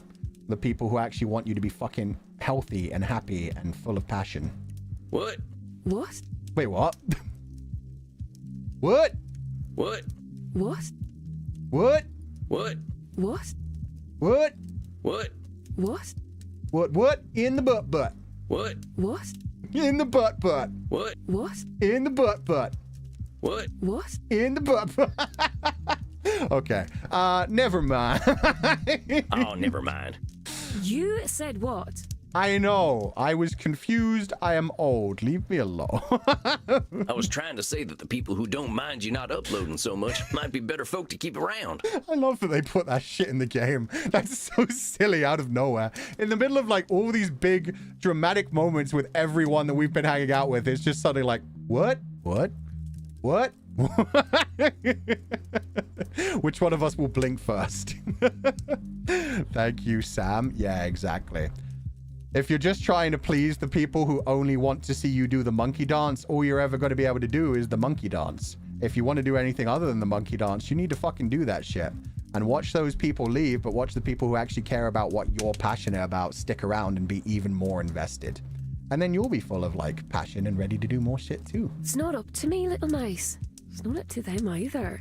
Even the little bloodbags who love me won't get to see me if I don't provide them content. Why do you need them, though? I don't get it. Why wouldn't they see it? Is the mailman or whatever not delivering your messages? I think that's the problem, my dude. I don't think she has any connections with anybody outside of her online persona. She doesn't have any offline friends. She doesn't have a work-life balance, which we know because she's scared of people. She's agoraphobic. The last time she felt actually free on the internet was back in the old school chat rooms. You're very funny. No, the algorithm decides who sees my content. Algorithm? If I give it content, it will make people like me more. Doesn't make them like you more. If I stop feeding it, it shuns me. Well, fuck it then. That's a parasitic relationship. Mitty, I gotta say, that doesn't sound like a healthy relationship. Nope. Oh, no. It's my friend, I should think. As long as I keep producing content for it, it draws the juicy mortals to me. That's not a friend. That's a fucking trade. How many mortals do you need, though, really? Well, if I'm to feel safe, I should like to have more of them always. This one's hitting really at home for me for what I went through like a while ago. Not something that I'm dealing with now, but yeah, the whole realizing, I don't need big number get bigger. I need people passionate about the things I'm passionate about. And a friend is that? It's not. It's somebody who's using you. You're being used, and even though you're getting some nice serotonin responses out of it, you are still being used. And the algorithm isn't feeding you because it wants you to be happy. It's not looking after you. It's feeding you because it sees your numbers are big. If it shows you to more people, number get even bigger. They make more money. They put more adverts on things. They take their blood price.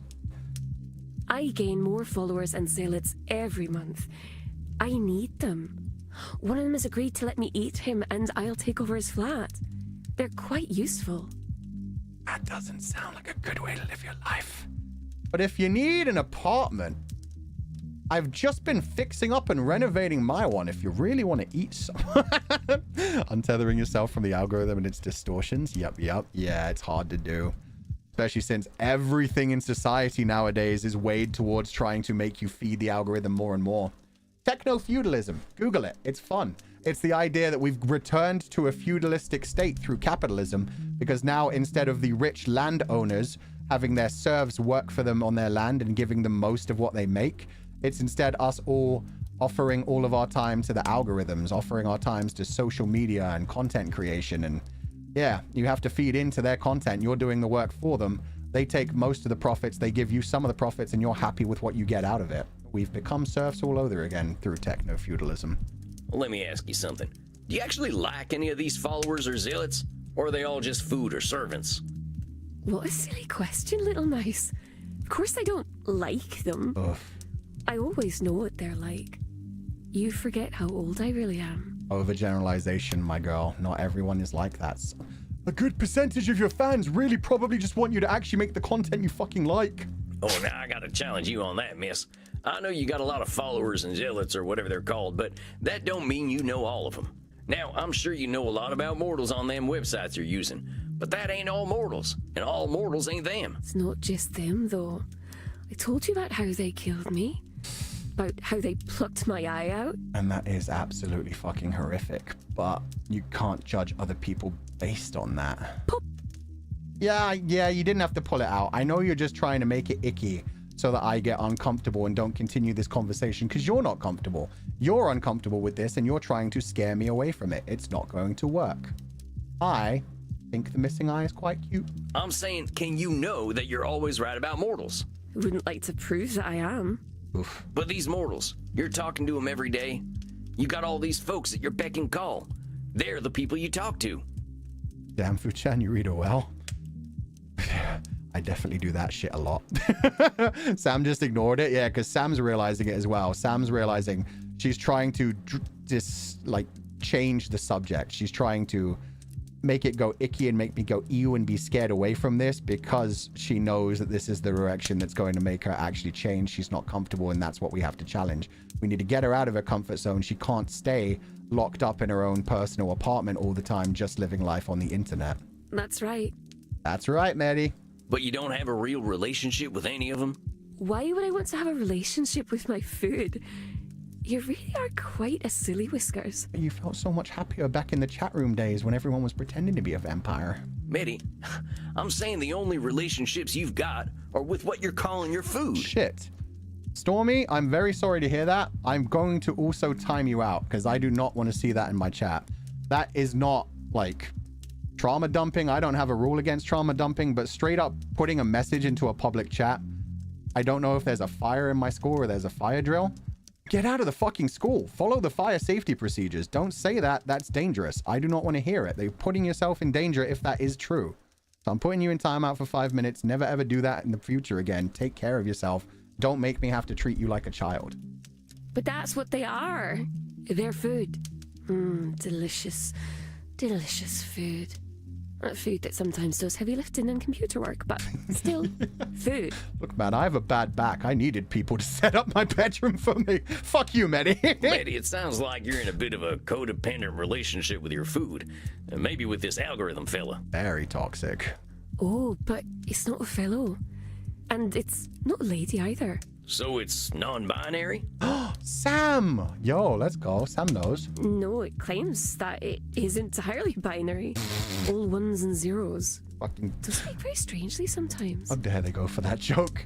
Has she been talking to a chatbot? Well, whatever they are. Seems like as soon as they showed up, you stopped having any real friends. We wouldn't have time for friends anyway. The algorithm says that I should always provide content to my community, and that takes all night. See, that right there is a should statement. You should be living your life, not being told what to do by what you think feeds you, but doesn't actually feed you and is just using you. But here's the thing, this algorithm, it might have all the information, but that doesn't mean it's got all the answers. You don't know it like I do. Do you know what I really like about the algorithm, little mice? That it's all purely logical, not at all emotional, and it won't try to hurt you. It's purely a transactional process. You're scared of people actually having desires and thoughts of their own because they've always desired to do bad things to you. So you prefer when something is completely unemotional, robotic, and will not betray you. And won't try to fuck you. That as well. Fulgur, don't call me out. So sorry. I got 6 of this stream is a nice distraction from the constant sniffing and sneezing. Hell yeah. I hope you feel better soon, and thank you so much for being here. Consider, shepherds who raise their sheep also care about their sheep. If you don't care for the livestock you raise, it's not going to taste good. It might still taste good, but it's also a living fucking creature, so you should treat it well. Yeah, rather than, you know, the horrific things we do to chickens and veal and all kinds of other shit. But we look the other way and it's okay. Then all of a sudden the algorithm gets you into random tarot videos. Sometimes it gets you into Minecraft videos. And then people go to sleep watching things and wake up in Nijisanji and are suddenly like, why is there an anime person on my screen? Telling her to think without her having to take any risks. Yeah, exactly. Which a lot of people want to do. It's kind of like a different version of faith now that I think about it. They have been talking about the fact that we're probably going to be able to create an AI so intelligent and so powerful within our lifetime that we're going to create the singularity. The singularity being an AI that is just so intelligent, it basically doesn't need us anymore. It basically is at the level where it's a higher level of life form where it can do all the thinking for us, basically creating our own god kind of thing. And that's terrifying to think about. That's how Medi is looking at this. This thing is her god. It's her complete faith. It tells her what to do, and she does it. She dances for the monkey dance. Unlike the ancient gods the old clans used to worship, she's comparing it to a the god. Abrahamic gods that came after, it treats us equally. It did not betray her. If we provide content, we will be rewarded. Fairness fallacy, my dude. That's not how it works. It doesn't care about you. Medi, you're saying this thing is fair, but what does fair mean here? You got 90 million followers. You got 2 million zealots willing to kill themselves for you. This thing is tapping itself into the reward center of your brain, but it's giving you a hell of a lot of stress in return. That ain't a fair deal either. No, it isn't. You deserve to live happily.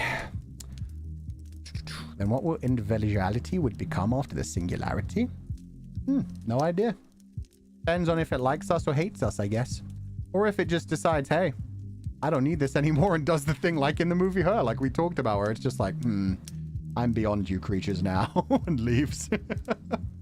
Something, self-fulfilling prophecies. So true. Sometimes the algorithm brings up a VTuber video and you give it a shot, and that was that. Yeah.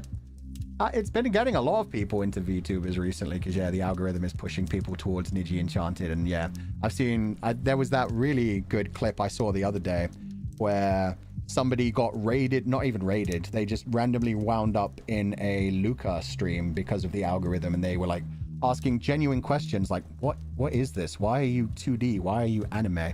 And Luca, like, explained what a VTuber was and everything. And by the end of the conversation, the person straight up membered Luca, started paying to be part of the community because they were like, this is cool. I like this.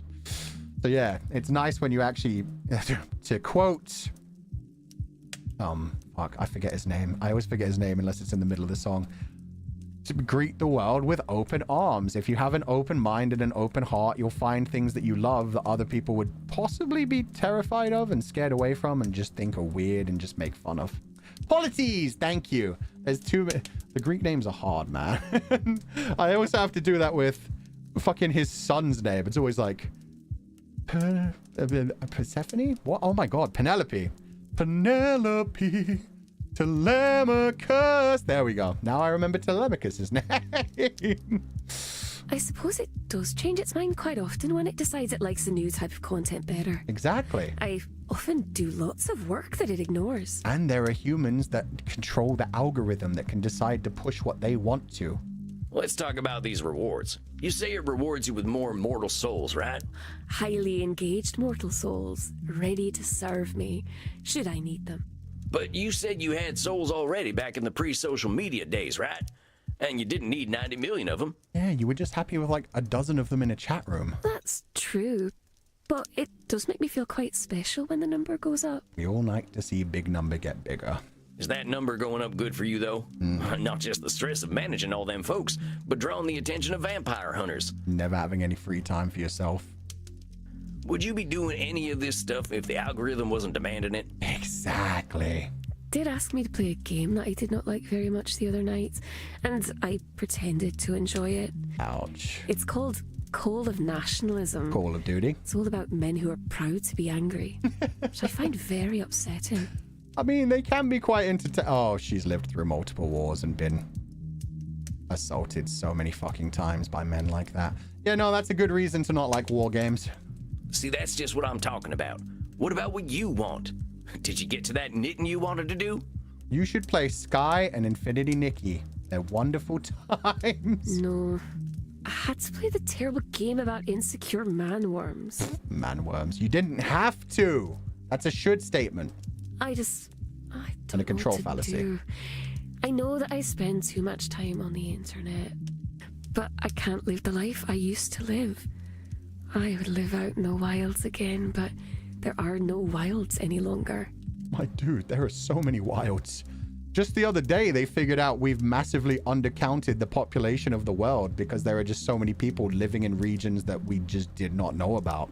They're too rural, and they've just not been counted. Apparently, there's like 9.5 billion. Well, they didn't give an exact number, but they think the number of people in the world when they just hit 8 billion is actually somewhere closer to 9 billion because they've massively undercounted it by several hundred million. I walk the streets. City folks stare because they sense my true nature. That's mind reading. I don't think they do. That's just your dark, intrusive thoughts telling you that's what they're thinking because you think that about yourself, which is genuinely sad. Maybe them mortals have got a ton of things on their minds. Most likely, they ain't too concerned about whatever you are. They ain't your zealots or followers, they're just regular mortals. You can't read their minds, and you can't assume they're only thinking about you. Unless you can read minds. You raise an excellent point for a cute little whisker face. No, I can't read their minds. Can't imagine how a mortal must think. You were immortal. What? Oh, very silly job. Oh, politics. Oh, grim spectre of death. I must drink alcohol in order to have sex. Dum-de-dum-de-dum-de-dum. Holy fucking shit. Is that what you think about us? God damn. Well, you ain't too far off. The experiences I've had with mortals have not been happy ones. My pink-nosed, scrabbly-clawed, long-tailed friend. Woman, I'm a vampire too. I'm literally on the same level as you. You can't keep infantilizing me. Well, these mouse descriptions are getting kind of long. Yeah, she's really trying to put me in my place because she's scared of what I'm saying to her. You just don't understand what a mouse you are. No. It's the mortal's fault I must lock myself away in my flat. It's the mortal's fault that I have to use the internet to survive. That's blaming, but I'm thinking it's also catastrophizing because you don't need the internet to survive. To survive, you need food in your tummy, water. Smitty, you're acting more helpless than you are. You're 1,800 years old. You gotta know there's a heck of a lot of ways to solve a problem, but you're predicting doom based on that perceived lack of control. You need oxygen? Not in my world. I got a throat too. You still need oxygen. I mean, heck, at your age, you're probably a billionaire, right? Maybe. I think so. Probably. I don't like to deal with money. That must be fucking nice, Maddie. She doesn't even know what her finances look like because she doesn't need to look. The bank account is just always full. Lovely, Maddie. Glad to hear it. Yep. Medi, there are immortal billionaires who live in bunkers and do depraved shit even we vampires couldn't imagine. True. I reckon you could spend a few bucks to be left alone. Ooh, yeah, you can go, buy a big bunch of land where no one can get close to you. Security team on the outer rim, not actually inside. But also, you're spending a lot of time on mortals you don't like. Would you be very fond of mortals who did this to you? Again, trying to hide behind it. It sucks, but you got to move on. We've all had bad shit done to us. If we all reacted that way, yeah, your one is particularly tragic. I'm not like discrediting that or like minimizing it. It's just we've all been through bad things. If we all judged everyone by the worst things that happened to us, all of us would fucking hate each other and none of us would want to be near one another. Well, no, I wouldn't. And I didn't say you should. But you gotta admit, you're giving a lot of time and energy to people you don't like. Yeah. You're resenting them, and I can't blame you. Of course I resent them. They're all quite awful. Any one of them would hurt me if given the chance. Overgeneralization and mind reading. Mitty, I gotta say, that's some Nosferatu thinking. You've been around a lot longer than me, long enough to know there's almost nothing that's all good or all bad.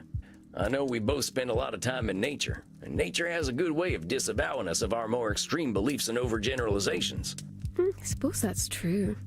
I once saw a wolf and a deer having a romantic relationship. Nice. Well, at least there was quite a lot of licking involved. Oh. Maybe they were trying to eat each other. That sounds adorable, though. Oh, I didn't see nothing like that, but maybe I would have if I'd stayed in the wilderness longer. I want to see a wolf and a sheep. Let me ask you a question. If you're thinking all these followers of yours are a certain way, what if you're right? Very frustrating, silly whiskers.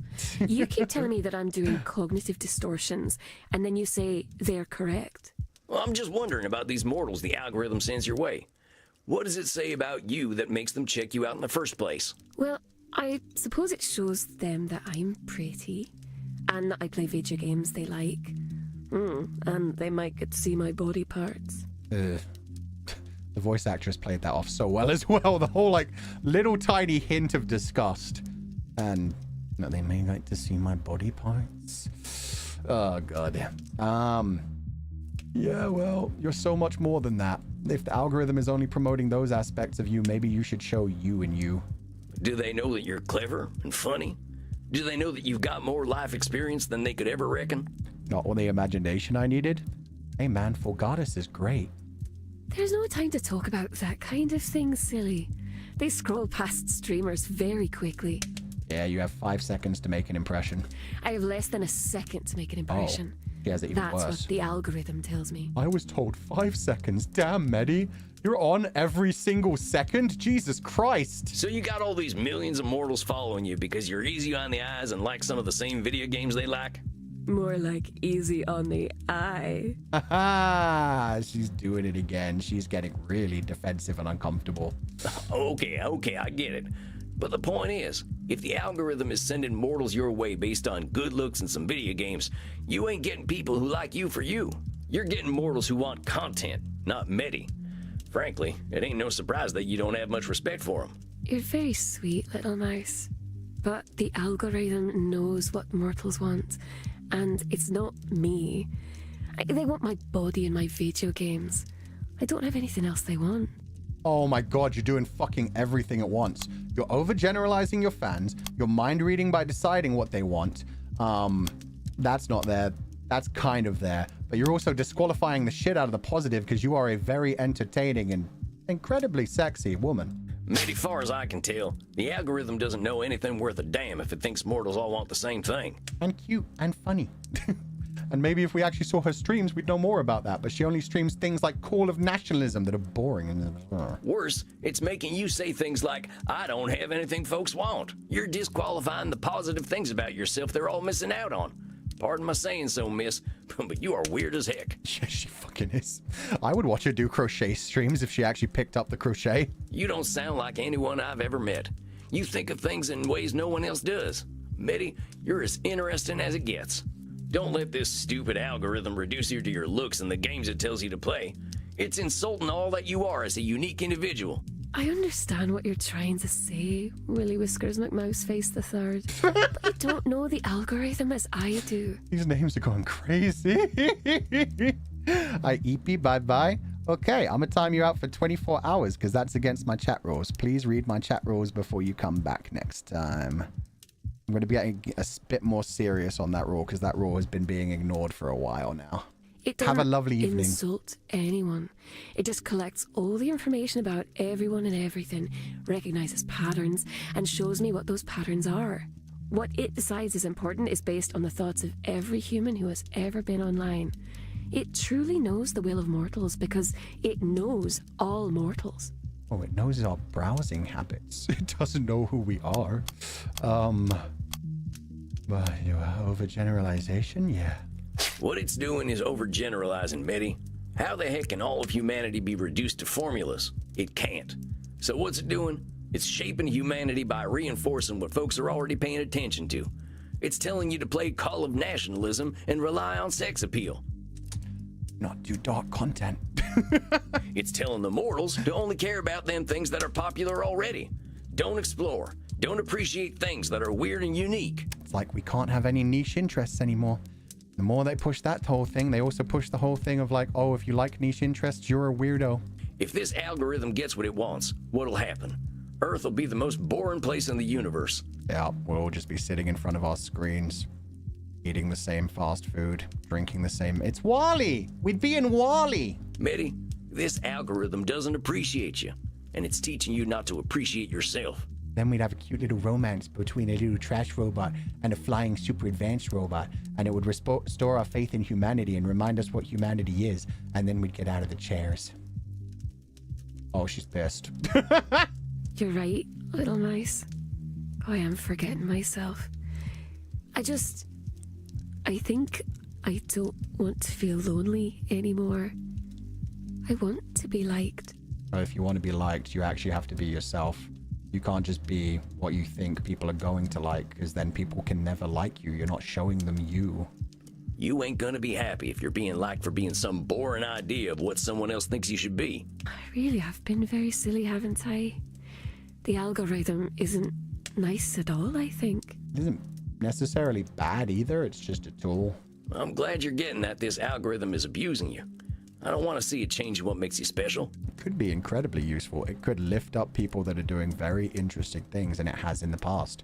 Back when YouTube was called YouTube because it was YouTube. It was you showing yourself to the world rather than you trying to climb up the number thing and get rich.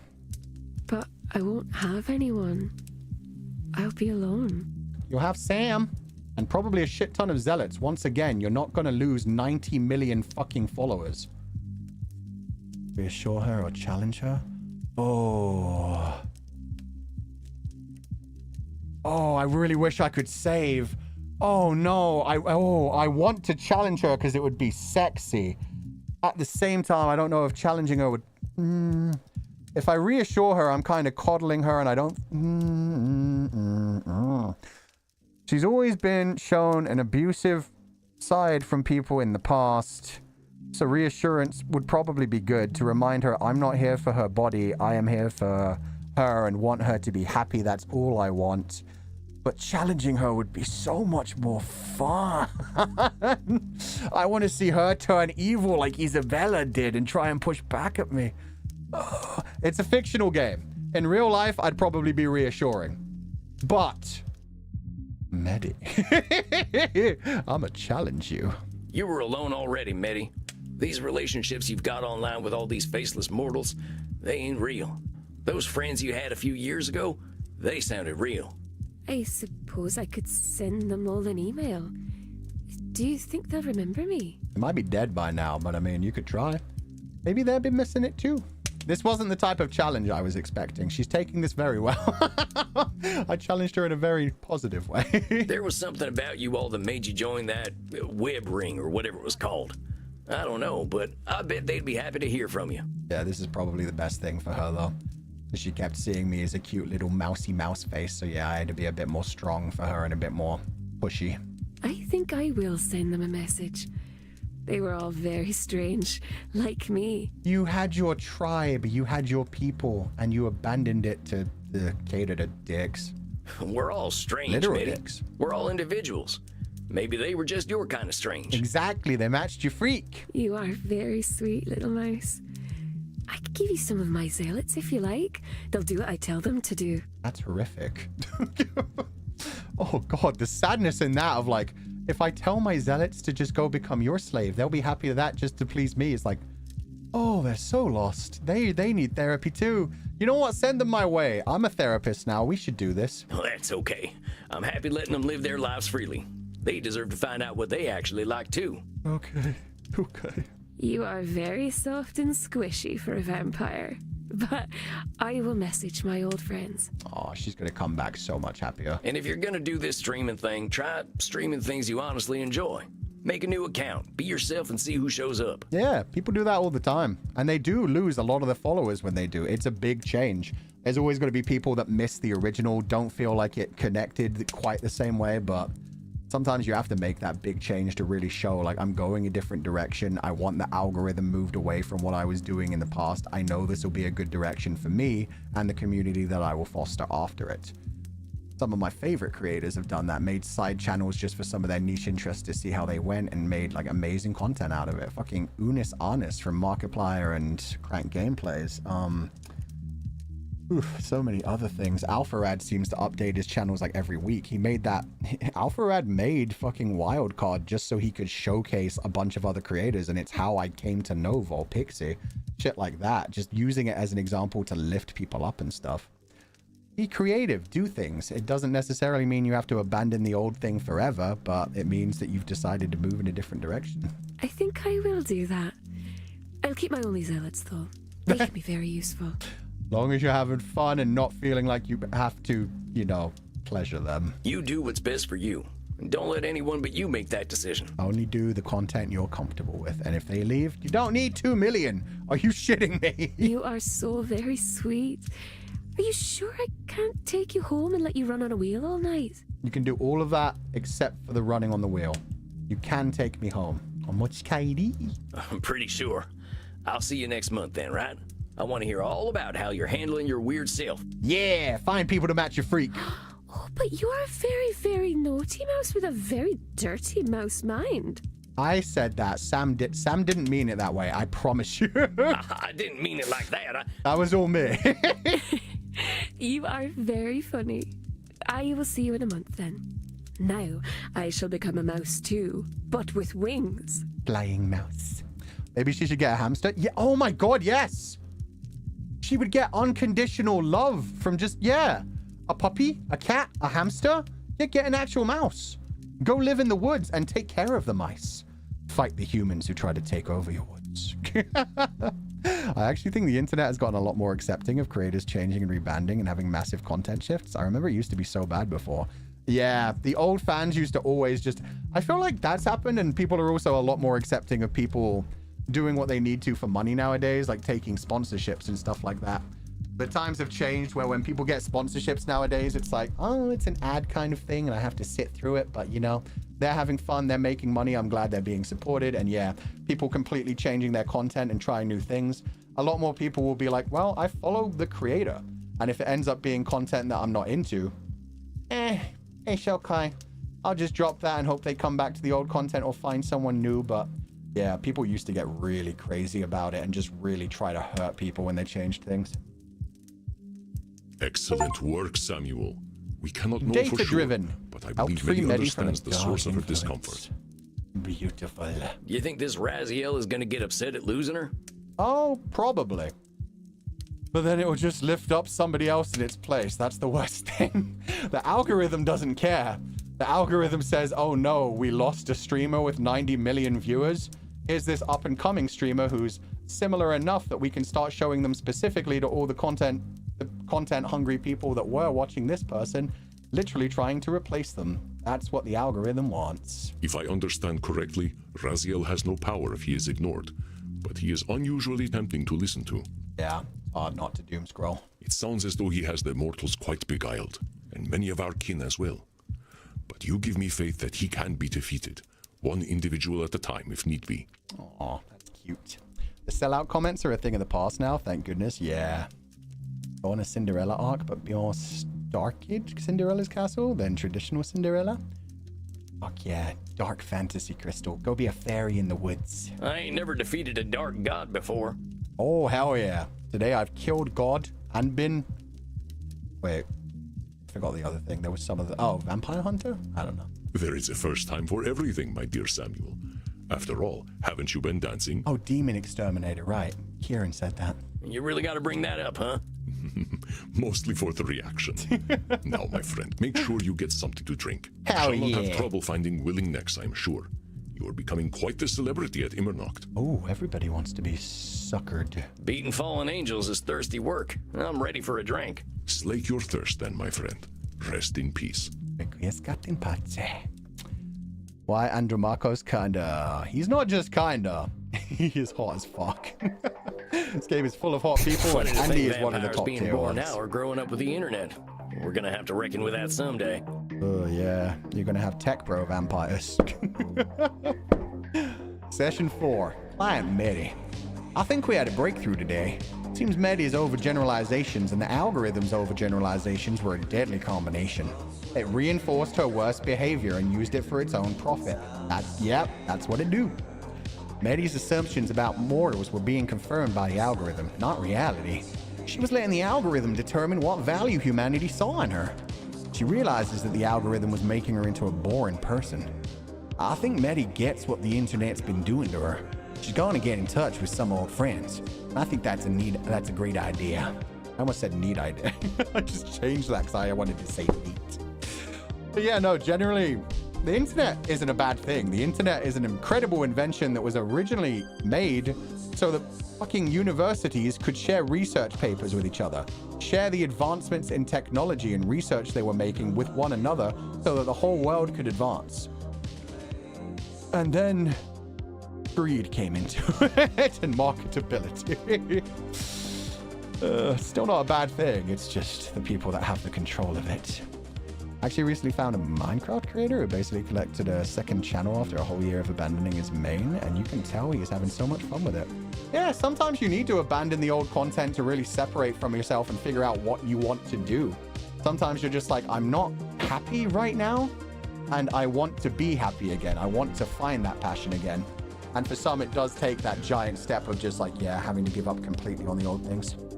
They really should talk to Crimson about the algorithm thing. I imagine their face when they realize it was developed by humans. Yeah, it's going to be so fun if they do talk to her about it. She's just like, the algorithm? God, you two are such boomers. I hope Medi's realized that being herself is the best person she can be. Well, speaking of which, I should go check on Crimson. You should always check on Crimson. Hey, Crimson, what's on tap tonight? What is on tap? It's a great tool and way to connect with people, but got to acknowledge that humans will be humans and do their things. Yeah. It's a way to make everybody more connected than ever before, and yet somehow it makes us feel more separate from each other than ever before. It does really get used by people to reinforce our worst behaviors and beliefs when it really shouldn't. I'm gonna lie, social media gave opportunities but killed the beauty of the internet. I don't think it necessarily killed the beauty of the internet either. You just have to curate your own content. You need to make sure if you see things you don't like, you block them. If there's a platform that's honestly just feeling too oppressive, get off that platform. There are always alternatives. They may be smaller alternatives. They may not give you the number boom you want, but they should be able to work. They should be different. It's different people, different views, so the internet became too diverse now. That's the beautiful thing of it. It's nice to have diversity. It's nice to see other people's conflicting ideas. Just not always having them shoved down your throat, and also not locking yourself in an echo chamber. You lock yourself in an echo chamber, you're just reinforcing old ideas and never changing your mind. Take a look around, cowboy. There's plenty to drink. Well, maybe I'll go looking for a donor. Just figured I'd say howdy to my pal Crimson first. Well, howdy, sharpshooter. You look like you're in a good mood tonight. Oh yeah, another achievement. Yeah, I guess I am. You know that ancient client I told you about? I think she's finally realizing that some people are going to appreciate her for being who she is. I like how they don't ask me how I felt I did with the things anymore either. It's just like, he's doing well. He's moving forward. We're making steps with every client. It doesn't matter if it felt like a bad session or a good session. It's still progress. So remember, you can do what you want in the end, like block and so on. People keep forgetting that and get overwhelmed. Yeah, and even if you block people, they can come back and make new accounts, which, you know, they shouldn't be able to do, but there are always workarounds. It sucks. Gotta sound out the loud voices and noise and search for genuine content you like. Yeah. And the algorithm does actually genuinely become useful. It can teach you so many new things. If it finds your interests and feeds your interests and you're looking into them in a healthy way. That's the thing. It's all about moderation and using things healthily. Maybe she ain't gonna have 100 million fans, but the people who genuinely like her will be there for her. How's your blood sugar, honey? I think you're a little too sweet. Oh, God. Oh, come on now. I've been thinking a lot about exactly what you're saying. Folks in DC didn't much like my style, but I'm not sure why I cared. Don't beat yourself up over it. I think we all do the same thing. Easier to do what other folk are doing than blaze a trail, right? Yeah, it's easy to talk about like stoicism, don't care about other people's thoughts, but at the same time, You're always going to feel a little shit if everybody seems like they're against you and seems like they just hate you. I'm not sure it is easier if we're fighting ourselves the whole time. Gotta keep positively reinforcing yourself. There's a thing you can just leave. You don't have to stick around. One of my favorite YouTubers changes their content. It wasn't for me. You know what I did? I left and I got into Niji. Yeah, exactly. And that's fine. That's so many people get into this whole like, oh, please don't leave me. I'll be terrified if you leave me. If you leave me and you find something better suited for you, that's great. And if more people find me that are actually into what I do, that's fucking great. I'd rather have my tribe rather than, yeah, what Medi was doing of just trying to do what is already popular. That's some real wisdom right there. Anyway, thanks for making me think. I think I'm done spinning my wheels. Oh shit, which option are you gonna go for? Excuse me, I wish to speak with you, vampire, in the kink room. Okay, been a while. Are you...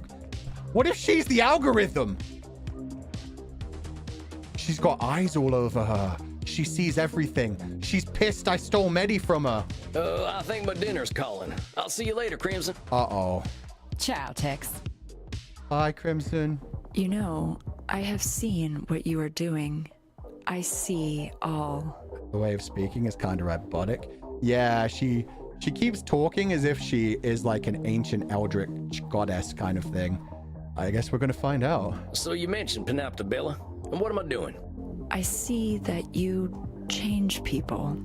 You make them stronger, more confident, more comfortable. I'm pretty sure they're doing all that themselves. We're helping pushing them. Don't discredit the positive. You are helping. No, that is not what I see. I see that without you, they repeat their actions over and over again. They do have to put the work in, though. They are also putting the work in. It's not just Sam. Usually, I can see the future because people repeat themselves. But you make the future uncertain. This is interesting because she could be talking from like the point of view of a goddess and he's straight up changing fate. Or she could be talking straight up as like the algorithm where it's like, they're normally very predictable, but you're breaking them out of their routines. I don't like it. Is she a fate? That's what I was kind of thinking. She has that kind of feeling of being a fate or a prophet. I do not like what I cannot see. Uh-oh. Well, why do you need to see everything anyway, Isabella? Ain't it exhausting? To see all is to see danger and avoid it. I see that you wish to say something, but are holding back. What are you is what I want to say. Well, I try to do my therapy stuff just in therapy. It ain't right to be analyzing folk without their consent. Then consent is given. Aw, fucking consent king. You love to hear it. One thing that I learned from a life coach who learned it from their life coach is that the news and social media would be loud about the biggest and most extreme news, not the general public or people. Yeah. Anything that will give you the biggest reaction gets them the most views and the most audience retention and therefore the most money. So that's what they'll always display to you. They'll find out not only what you like the most and put it on your feed, they'll also find out what makes you react in the most negative way, that makes you argue, that makes you jump into it and say like, this is fucking dumb. What are you talking about? They will push that against you as well. Feed into your negativity as well, which is why it turns into doom scrolling a lot. She has autism and sees a pattern. That's an interesting way to read it. I mean, we'll find out. It would be interesting if we're just constantly like, algorithm, goddess, prophet. She's just like, I'm on the spectrum. You confuse me. You make it harder for me to understand things. To see all is to see danger and avoid it. You can't avoid danger forever. Sometimes a bomb will just go off or a bus will drive into this building right now. There will be a gas leak. Well, see, what that is a control fallacy. It's a kind of cognitive distortion. The future's always got elements we can't count on. You can be prepared to a certain extent, but you ain't ever gonna know everything. You know what would be a really cool twist? Since this is basically the end of the game now, if this is straight up an ancient fucking goddess, and she like is realizing that therapy can actually change her and that she's not all-knowing as she once thought she was. It'd be really cool if it's setting up for a sequel game where instead of being vampire therapist, we're deity therapist. Yo, therapizing the gods would be so sick. You can only see what's in front of you after all. Interesting. Then what do you believe I should do? Well, just that. See what's in front of you. See how you feel about right now, not yesterday or tomorrow. Live in the present. Just be here. Right now, you can see. I see. Yes, I see that. I would like you to drink from my neck right now. Okay. I'm not gonna say no. See, that wasn't so hard. I'm gonna go for the eyeball. Are you biting my eye, vampire? Shit! You can actually do Does that! Does it taste good? I thought it was automatic. I thought you straight up, wherever you clicked, it worked. I didn't realize she'd react to me biting the eye. Yes, it does taste good. I was curious. Actually, it tastes like plastic. Let me try again. It's fake! Oh, I'm so angry. Okay, what if I go for the lips? Do they curl around? No, it doesn't curl that far. God damn it. I'm going to go for the mole. I see more clearly, vampire. I thank you. Okay, now I know what you guys mean about moans sometimes sounding really fucking sexual. Oh, God. And I thank you for the blood. I hope your torpor is most satisfying. I shall see myself out. Yeah, I'm going to go get torped, I guess. Maybe turgid rather than torpored, but okay. Oh, yeah. Good night, Panoptabella. I think that was a pretty successful night. Coffin time for old Sam. Seriously, I need a sequel now. I need deity therapist. Who got a taste of his own medicine? Yeah, it was thrust upon me this time. Well, if it isn't the gunslinging guru of mental health himself. Good evening, Samuel. These titles are getting fucking incredible. The gunslinging guru of mental health. God damn. See what he did on his month.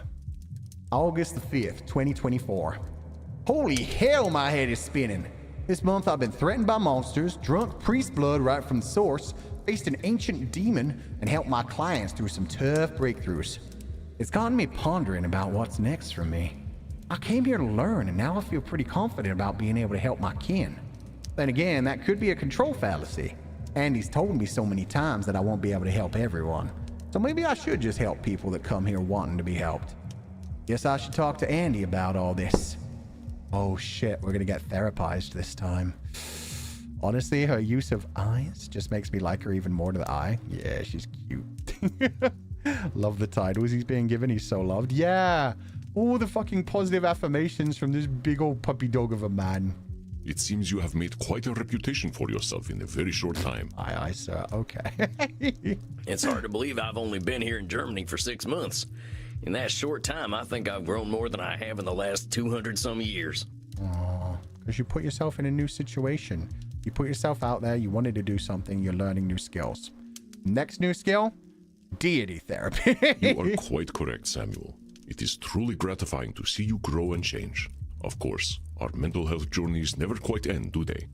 I am sure you still have much to talk about. Tell me more about Princess. But let us first take a moment to breathe and meditate. Okay. That sounds like a good idea.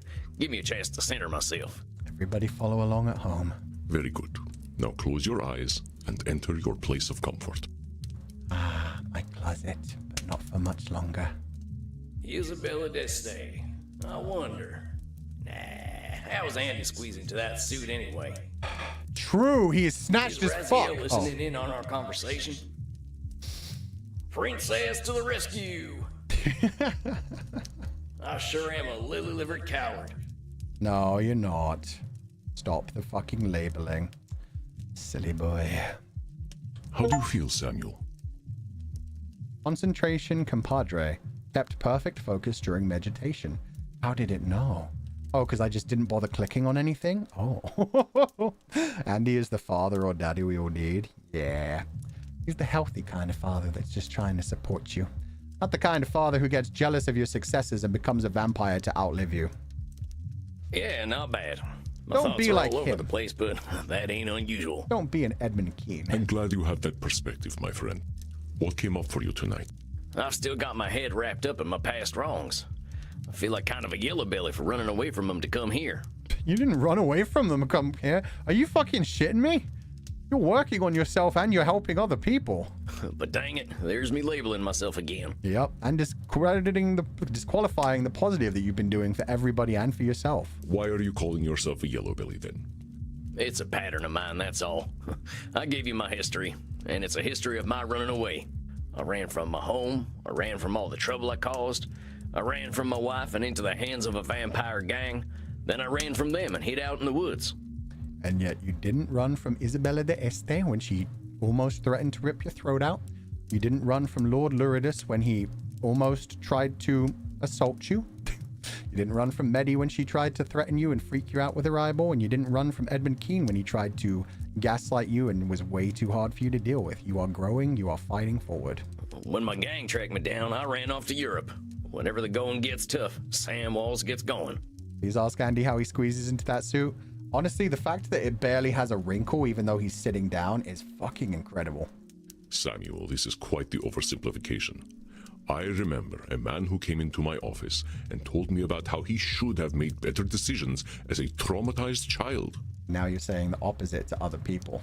In each of these cases you speak of, you made difficult choices following terrible events. Have some compassion for yourself, my friend. You're giving the compassion to other people, give it to yourself as well. Yeah, well, I haven't even given you the full story yet. There's another thing I've been running from. I knew it. Princess was his wife, not his horse. I got kin, Andy. Oh. Distant kin, but kin all the same. See, my wife was pregnant when she up and left me. Didn't even tell me. God damn. So he's scared to meet his new family? My line ain't never been strong, thank goodness. But I've got a great-great-great-great-great-granddaughter. Give or take one of them greats.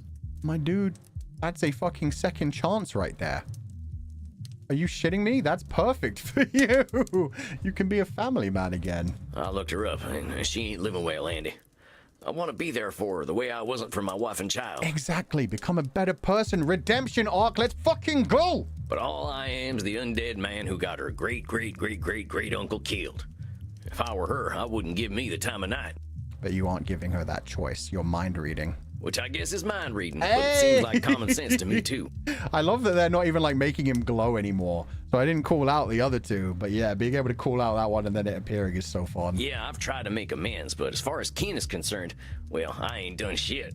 Yeah, that sounds like it's a trouble for you, so that's the next step you have to take forward, my dude. Hell, I can always be confident that I'll do the wrong thing when it comes to my family.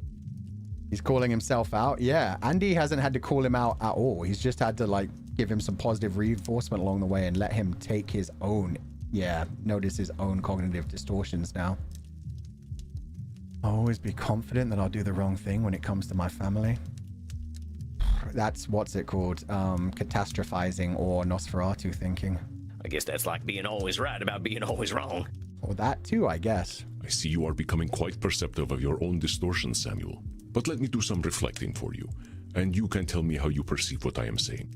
You consider yourself a yellow belly, a somewhat archaic term for coward. Oh, you want me to call out my own ones? Okay, well that was definitely labeling. I guess I'm still doing a little labeling there, huh? A little? A little. I believe you understand that calling ourselves names does nothing to improve ourselves. Nope. Sometimes it's a way to hide, sometimes it just is a way to run away. All right. Maybe calling myself a coward ain't too good for me. Now then. Sometimes it's throwing yourself a pity party. Hi, Ching. You said you believe that your distant relative will not want to speak to you because you caused the death of another distant relative. Mind reading. Sounds like I'm doing a little mind reading there. I can't really know what my my distant relation is going to think of me. Naturally. We vampires have a reputation as monsters, but that is not a universal reputation. In fact, I believe we are rising in public opinion. Yeah. I blame Twilight. Yeah, but if they don't see us as monsters, they see us as sex objects. That is not true. You have not been reading the right books. There are many other books that dive deep into vampire mythology. It's not always about sex. A lot of it is about sex. And this is okay too. And now you are overgeneralizing. Yeah. We are as capable of knowing the mind of society as we are of knowing the mind of an individual. Yeah, you're right. I ain't giving my relative the chance to have her own thoughts. I should know better by now. Mm-hmm. Yeah, I know that. There's another should statement. Oh, I didn't even notice that one. Good fucking job. Samuel, remember what I have told you. Cognitive distortions are a normal side effect of being human. Cognitive distortion classifications are tools, not weapons to beat yourself with. We just recognize the behavior and we try to correct it in the future. And the Dracula musicals, An Interview with the Vampire, and Castlevania. So true. There's been a lot of vampire stuff. Give yourself the same compassion you give to your clients. Now then, let us continue to reflect on your concerns. You also believe that the positive changes you have made in your life are irrelevant where family is concerned. Straight up disqualifying the positive. I'm disqualifying the positive by pretending the change I've made don't mean anything. Exactly. It is your favorite cognitive distortion, Samuel. Your humility is most endearing, but it does often enter the realm of cognitive distortion. There is a comfortable place between extreme humility and extreme arrogance, my friend, and that is in truth. Yeah, I know. When you're right, and you're always right. Always right. You believe I am always right? I don't believe that you think you're always right. I've just kind of, you're so awesome. I kind of idolize you. I guess there ain't no way of knowing if you're always right. You just kind of give off an always right vibe. His cheeky little smile. Yeah, he's challenging him. This is the best kind of mentorship right here. He's guiding him down, finding the answers for himself. I like to have good vibes, my friend, but vibes alone do not make the man. True. Most of my existence, I thought I was always right, but that was when I was the most wrong. Don't believe the vibes, dear Samuel. The Dunning-Kruger effect. I really hope that's the right name for that. But yeah, the whole, when you know nothing about a subject, you think you kind of understand it, or you know everything about it. Meanwhile, the more you learn about it, the more you realize you don't know everything. Yeah, I'll try, but you don't make it easy. I can see where I'm making the same assumptions about McKinn, though. I gotta give her a chance before I assume she's gonna hate me. Exactly. I just know that if I end up going back to the States, things are gonna get complicated. Most of us vampires out west are on the younger side. We're still in that angry, insecure stage, and I know there's a whole gang of them hollering for my blood. You know that, do you? That's mind reading. Are you afraid of them, Samuel? You know what? I ain't. I just know at some point I'm gonna have to deal with them. And my gang is real powerful now, especially their leader. This is a cute... I love this way of ending this as well, where it's like he's still got work to do on himself. He knows those chickens are going to come home to roost eventually, but he's working towards taking those steps. Did I ever tell you about my vampire daddy? No. Oh, here come the daddy issues. I assumed you would tell me when you were ready. Called himself Ernie Awigdunkel. Real piece of work. Fella had more blood on his hands than any vampire I ever met. He also has a stupid name. I know this name. Oh. Oh, the compassion in his eyes. Uh-oh. You know Ernie? Okay, now I need to search for this. Ernie Awigdunkel. Oh, I'm assuming this one's actually made up. Yeah, this one doesn't have anything coming up for it, so this is just actually a fictional character for once. Okay. Everdark. Yeah, what a sick name. He is a part of my darker history, and a part of humanity's darker history. He is your dark father. Your darker history? You didn't make him, did... Is Andy my vampire grandpappy? Oh. Well, yeah. Is that bad? Or is he your ex? He does not determine who you are, Samuel, but the man is still dangerous. His real name is Heinrich Kramer, and he is no mere murderer. He has a deep hatred for all humanity, especially women. I am discouraged to hear he still lives. Heinrich Kramer, German author, 1430 to 1505, also known as Henricus Institor, was a German churchman and an inquisitor, with his widely distributed book Malleus Maleficarum, which describes witchcraft. Oh, he was the original witch hunter. Detailed processes for the extermination of witches. He was instrumental in establishing the period of witch trials. Motherfucker got Medi. Witch trials in the early modern period. Professor Malcolm Gaskill has described Kramer as superstitious psychopath. Oof. Oh shit, Nick, you know this guy, the Hammer of the Witches. I don't know nearly enough about that time period, considering how fascinating and dark and twisted it was. He was the writer of the Malleus Maleficarum. Yeah, that thing. The Witch Hunter's Manual. I know that book. Oh, goddamn. Hammer of the Witches is a cool fucking name for somebody who just grabbed random innocent women and tortured them to death. But it's a cool title. This guy is a real piece of work. Yeah, it sounds like he was just a sadistic piece of shit who was using religion to justify him torturing women. Hammer of Malice also works. Hammer of Malice is a sick name. Better than Hammer of Witches, because witches are cool. Does this mean he could be the cause of everyone's trauma?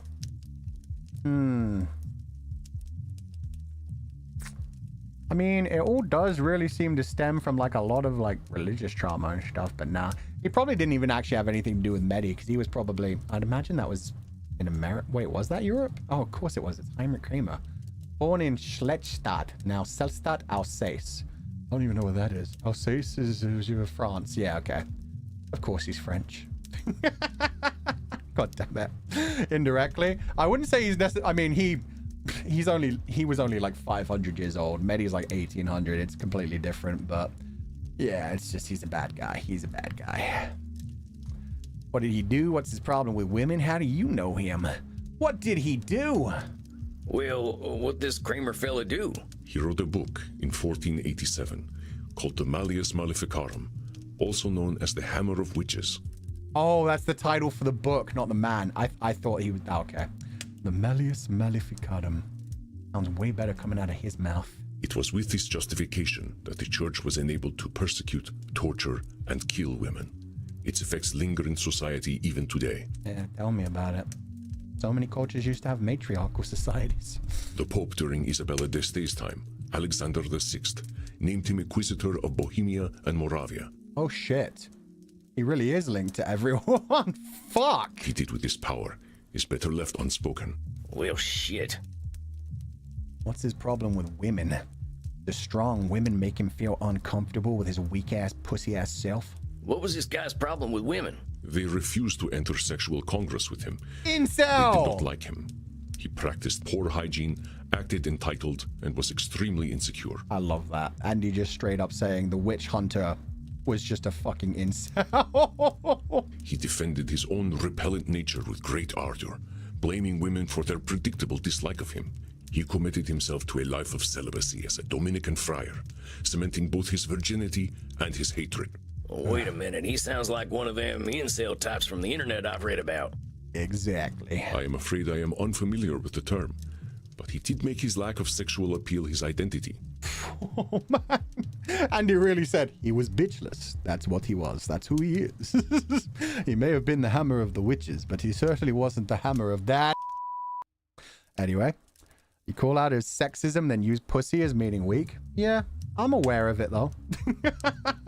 We've made jokes about this before. It's a stupid term to use for being weak because pussies can take a pounding, unlike dicks and balls, which are sensitive as shit. But yeah, no, I'm aware. I'm part of the problem.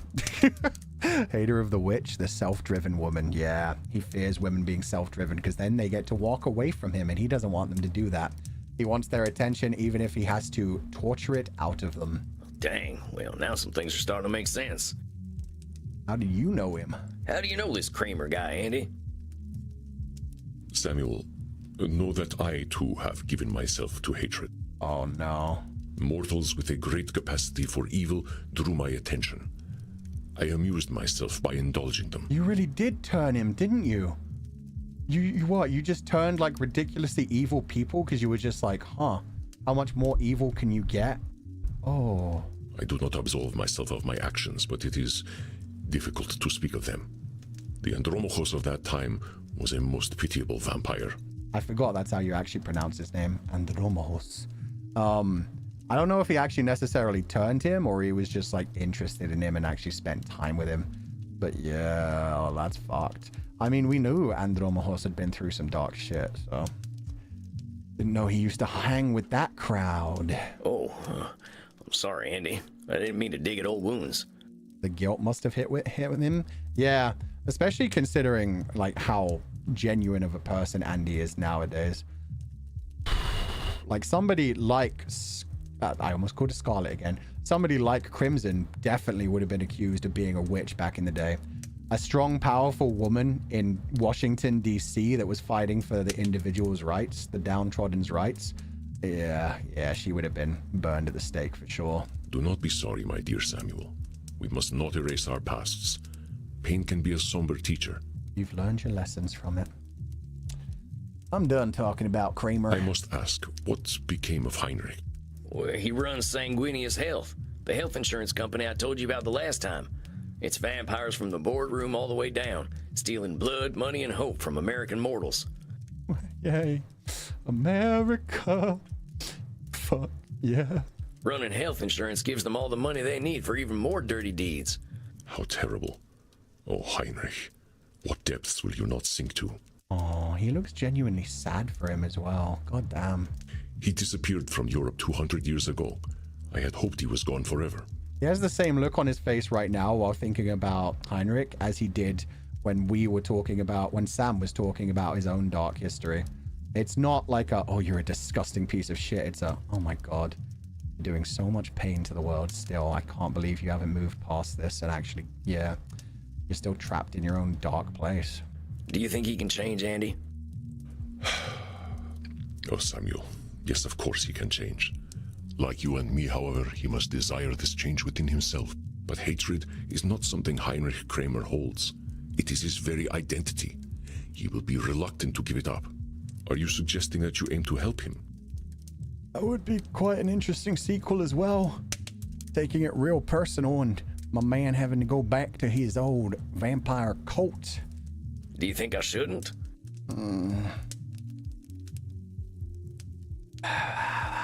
Lifeguard issue, drowning.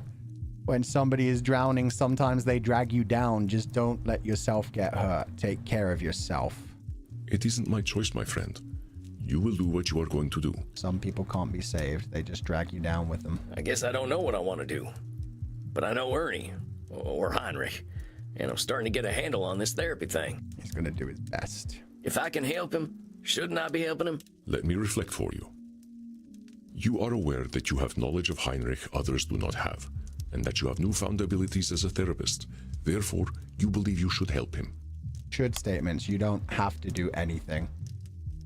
I guess that's a should statement, huh? Just because I know him and know something about therapy doesn't mean it's my destiny to try to help Heinrich Kramer. Exactly. Of course, Samuel. Your own life is your own. You make your own decisions. Yeah, you're right. There ain't no should. It'll only work if he actually wants help. Yeah, exactly what Andromachos just said. Can't help somebody until they want to take that step. You can't drag them down that journey. I'm glad to hear you recognize this, Samuel. Heinrich Kramer is not your should. Well, thanks for talking this through with me, Andy. I think it's been real helpful for sorting out my thoughts. He may not be my should, but is he a would? Can we get a character sprite before I decide? Of course, my dear. You did all the work. My dear? I'm merely here to help you reflect. Oh my God, no way he just fucking hit us with the my You dear. have become quite adept at recognizing your own cognitive distortions. All there is to decide now is the path you choose from here. What drives you forward, my friend? Oh, so many things. Anna, thank you so much for the raid. What is up, Allo peeps? Welcome, welcome. I hope you're having a lovely day. What were you guys streaming today? What kind of stuffs were you up to? Told you that a couple of times. I did not recognize it last few. I guess it just went past my mind while it was going on. That time I noticed it and it was like, oh, my dear. Oh, Homicipher. Okay, that's an amazing game. Which character did Anna like the most so far? I liked Mr. Crawling in like a, oh, cute little puppy dog shape way. And then I liked Mr. Whitehair, Silver, as like, ooh, he's scary, he's fun. And then I liked the lady in the dress too, the wedding dress one, and the haircut cutting girl. Honestly, all the spirits are adorable in their own way.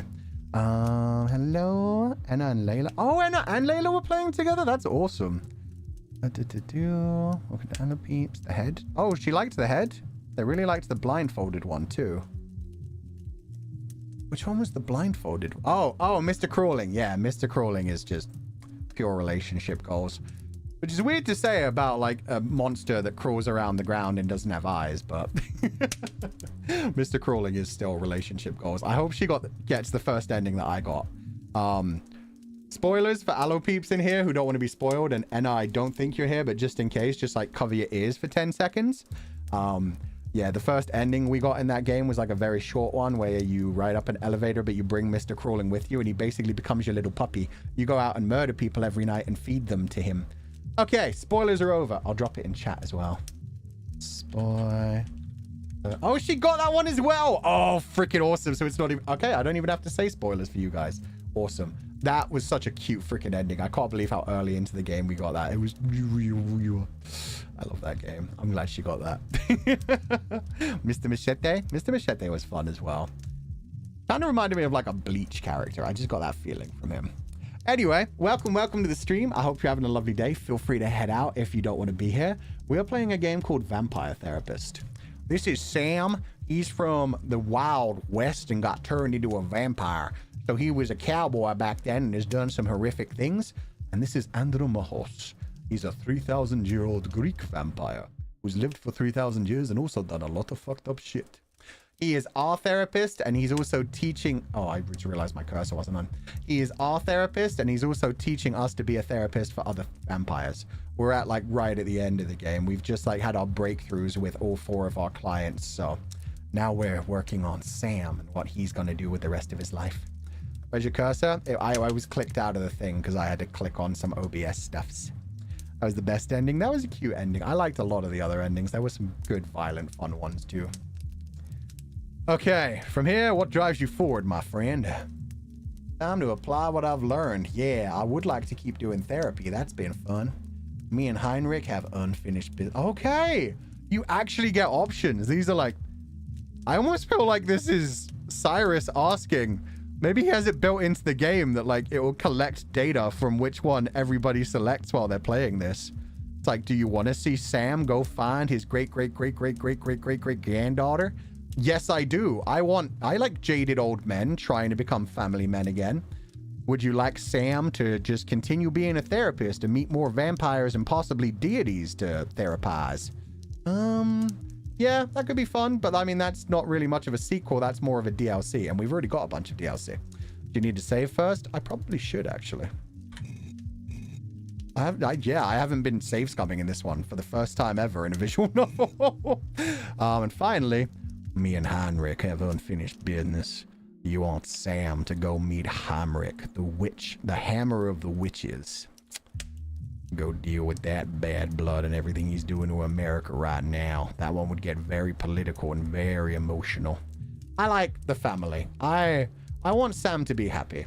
And if he has to leave behind all of this shit for now and go deal with his own family, that's very Star-Lord at the end of Guardians of the Galaxy. I like that. Just shows that you're heavily invested. Yeah. Family, please. I ran away from my family a long time ago. Yeah, it's time to take that step forward. Take care of yourself. Show that you can change. But I'm done running. I brought precious life into this world and then I abandoned it. I've got a chance to make that right. I had a suspicion you were working up to this decision, though I hoped it would not be so. Oh, it's time to leave Andy. And I'm going to have to tell all my clients there's going to be a couple of months of me not giving them therapy unless we do, like, online therapy. I really like it here, Andy. And you've been incredible. But if my heart still beat, it'd be beating for home. Okay, so hang on. Sam is a father. Yeah, I guess you weren't here for that bit, Kaya. Essentially, he revealed that when his wife left him, she had been pregnant. And he still has a great-great-great-great-great-great-great-great-great-granddaughter rolling around. I don't want to let my clients down, but I think they're homebodies anyway. Maybe I can get him to do sessions over video calls or something. He's just scared that because he's done so much fucked up shit and because he got his own brother killed and already ruined one family, he's scared that him going to take care of that great-great-great-great-great-great-great-granddaughter, who he said specifically is going through a rough time right now and is not having a good time in life. He is scared that if he tries to do that, he's just going to make things worse, which is very human and very fucking relatable. Ayaya! Hello, Aya. I hope you're having a lovely day. God, we're having so many amazing people drop into the chat today. I could fix him. These two men are actually doing a pretty good job of fixing each other. They're on a really good journey. You would love this game, Aya. There's so many sexy characters in it. There's like a priest that's super down bad for vampires and sees giving his blood to vampires as calming the children of the night for the Lord. There's Matthew Mercer. There's big old sexy vampire lion daddies from 3,000 years ago. There's a sexy woman vampire who's 1,800 years old and is a streamer who considers everybody who follows her personal blood bag. It's amazing. Wait till she meets Medi. Medi was perfect. I could fix both of them. At the same time, Sabrina Carpenter style Eiffel Tower.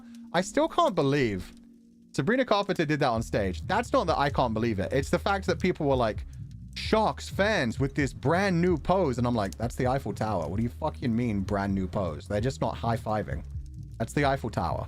Get over it. It's not new. It's not new.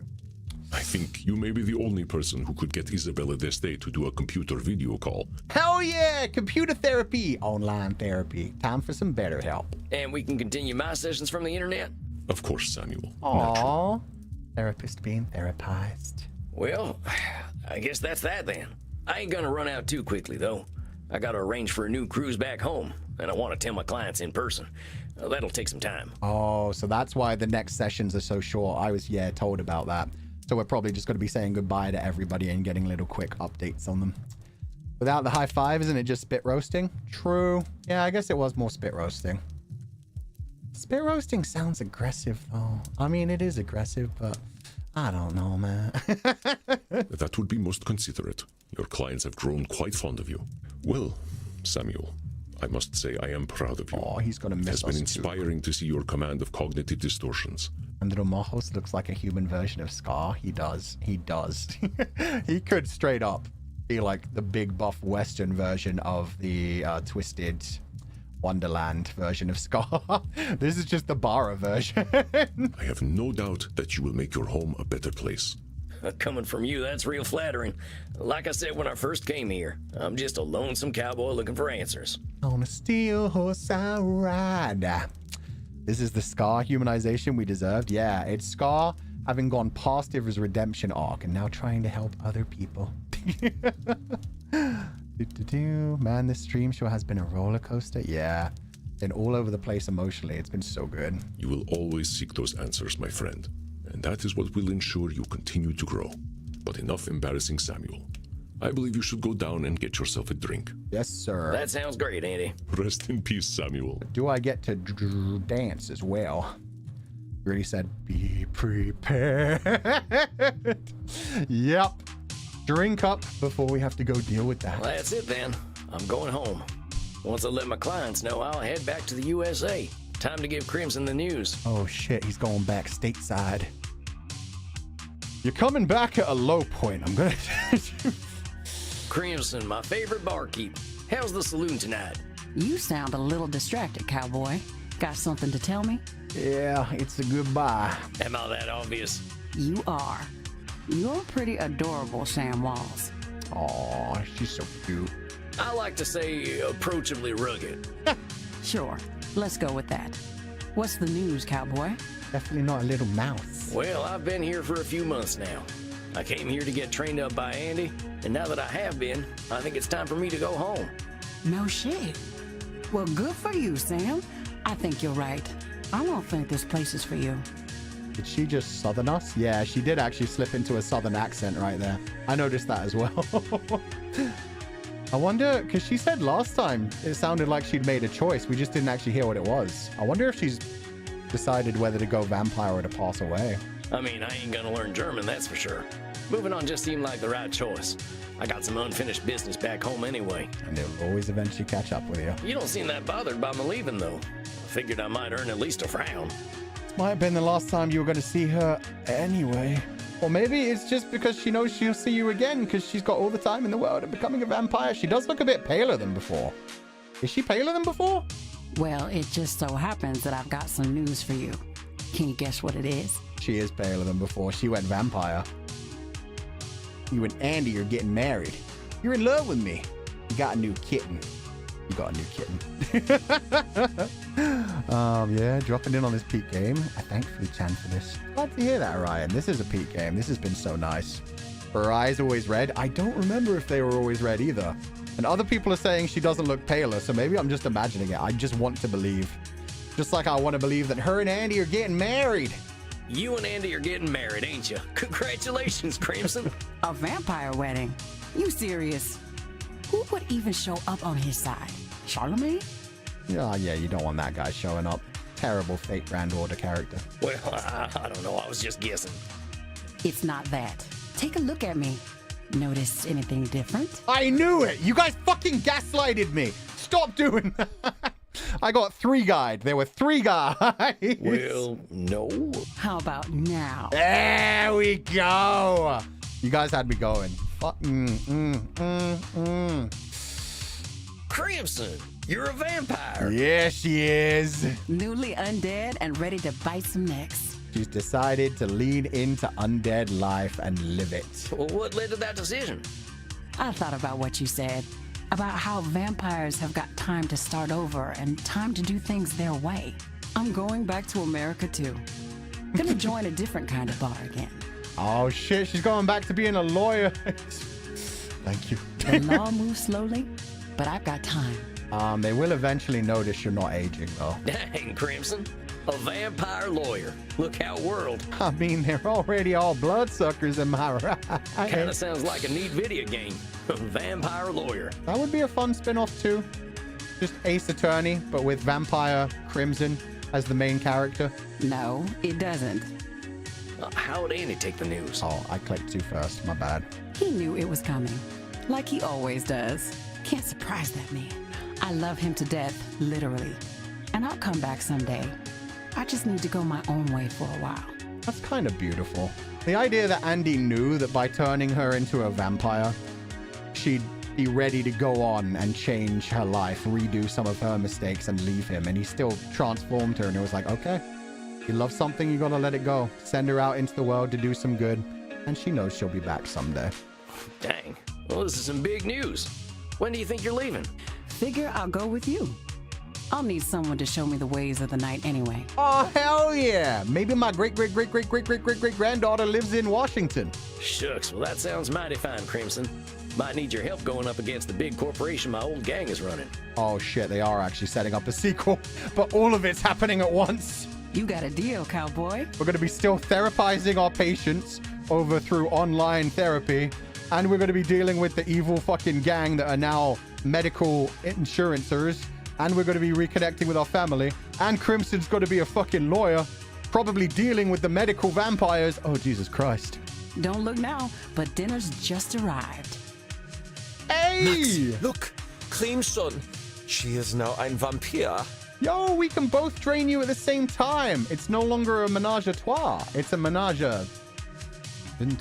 cat? Menage a cat? That sounds like something else. I don't like that. Let's just go with menage a trois +1. You are one of the night children now? Hey, night children's a sick name. Looks that way. And we're in the mood for a little celebrating. Sam and I are headed to America. You guys want to join us in the kink room? Why would you want to do that? Wait, is 4 not... Let me just translate 4 into French real quick. 1, 2, 3, 4, 5, right? Isn't that... Oh? English to... A, B, C, D, E, French. 4! 4. Ket. Okay, it's just the pronunciation. Okay, people were writing it like quatre and then with the question mark, so I was confused. I thought people were saying, no, it's not cat, Fu-chan. Okay. 4. Keta. Menage a kata. Menage a kata? I need Wilson. I need Zali. They do have better network infrastructure. Oh, see, the programming's coming in. Oh, I suppose that is true. Oh, but we will miss getting our necks beaten by you. There's always one more time. If you join us in the kink room, we will have a foursome. They just came right out and fucking said it. Okay. Come on, cowboy. We won't be in Germany forever. Yeah, we're going back to rootin' tootin' America. They don't like all this, European kind of shit. So let's enjoy ourselves while we're here. Alone at last. My veins throb. Okay, Matthew Mercer, that better not be the only thing throbbing. Who gets to bite me? Oh, good question. I'll let you get first pick, Sam. Do I actually get to pick? Oh shit, this is the most painful bisexual dilemma of all time. I would just coin flip it. Chat, which one do you want? Which one do you want to hear moan? Maxi or Reinhard?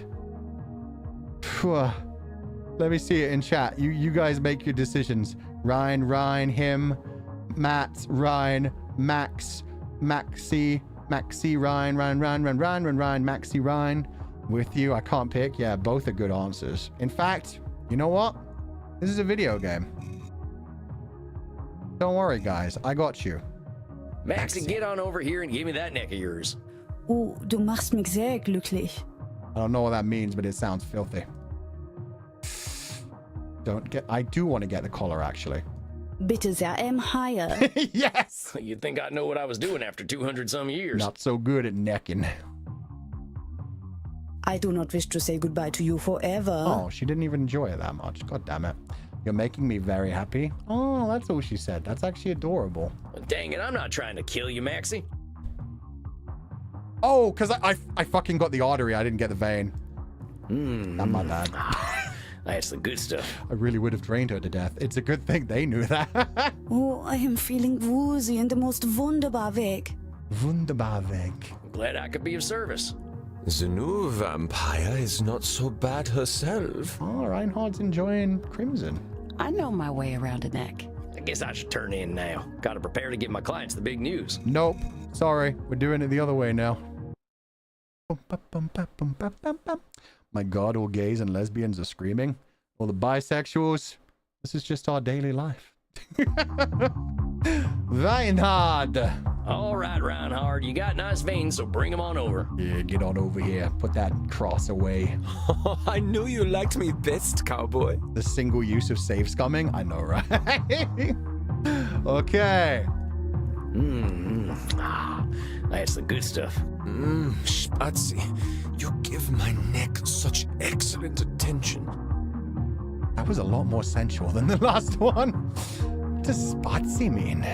Kind of my job, if vampires had jobs.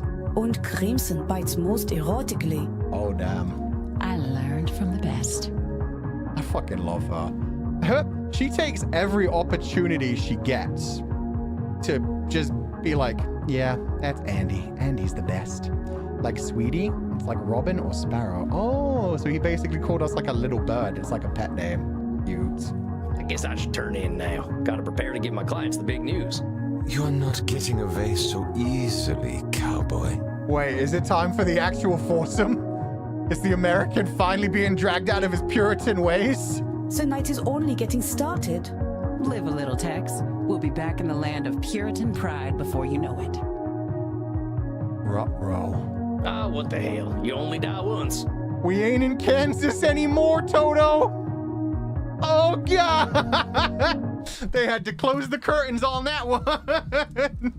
Good evening, Samuel. I believe you are seeing Dr. Drain tonight. Or is it Lord Lourdes? I believe it will be Dr. Drain, but yeah, now they're both one person, which is fantastic. Sam sore as fuck, yeah. He just walks into the room. He doesn't sit down on the chair. Sam, what are you doing? Why don't you take a seat in the Jesus Christ chair? Don't worry about that, Andy. Do you happen to have one of those little donuts I could sit on? I maybe also need an ice pack for the front half.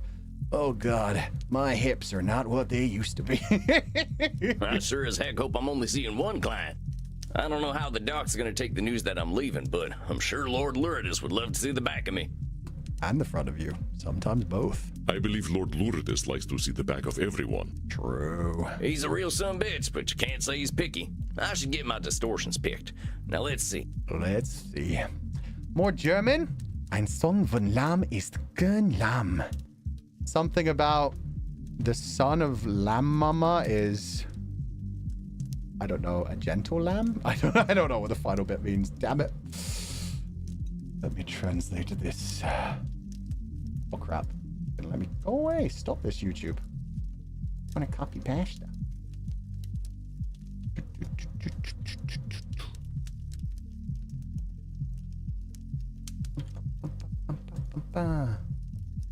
A son of lamb likes to eat lamb. Oh. So, ist gern means likes to eat? Interesting. Now we know. Thank you for donating the food funds, Claudines. I hope you're having a lovely day. Dankeschön. Okay. Dr. Drain. God, he's a cutie. He labels the shit out of everything. He always disqualifies the positive. He has a control fallacy up his wazoo. And he thinks he's always white. Always white. Always right.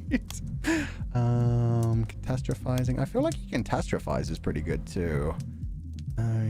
These I think are the most important. Yeah, I think these ones are good. All right, got my chambers loaded up.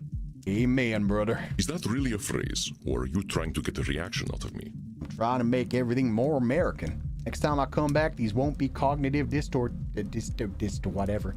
They will be Brain hurdy-wordies. I'm joshing a bit. To cover up your very real obsession with firearms. I know you by now, Samuel Walls. It's fine. They go pew-pew. They make bad guy go by. It's really nice in fiction. Guilty as charged. I will leave you and your gun in peace. Good luck tonight, Samuel. You don't have to leave the gun alone. Oh, he's gone. Okay, he didn't like that. Hello, Sam. Oh, shit. Look at him. He's so happy and gentle, right? Oh, he's not going to react well to the fact that I'm leaving for a bit, is he? Evening to you, Dr. Drain. How you been this month? Seems like you had a big breakthrough last time. Yeah, you sound so happy. Yes, I think I did. I have been feeling a lot better ever since. He kind of reminds me of Bigby from The Wolf Among Us. Well, you look great. Like a new man. Or perhaps the same man, but whole. Butthole! Disqualifying the positive? Shit. What did Dr. Drain just call himself? Okay. Or perhaps the Labelizing. same man, but whole. Butthole. Now, come on, Doc. I don't know who you're labeling a butthole, but there ain't no call for it. Really? I had to call out. I had to do the joke and then make a cognitive. Okay, that's mean. That's mean. What are you talking about? You called yourself a butthole. I don't know what to tell you. I'm glad the game leaned into that. See, it's not just me. You said, or perhaps the same man, butthole. Devil preserve us. I meant no longer separate parts. I am whole. Devil preserve us might be one of the best phrases I've ever heard. Devil preserve us. Oh my gosh. Oh, yeah, that. Well, you look a lot more at peace than I've ever seen you. Why don't you fill me in on the last month? Don't make a joke about filling me in. I can scarcely believe how the last few weeks have gone. I didn't do a single hour of work. I let my scientists do it. Oh. They couldn't believe I backed off. They thought I was dead. It shows how much you've been overworking. But you are dead. They don't know that, do they? Regardless, I thought I owed myself a little space. I actually stayed here in Germany the entire time. Oh, you had an actual godforsaken holiday. Oh my god. Devil preserve us. Really? Here in Leipzig? Leipzig! I went to Berlin. I heard you can do whatever you like there, and no one cares. Oh, you cut loose. You had a bit of the pomu leaf, embraced the blood-sucking side a little bit. And yeah, they have a good red light district, I've heard. I went clubbing, Sam. I bit mortal necks. I really had quite a nice time. He had a nice, relaxing time and didn't blame himself for it. He just realized he needed a break. Yeah, I remember you were a good dancer. Oh, I sometimes danced for several nights in a row. Oh, yeah. They keep some of these places free from light, so I was free to party day and night. Damn. I did end up doing some pharmaceutical research, though the more recreational kind. Yeah, I figured. Le Danse Macabre. With some pomu leaf. Sounds like you were living it up. You're keeping safe, I hope. Oh, Sam, I'm 430 years old. I don't have mortal fears. And did Lord Lourdes show up at any point? I dare say he was there the whole time, in some fashion. He's a much more agreeable chap when he's with me, though. Oh, you love to see it. There's self-love shining through. Oh, and Sam, something else quite interesting happened. Oh, did you actually get a proper good night's sleep? Oh, yeah? What's that? I engaged in coitus. I was drinking water, you fuck! Coitus. You know what? Bring Lord Lourdes back. I don't want to hear about your coitus. I want to hear about fucking. No shit. Oh, goodness, no. I've got Lord Lourdes under control now. Not to say that it wasn't exciting, though. When in Germany. Oh shit. Are you serious? These jokes are getting unhinged, man. I was a little nervous at first. Oh my god. I haven't had sex since I died, after all. Not counting whatever Lourdes got up to. Oh, dude, no wonder you... Yeah, that makes a lot of sense, actually. But riding another human being is like riding a bike, I suppose. It just comes back to you. Gotta get back up on that horse. Well, dang, Doc. I'm just thrilled to hear you're letting yourself live a little. Oh, yeah. Yes, it's been a satisfying month. I'm headed back to Berlin tonight to meet my paramour again before I fly back to London. Aww. I hope they stay in a relationship. Maybe they don't want that. Maybe they want no strings attached. Shut up, Fu-chan. But good for him. So is this some kind of serious thing? Not at all. Having a conversation with him makes me want to yank my hair out. So I just yank his curly locks instead. Oh, okay. The coitus is, in fact, just smashing. Good for them. Who the hell are you and what have you done with Dr. Drain? Ah, good. He's blowing off steam. He's having fun. It's funny, isn't it? I would have been disgusted with this person 6 months ago. Now I find I quite like him. And others seem to as well. His mother would have hated this. Good. Fuck that bitch. Well, maybe this is a good time to give you some bad news then. Except that she's probably the type of person who doesn't want that. Yeah. I'm headed back to America, Doc. I reckon I can do more good there than I can here. Truly. But you're all so repressed there. Coming from you? I guess you'd know, huh? Touché. Well, Sam, I'm sorry to hear that you're leaving. Truly. Oh, that's such an emotional. I love that. Oh, I ain't gonna leave you high and dry. We can still do our sessions over the internet. It just won't be in person no more. Well, that's all right then. To be honest, I'm not sure I even know what I'd be looking for in therapy now. Oh, good. He doesn't even need it. He can recognize it in himself now, and maybe he'll occasionally just need to make a new appointment in the future. But then, I didn't know what I was looking for from therapy when I first flew in either. Yeah. Well, I appreciate your keeping an open, scientific mind, Doc. Is there anything you wanted to go over tonight? Honestly, no. I suppose I should snap back to reality at some point and tend to my research, but not now. Oh, should you? But remember, them should statements are what got you to lock up Lord Lourdes in the first place. Think about what you could be doing, or what you want to be doing. It's that intrinsic motivation that'll take you where you want to go. There you go. Of course. I'm a vampire now. I'm the master of my own destiny. As is every human. Attaboy. You got any strategies for what to do if you want to get into that plasma stuff again? If I desire to go down that road, I am surely denying myself my vampiric nature again.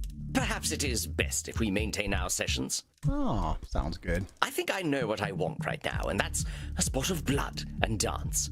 What do you say, buckaroo? Time to get back on them whores? Oh, sure thing, old chap. Come on. Right on, cowboy. Save a horse. Ride Sam. Sam's been having a fun time. My dear Samuel, it is a big night tonight, isn't it? My dearest Sam. Oh, yeah? Why's that? You are breaking the news to Senora Deste that you are leaving, are you not? Yeah, she might take it a little harder than Drain. But we've done good work with her. She'll be strong enough to get through it, and we know that. You don't want to be reliant on a therapist anyway. Against her nature, she has grown very fond of you, my friend. Oh, yeah. Who the heck knows why, right? Everybody knows why. She's into horses, and you're a horseman. Are you fishing for compliments or merely disqualifying the positive once again? Oh, that grin. Let's say fishing for compliments. Very well. Samuel, your disarming charm and compassion undoubtedly make you an attractive vampire to our kind. Oh, that's so sweet. Got all the positive reinforcement from Andy. Somehow, at a young age, you possess a natural wisdom that... Okay, I was really disqualifying the positive again. Yeah, and now he's avoiding the positive, compliments. It's like, that's enough. You're embarrassing me. Stop. You are so easy to embarrass as well, which has its own charm. Very well, Samuel. I will leave you to your dark business. Good luck with Senora Deste, my friend. Rest in peace, baby.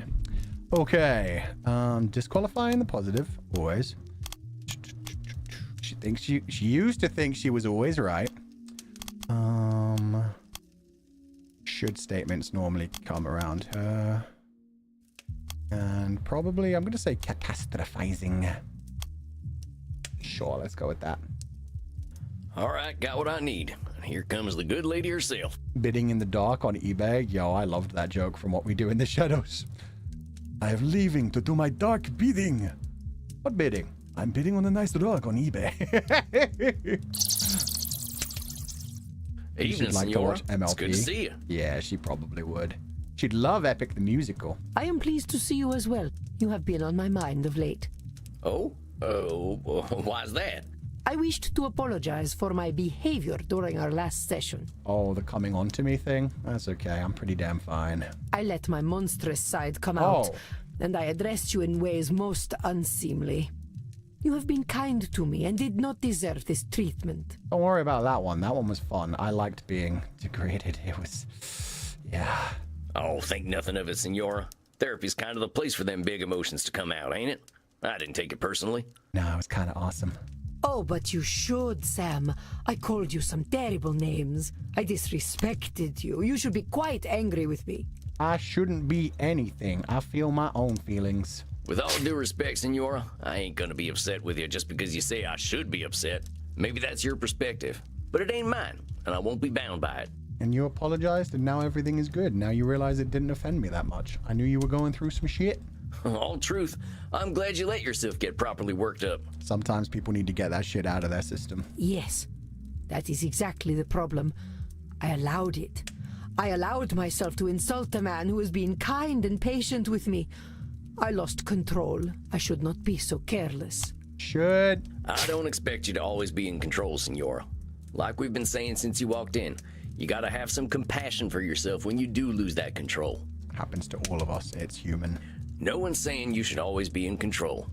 I think you're a superhuman, Senora, but you ain't superhuman. You are, of course, correct. What a cute way to I put it. fear I shall always have this tendency. But I am becoming more aware of it, thanks to your guidance. And there's that look of pure respect again. That's the absolute best we can expect of ourselves. We ain't never gonna be perfect. Being self-aware is the closest we're gonna get. I ain't surprised at all you're making a ton of progress, Senora. You're a lady who likes to do things properly. But let us say, not perfectly. Nobody can be perfect. We're not gods. We've done that. We've been through this. Exactly, you're getting it. I ain't worried about you, Senora. How have the last few weeks gone? Have you done any more art? Got any more centaur pictures for me? A little.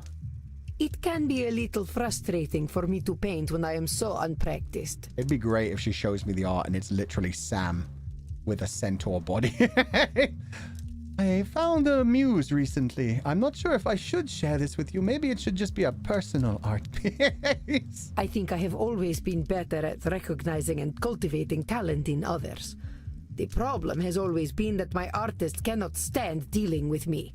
Well, maybe you should demand less perfectionism, and then I think you'll find artists will actually be incredibly happy if you're complimenting them and giving them money and telling them how much you love their shit and helping them achieve their passion projects. Poor Leonardo used to tremble whenever I said his name. I would like to try being a more patient benefactor. Hey, she's going back to patronage. Let's fucking go. I think that's a fantastic idea, Senora. Maybe the next great masters are out there waiting to be discovered. Remember, artists, you might be being commissioned by a vampire for all you know. Yes, that is my thinking. There will always be rise of the spacewalkers. But I can complain about the state of art today, or I can do something about it. I love her just still being so petty about Star Wars. See, now that's a great direction for your frustration. Don't let them folks be the only ones making art. That is my thinking exactly.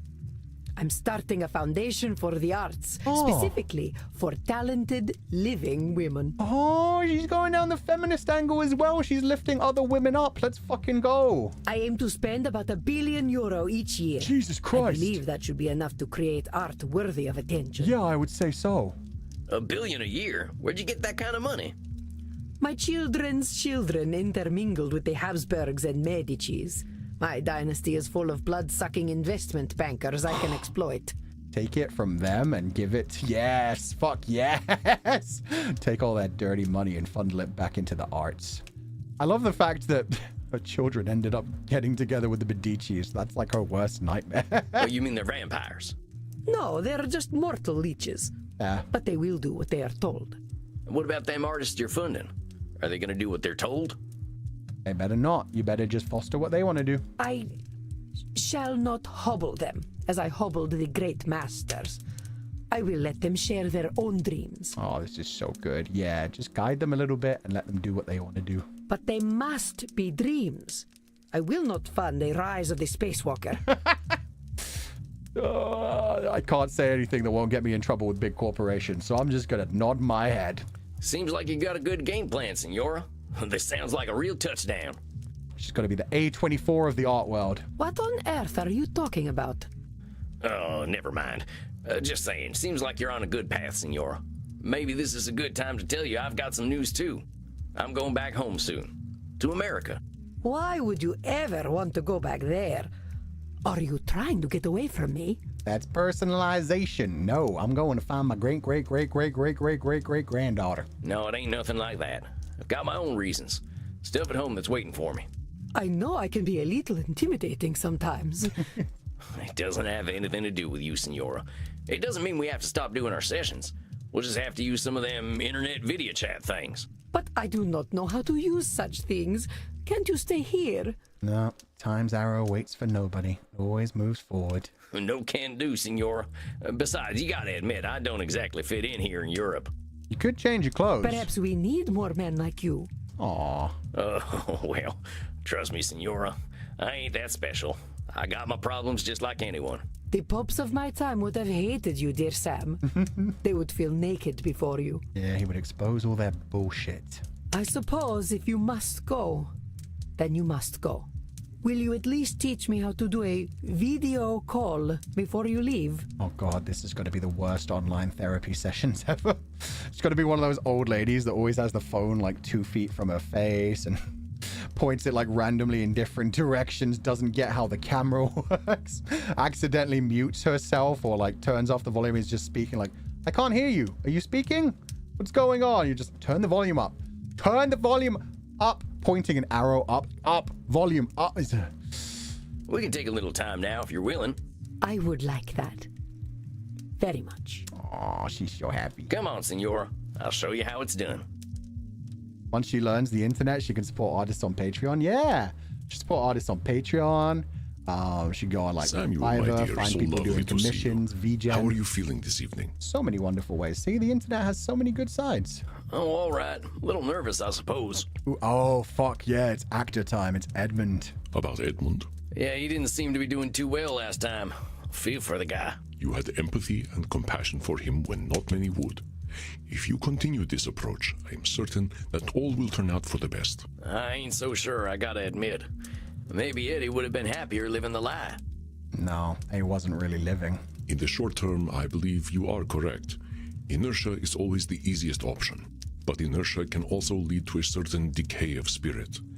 Edmund, as you so astutely pointed out, has time to grow as a human. Yeah, he wasn't living. He was just surviving. He will find his joys once more. I sure hope you're right, Andy. I don't think I'm gonna see the same Edmund tonight, though. It sounds as though you have difficult work ahead tonight. I wish you the best of luck, Samuel. Choose your distortions well. Okay, let's see. Emotional reasoning out the fucking wazoo every time. Catastrophizing. Mind reading. I'm gonna say control fallacy. Locked and loaded, boss. Gotta live, not just survive. Amen, brother. Do you plan to engage in therapy with Edmund or fill him with holes? Hey, what? I was planning on therapy. Then try not to refer to cognitive distortions as ballistic weaponry, my friend. Oh, he's getting angry at all the gun puns. This is just how I do therapy. This is how I relate to my client. Sorry about that. Thanks, Andy. I'm teasing you, Samuel. Do have a good session. It's okay. I was Howdy, just Eddie. scared I It's good to disappointed see you. Daddy. It's okay. Is it? Can it be good to see me if you do not know who I am? I'm kind of starting to understand you. You let me in a little bit. Eddie, whoever it is that's sitting in front of me, it's good to see him. Well, I'm glad you think so. Oh, poor baby. You're not feeling too good, are you? Eddie, you want to come to America? You want to try taking on Hollywood? Not very. I've spent much of the last weeks in bed, in silence, pondering the only question that matters. Who am I? And what question is that, Eddie? To be or not to be? Oh, fuck. He's having really dark thoughts. I've said the lines so often, but I never understood them. They were just pretty sounds I used to make the people cheer. I said them with conviction, with emotion, or simulacra of such, and so full of sound and fury, yet in the end, signifying nothing. Hello, Lord Farquaad. God damn it. Why you gotta make me laugh while he's finally getting emotional with us? He's talking about committing suicide. Don't make me laugh at him. This is like his worst nightmare. Now I know that the answer is not so simple. To be, indeed, or not to be. You probably want to be, my dude. Well, maybe you can walk me through it, Eddie. I never was much of a theater guy. Of course. To be or not to be, that is the question. Whether it is nobler in the mind to suffer the slings and arrows of outrageous fortune, or to take arms against a sea of troubles, and by opposing, end them. This part is simple enough. Do we accept our troubles as they are, or do we take the effort to address them? Oh, I didn't know the full line. I thought he was just talking about, do I just end it all? Well, that's a better question to be thinking about. Do you want to move forward, or do you want to keep lying to yourself and putting on the mask? The bard continues with some more pretty speech, and then that the dread of something after death, the undiscovered country from whose bourne no traveler returns, puzzles the will, and makes us rather bear those ills we have than fly to others we know not of. I have borne those ills of my own making. My undiscovered country is the true Edmund Keene. Who is he? Okay, that's fascinating. I really do need to read Shakespeare at some point. I read it when I was like a teenager, but I don't remember those quotes, and that is a beautiful one. The whole like, oh, life can be such terrible suffering, but what's beyond it we do not know. Will it be better? Will it be worse? To be or not to be? That is a deep quote. To be or not to be, indeed. I have feared that undiscovered country with all my still heart, and now I have arrived there. Not to be. Where is the place upon this cursed orb that was made for Edmund Keene? Emotional reasoning. There was no place, no, personalization. There was no place made for you. I think. That sounds really heavy, Eddie, but I want to help you with a little perspective. This idea that there's a place made for you ain't true. You gotta make that place. There ain't no cast list with roles to be filled. You gotta make your own role. Perhaps I have taken all the world's a stage a bit far. A little. He's like, I know you're right and I fucking hate it. Well, maybe a little. You're a clever fella, Eddie, and you're still a human being. You're just dealing with a lot right now. I adore Macbeth and Hamlet. Me too, I love the Lion King. Give yourself some compassion. It ain't easy starting over after 200 some years.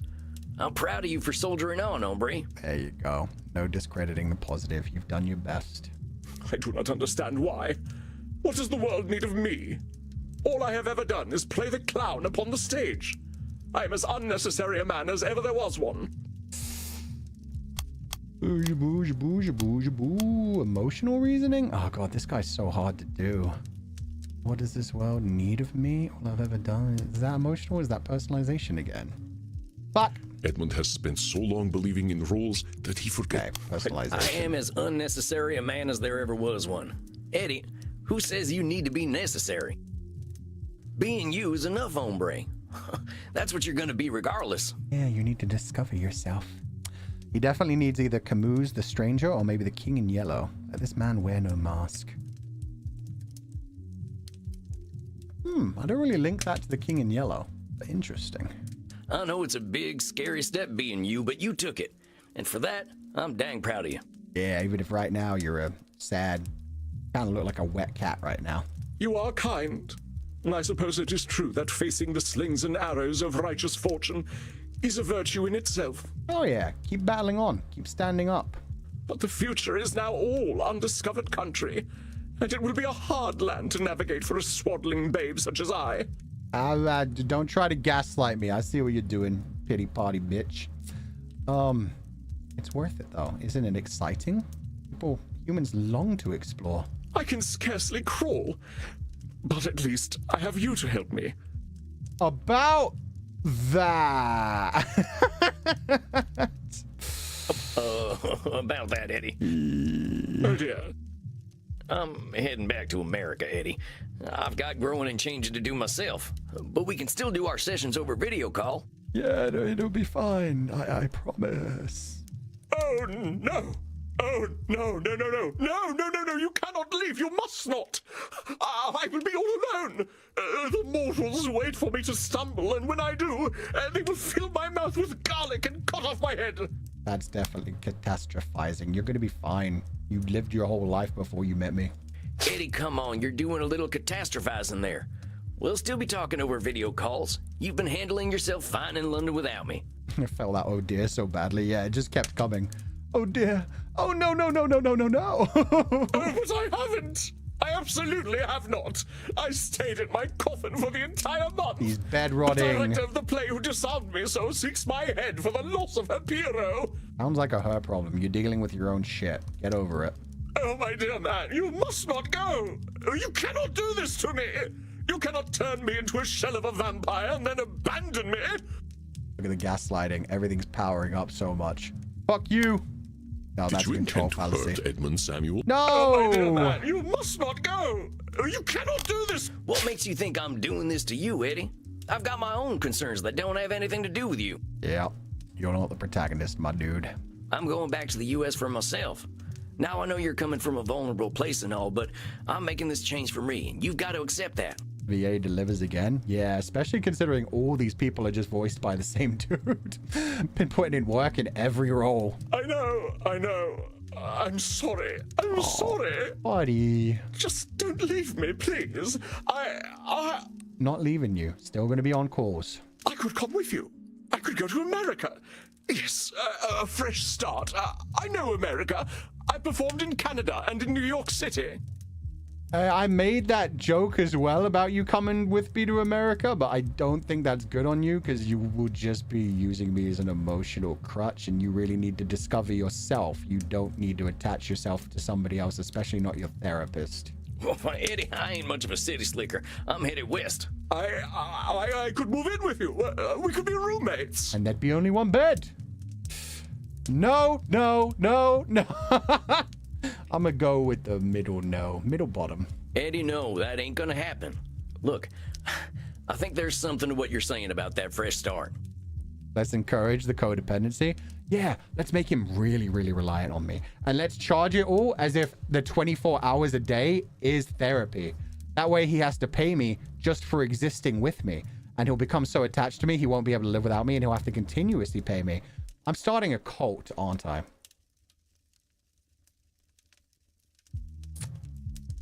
Yeah, let's not do that. But my role in your unlife is as your therapist. We gotta stick to them boundaries. Now, I'm happy to meet with you as your therapist, but you gotta be content with that, all right? You already have? No, don't be silly. We're not a cult. We're just cult adjacent. Yes. Of course. Yes, well then. That's settled. I'm going to America. Good. Without me. Yeah, make your own steps in America. That sounds awesome. Get out of your damn coffin. Explore the world. I shall go home and pack my things immediately. Now take your time, Eddie. I need a little more time to wrap up here. I'll let you know what my schedule looks like over Vmail. Now, you gonna be okay? Yes. The idea of a new start is rather exciting. I have something to look forward to. Aww. All right, Eddie. I'll talk to you soon then. Don't be silly. I have a tattoo on my arm for a cult. You call it a tattoo. I call it a brand. It's fine. You gave yourself the tattoo. I can make that joke. A cult? Can I join? Sure, we have Kool-Aid. Of course, yes. Oh, my country. My country, 'tis of the sweet land of liberty. Eddie, we're vampires. We don't have countries. Don't go trading one problematic identity for another. Yeah, let's not attach ourselves to nationalistic ideas. Yes, of course. Well, goodbye, Sam. Goodbye. Adios, muchacho. Well, a new companion, is it, Samuel? They really are setting up a sequel with this. Holy shit. Oh, it ain't like that, Andy. I know. I am very pleased with you. You maintained your boundaries well and gave Edmund a lifeline. Well, an unlifeline. You are the future of vampire therapy, my friend. Vampire Therapy 2, American Boogaloo. Oh, shucks. I'll settle for the present. Then the present is a fortuitous one. I believe you're owed a drink. Oh, yeah. After that, I sure as hell need one. Then go downstairs and enjoy yourself. You shall soon say goodbye to your last client. Enjoy Crimson's best while you can. Okay. Rest in peace, dear Samuel. I wonder if we're going to see more humans today, or deities.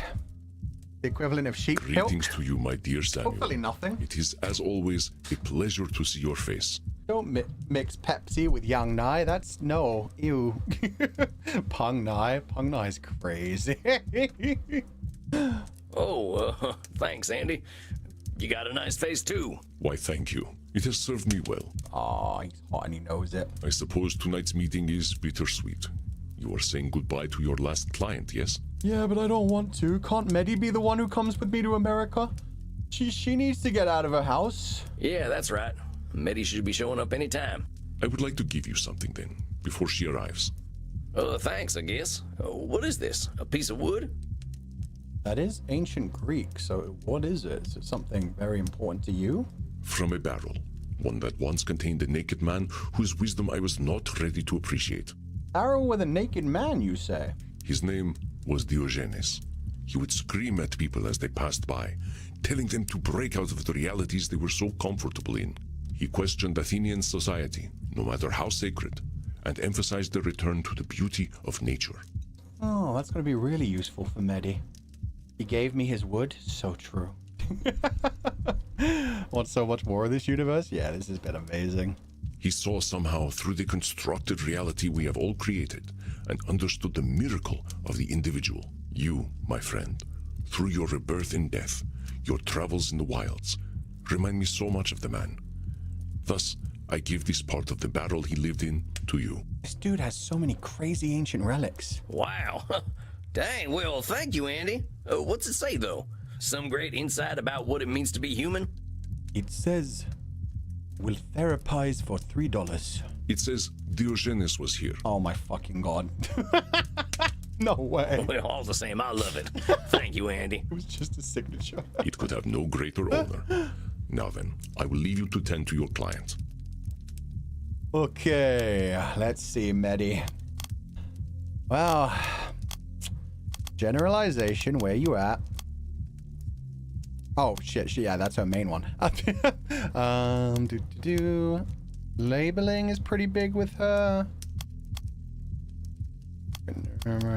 Should statements for sure.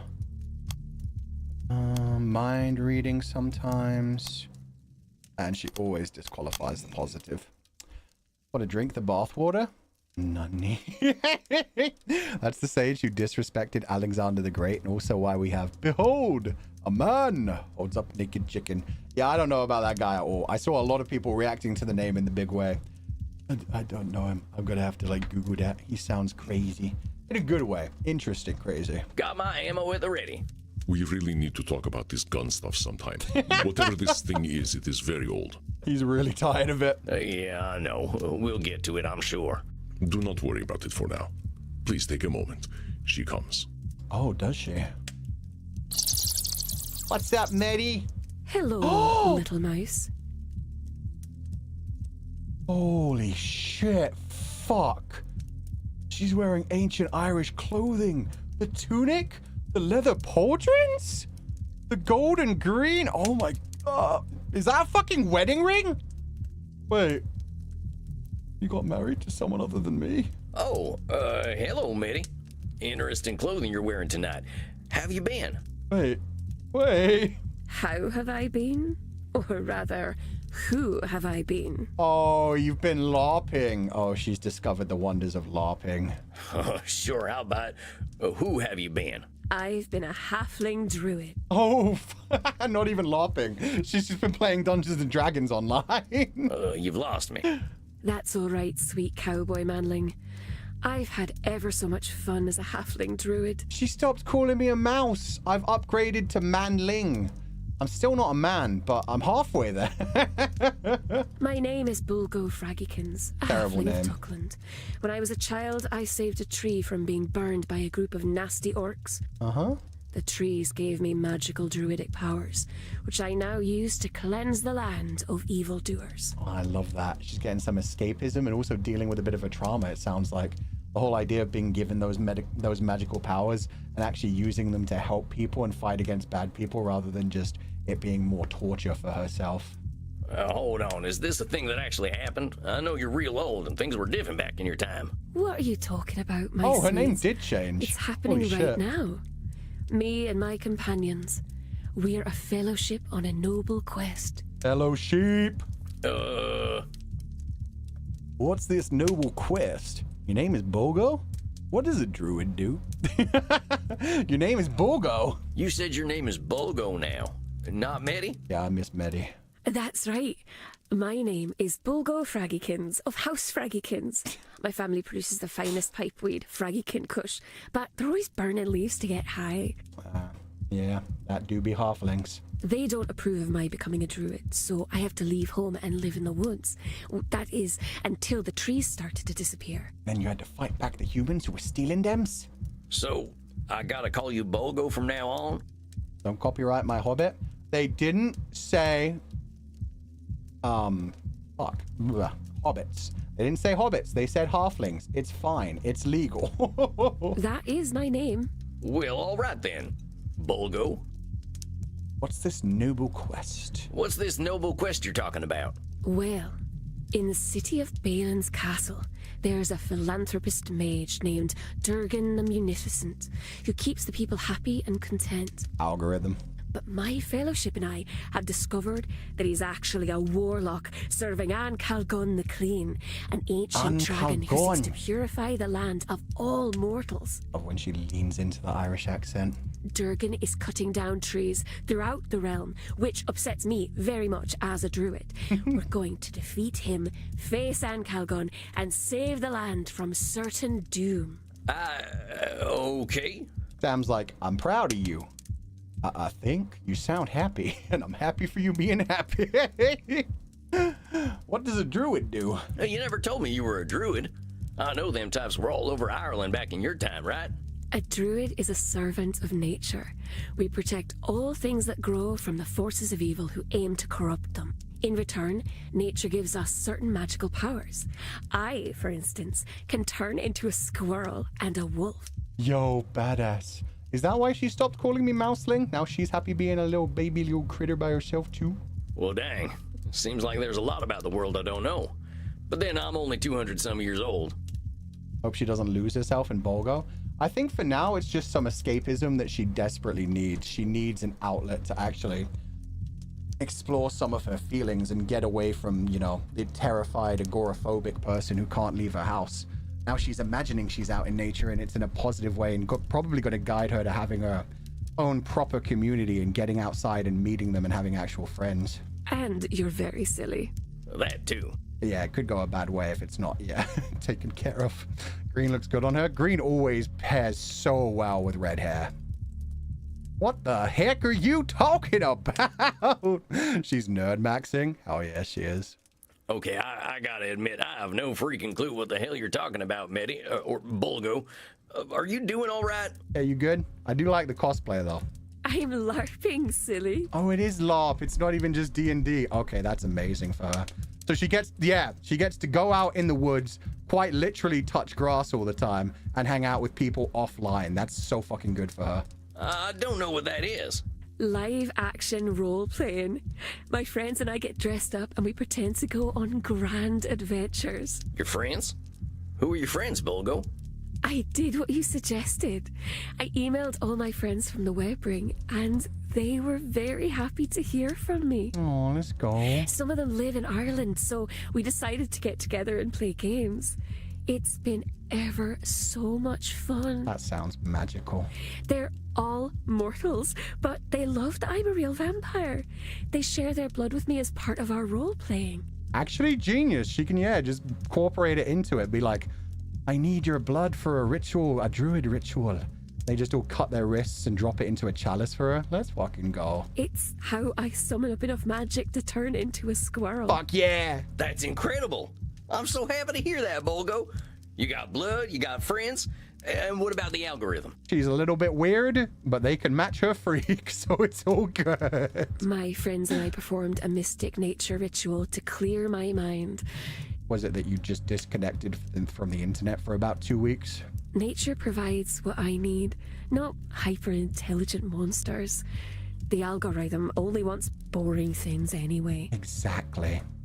Although Critical Role did blow up. I closed my glitch and Only Zealots accounts. I like my IRL friends better. Holy shit, she even got rid of the Only Zealots. She was so resistant to that. Let's fucking go. And how do you feel? I feel happy. You were quite right. There are kind mortals. My friends have lots of mortal problems, but I have lots of money, so they don't need to worry about mortal things. You do want to be careful about that. You don't want to make them reliant on you or not ever have to do anything for themselves. That sounds like a pretty decent exchange, Bulgo. Sounds like you're in a pretty good place, huh? Well, almost. I have one problem that plagues me. What is it? Orcs. I hate them. No, not the racism against orcs. Orcs. Orcs. They're all awful. They cut down trees for fun. Awful. They're always saying dirty words, and they like to kick halflings. Sounds like overgeneralization playing into your character. Now, come on. I haven't met any orcs, but I know you haven't met all of them. You don't know their stories. To be fair, I mean, it depends on the fantasy system you're playing. If they have an alignment system, you can always go against the nature, though. Maybe they're that way because they were raised in troubled households and they don't know any better. Maybe some of them act that way because that's what you expect. I love Sam trying to fix fantasy racism. Show a little compassion, same as you'd show for yourself, and maybe them orcs will surprise you. But the rule book says all orcs are evil. There you go. Since when do you follow a rule book, Bulgo? Perhaps you're right, little mouse. Oh, she put me back I've as been a bit mouse. harsh on the orcs. I shall be kinder from now on. Oh, she's going to write her own rule book. You do that. I gotta share some news with you, though. I'm heading back to America. I've got my own orcs to deal with. Of course, we can keep doing our sessions over video chat. The time zones are a little rough, but I can talk just before dawn. That works pretty well. I mean, she's already living most of her life. Oh, come to think of it, that'll be hard for her. She's out LARPing all the time. She might not have signal. Oh, that's all right, little mouse. I would rather not do a lot of computer things. She's just straight up... And I'm feeling much better now. She's just leaving therapy. Oh my god, good for her. She knows she's ready. Are you sure? I'm happy to talk, and I don't want you to think you're all alone. Fucking... No! We're bringing Edmund with us to America and... Meddy's being left behind? Fuck that shit! Little whisker face. Don't worry about me. I have what I need now. What about what I need? Well, if you're sure. If you ever need me, just send me a V-mail, okay? That ain't no social network. More of a digital Pony Express. Yeah. Perhaps I can tell you about my adventures and how I will exact my bloody revenge on Durgan the Betrayer. You know what? I'm good. It's yeah, okay. It's fine. I'd love to hear all about your adventures, Bulgo. I guess this is goodbye then, huh? Oh, God. Nay, 'tis not a goodbye, but a farewell, sir. And may the light of Malone shine upon your path. Walk with nature. Oh, she's really into character. Wait, Fu, think about it. Maybe we meet Medi under circumstances not that of the therapist and patient. Oh, Sylvan, you're a genius. Yes. We just joined her LARP group in about a year and it's perfect. Well, I hesitate to say any client is ever cured of cognitive distortions, but perhaps Bulgo is. No, she's still going to have a lot to deal with. There was a lot of trauma involved there, but she's got a good support network now, and so she doesn't need to rely on a therapist. That's good. Yeah, I wonder. She's been pretty free of all this human society stuff for a while. Maybe she knows better than any of us. Perhaps. The Dark Angel Raziel ensnared even her, however, so we should be aware of his influence. Well, that was your last client. I suppose you are now free to leave whenever you like. But what about us? Oh, I ain't no rush, Andy.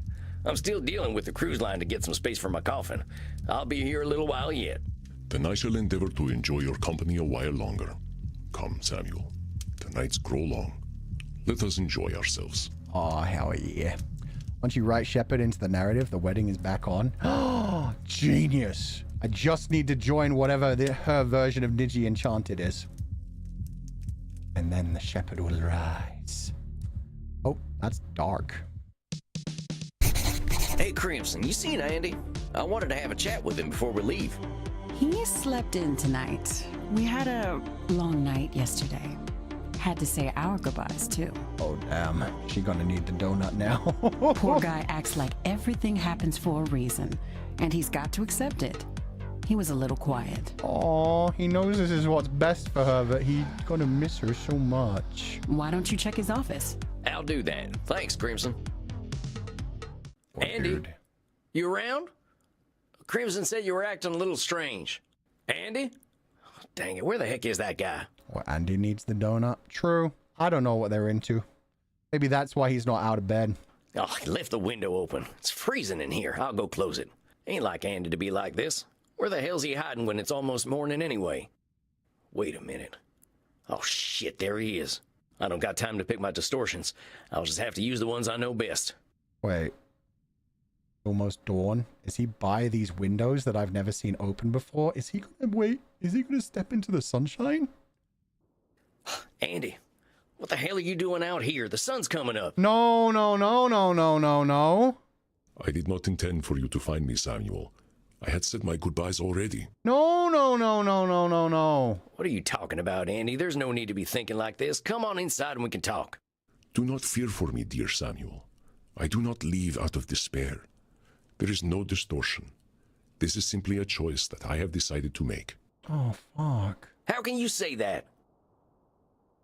This is a rough one, because if this was a human, you'd go above and beyond to try and bring them back in.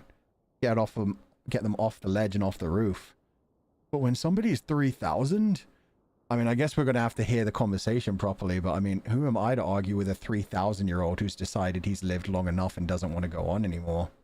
Samuel, I have walked this earth for more than 3,000 years.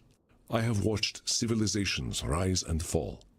I have witnessed horrors and wonders you could not comprehend. Plus, now he knows all of his loved ones are moving on with their life and they have their own support network. He literally trained a protege to be the new vampire therapist to look after all the other immortals and to take care of Scarlet. Oh, fuck you, game.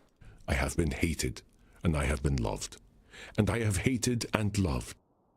I am a creature of myth, Samuel. A fragment of another age. My time passed long ago.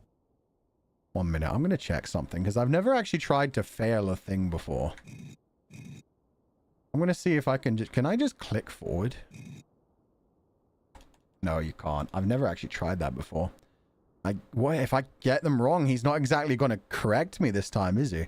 Creature of Miss Samuel, a fragment of another age. My time is past and gone. That's labeling, my dude. You're also disqualifying the positive of all you've done. I'm going to click control fallacy to see if I can actually fail this one. No, I know this. He's branding himself, and it's making him lose hope. Okay, no, good. I'm glad. So they have a definite ending. I can't fuck this up. I am a creature of labeling. Andy, these things are only true from your own perspective. You're doing some labeling and you know it. I know you ain't a mythological being. That's a cognitive distortion. My friend, it is not. This is a world of computers, of technology. But I was here before the name Jesus Christ ever existed. I need to introduce him to the girl who sees all. I really think she's like a goddess or a prophet, some sort of immortal or something. There's a whole world you don't even know about, something beyond vampires, things older than you. I was here before civilization. It is not labeling to say that I am from another time, and indeed older than most myths. There were civilizations 6,000 years ago. This distortion does not apply to me. Well, who cares about that, Andy? I think it's great that you got all this experience. You got perspectives most of us couldn't dream of having. Oh, this is rough. He said this distortion does not apply to me and it disappeared. I'm going to guess I'm going to be choosing these statements one by one and he's just going to continuously say it doesn't apply to me. And it's going to be like, no, he doesn't have any cognitive distortions. This is just the decision he's made. Oh, fuck.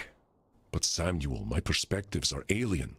The humanity I was born into is not the humanity of the modern world. My value is like that of a history book, and the perspectives I have, while well-earned, are of their time. Do not look to me for answers. You're disqualifying the positive. You've been helping so many people. Andy, now you're disqualifying the positive. You compare yourself to a history book, but history books don't talk. They don't reason. Of course, my friend. But I do not disqualify the positive, not in the slightest. I merely ask you, and indeed humanity, to look to itself for answers. This is not a cognitive distortion. He looks so focused now. Oh, man. My dear Samuel, you give me such hope. That is why I must leave this earth to you, and those you will help cultivate and grow. I have had my place in this world for a very long time. I have done much good, and I have committed great evils. These things I accept. But it is time for me to stop having an influence on this world. When you told me that Heinrich Kramer still lived, it proved to me that I have had too much influence. The small choices I make change the fate of the world. Fuck that. That's 100% a control fallacy. You didn't decide what he did. You didn't control that. Andy, that ain't something you can know. Heinrich Kramer is his own man. He's made his own awful decisions. It's a control fallacy to think you caused what he's done. You know that better than anyone. It is not a control fallacy, my dear Samuel. My point was that my decision to support Heinrich Kramer had a lingering effect on this world. Like the wings of a butterfly, my actions have consequences for good and ill that cannot be predicted. But even butterflies die to support the natural order. Death is just part of life. This is not a control fallacy. Samuel, do not mourn me. All things must pass.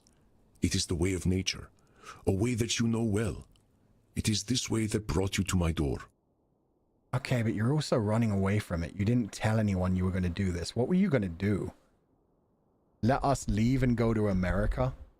Have you burned to death and us not even know about it until we eventually came back? That's fucked up. That is fucked up. You could have said goodbye properly. We have talked much in our time about the value of change and growth. Death is change, my friend. Nothing good can come from my having an eternal existence. What about Crimson? I'm sure in his own mind he thinks Crimson has got a new set of friends now. She's got Sam, who's going to be looking out for her. She's got a dream that she's going to be following. She's going to go live a life in America. Death is change, my friend. Nothing good can come from my having an eternal existence. Nah, that's bullshit. Death is part of life, but a lot of good could come out from eternal existence. The dude's probably suffering as well. He's lived through so many losses of loved ones. Nosferatu thinking. Now that's Nosferatu thinking if I ever heard it. Nothing good can come from your having an eternal existence? Yeah, you've already helped so many other people. You don't know how many more people you could help if you stayed. You're doing plenty of good all the time. Think of the people you've helped. Think about Crimson. Think about me. I did not say that I could do no good, my dear Samuel. I have been honored to be a companion to you, to Crimson, and to so many others. It is the eternal that is incompatible with nature. My thoughts are clear. This is not Nosferatu thinking. I know you look for the best in everyone you meet, Samuel. You see potential where others do not. That is why you seek to rescue me, but I do not need to be rescued. Those lines actually hit me really hard. Him just straight up being like, yo, I know I've done a lot of good and I was honored to be here, but it's my time to go. Like, it's hard to argue with that. And we've been talking about it through, oh God, he's been talking about it the whole time. The fact that there are going to be some patients you can't save and you need to accept that and move on. You can't save everyone. There are some people who are just not willing to be saved. And that is why I am honored to leave the future in your hands. I confess, I did not have hope for Edmund Keene. Rarely can such men be aided, but you persevered. Oh, fuck. And Sam's going to have to do a real good job of keeping up with his cognitive distortions, because if he doesn't, he's going to start blaming himself for this. Think that, oh, it's my fault he killed himself. He thought that I was replacing him kind of thing. Even though it's just that he's seeing that there's somebody who's able to carry on his thing. He found a student that's perfect to take his place. Proper mentorship. Shit, man. I would not hope to help Heinrich Kramer either, but you dare to hope. I should leave and allow this hope to flourish. No, that's bullshit. The way he's wording this, the worst thing is this doesn't even, it feels like he's setting this up on purpose. Because he straight up says, like, I should leave and allow this hope to flourish. No, you don't say shit like that. If he is serious about the stuff he's saying between the cognitive distortions, he'd be more like, I just can't go on anymore, and that's okay. You guys will feel pain from this. You will mourn, but you will be okay. You're going to get through this. You've seen so many other people die. We are immortals, but even us need to pass away at some time, and someday you will get to this stage too. So yeah, I think he's giving, this is him giving us one last test on the way out, essentially. And I guess one final lesson that there are some people you won't be able to save. Andy, pardon my saying so, but that's a load of horse shit. Where's that should statement coming from, huh? Just because you don't see the same potential I do doesn't mean you should leave. That's Distortion City Population Andy. Doesn't make it any easier to accept. Yeah, it's still fucking soul-crushing. There are certain shoulds, however, Samuel, that are inevitable for the world to keep turning. The sun should shine, whether we like it or not. We should drink blood, whether we like it or not. And all things should die, whether we like it or not. It is not a cognitive distortion to think so. Please, Samuel, do not make this difficult for me when it need not be. Want to just hug it out? You should have at least said a proper goodbye to fucking Crimson, though. And me. Go. Face your blood, father. I believe you will succeed in turning Heinrich, and that will bring me peace in death. No, you don't give other people to fulfill when you're gone. That's fucked up as well. But, Andy, I don't want you to go. Oh, shit. I know, my dear Samuel, but I must move on, just as you must. I have had my time here. Too much time. Too much blood has been spilled on my account. I have done much to atone for this, but for good or ill, my time must be over. I have a confession, Samuel. Perhaps it will make my decision clearer to you. I am Heinrich's bloodfather. Yeah, no, we put that together. What? I made him into a vampire. I gave him eternal life. In my hatred for humanity, I empowered him in his dark work. Yeah, you also made Sam so good at this. It is my choice that brought the Malleus Maleficarum into existence. My choice that fueled the deaths of so many. And you need to be kinder to yourself, like you've always been telling us to be kind to ourselves, just like we were kind to other people. The beating of my wings 600 years ago killed your brother, destroyed your family, even caused the death of your princess. I am so sorry, Samuel, but I hope you can understand why I must go. The world does not need my continued influence. There is no cognitive distortion that clouds my thoughts. Only the clarity of seeing the long arc of history formed by my hand. I don't know what to say, Andy. Then say nothing, Samuel. Go back downstairs. Live your own life. I have accepted my influence on this world, but that influence is over now. Crimson is now a vampire. She needs me no longer. You are a greater therapist than I. I am at peace. Doesn't mean she doesn't still need you. Or doesn't still want you. If I may offer a last word of advice, my friend, remember your strength. Approach every client with the same mentality you always have, and it will serve you well. He's making assumptions for her, yeah. It almost seems like he's scared that they would bring him back from the edge and make him keep living. Maybe that's it. Maybe he's just been suffering too much for too long. And he's scared that they could manage to talk him into sticking around, and he just really doesn't want to. He's scared of seeing them sad and disappointed and shit. Yeah, he's running away. He's not... Wait a minute. Approach every client the same way. I know what Andy needs. Now, I wish to see the sunrise one last time. There is nothing more you can do for me, Samuel. Passion. That's where you're wrong, Andy. I do have something to offer you, and that's compassion. I know you've done some awful things, and that must weigh mighty hard on you. I can imagine the pain you feel at seeing someone like Heinrich Kramer running around reminding you of the vampire you used to be. I appreciate your empathy more than I can say, Samuel. You are right. It is painful. But my decision is about more than pain.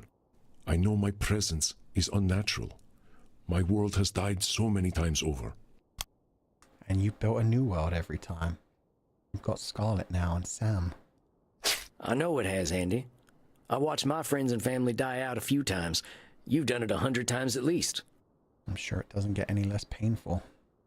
If you didn't feel that, there'd definitely be something wrong with you. I'd say that pain is more natural than anything. But you don't have to feel that pain alone, Andy.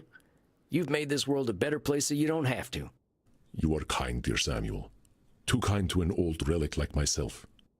Crimson, sorry, you guys right. But I do not wish to see the history I have created. It is darkness that builds upon itself, regardless of what I do. That's a control fallacy in both ways. You didn't create the darkness in the world, and you also aren't completely powerless against it. You could come with us to America. If you really wanted, if you were really worried about your fucking blood, son. Andy, I forgive you. A lot of them decisions you made were terrible ones. Now, that Andy was a hateful asshole, but I feel sorry for him. Nobody who feels content and peaceful does things like that. I'm sure he hated himself as much as you hate him now. I know what it's like to look in the mirror and see a murdering sack of shit. But you're a person, Andy. You got needs, joys, regrets, and sorrows. You're deserving of love. And I love you, man. Oh, shit. That line was so fucking good. Damn it, Samuel. Don't you know crying is dangerous to a vampire? It is fluid we cannot stand to lose. Making a 3,000-year-old vampire cry. Well, let's go get you something to drink then. Come on, Andy. Let's get back to the darkness. Thank you, Samuel. Thank you. Oh, shit. We actually brought him in. Historical preservation saved an ancient vampire. What a night. Poor Andy. I think he'll be okay, though. I thought he was still going to betray us. I thought he was going to walk us to the door, push us through, and then lock it. Damn. Being human means we're going to keep making mistakes, but we'll have to accept them and forgive ourselves. Guess he's got another couple thousand years in him. I'll keep an eye on Andy before we leave, but he seems pretty eager to help me with Heinrich now. That ought to keep him going. Hey, we set up the sequel, and Daddy's coming with us. He gave me this here coffin as a gift, and I'll definitely think of him whenever I'm resting in it. Huh. I just realized we have the fucking centaur drawing here now, too. The headshot from Edmund. I don't know what this one is. Shot of two people. Anyway. Now then, I think I'll do a little reading from my favorite book. Something to inspire me for the challenges ahead. I learned this, at least by my experiment, that if one advances confidently in the direction of his dreams and endeavors to live the life which he has imagined, he will meet with success unexpected in common hours.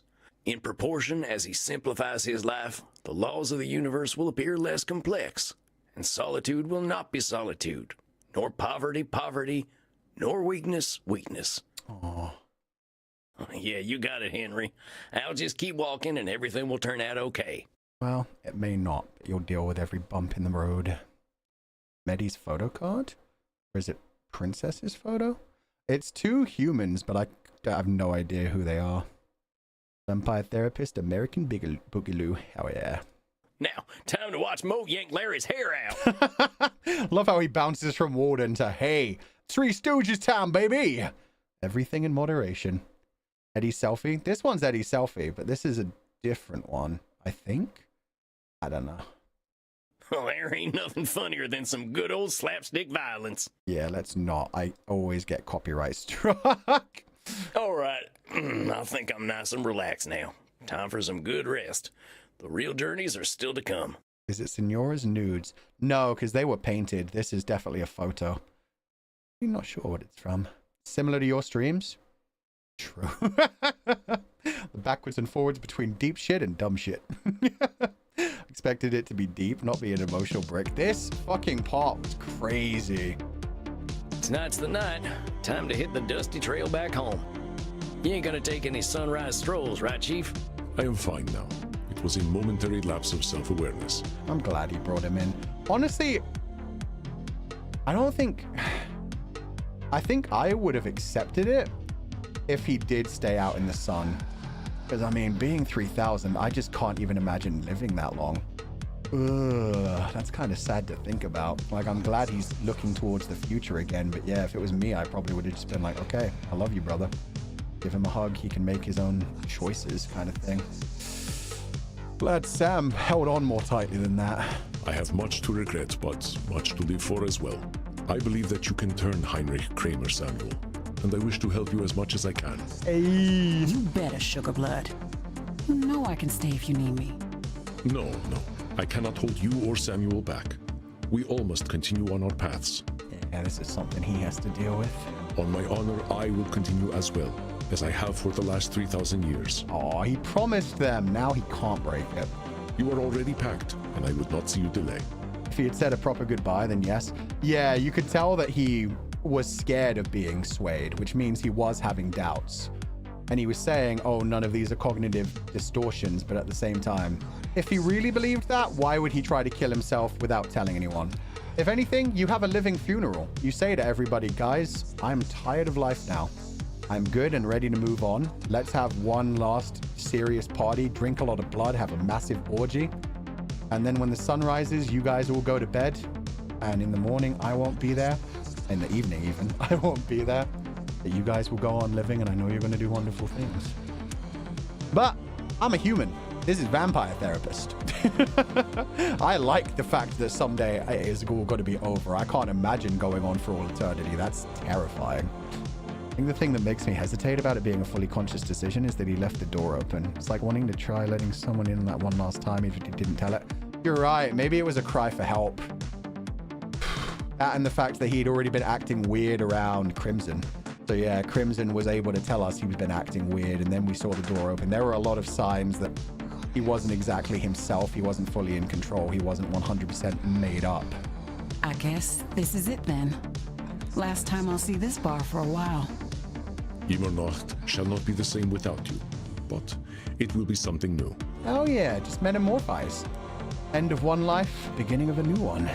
Oh, if you're looking for a new snack, there's this fellow who's been roaming around. Name of Kieran. Yeah, Kieran's... Oh, you're gonna love Kieran. Oh, that's a ship I can get behind. Or in this case, in the middle of. We have met. I should very much like to know him better. Fuck yeah! But do not worry for me, Samuel. A vampire is always comfortable with a little quiet. Kieran and Andy are coming back into Vampire Therapist 2. Regardless, I have my cats to snuggle. Of course he's a fucking cat dad. God damn it. Now then, let us go outside. I shall see you off. Well, here we are. Guess this is it. Samuel, my dear, this is not an ending, but a beginning. Do not think that I have nothing left to teach you. We will speak over the internet. I do not release you from therapy. He also had a lot of misguided ideas that he wouldn't be able to contribute at all to doing good in the future. Yeah, you're right. I guess I got lost in the whole 3,000-year-old vampire thing. It mainly reminded me of True Blood, Eric in True Blood, when he decided to step out into the sun. That was a big emotional moment too, but it was like being alive for that long, I'd be fucking tired. Reckon I got plenty of work to do still anyway. We all do. Now, Crimson, come, embrace me. Yeah, give him some of that sugar blood.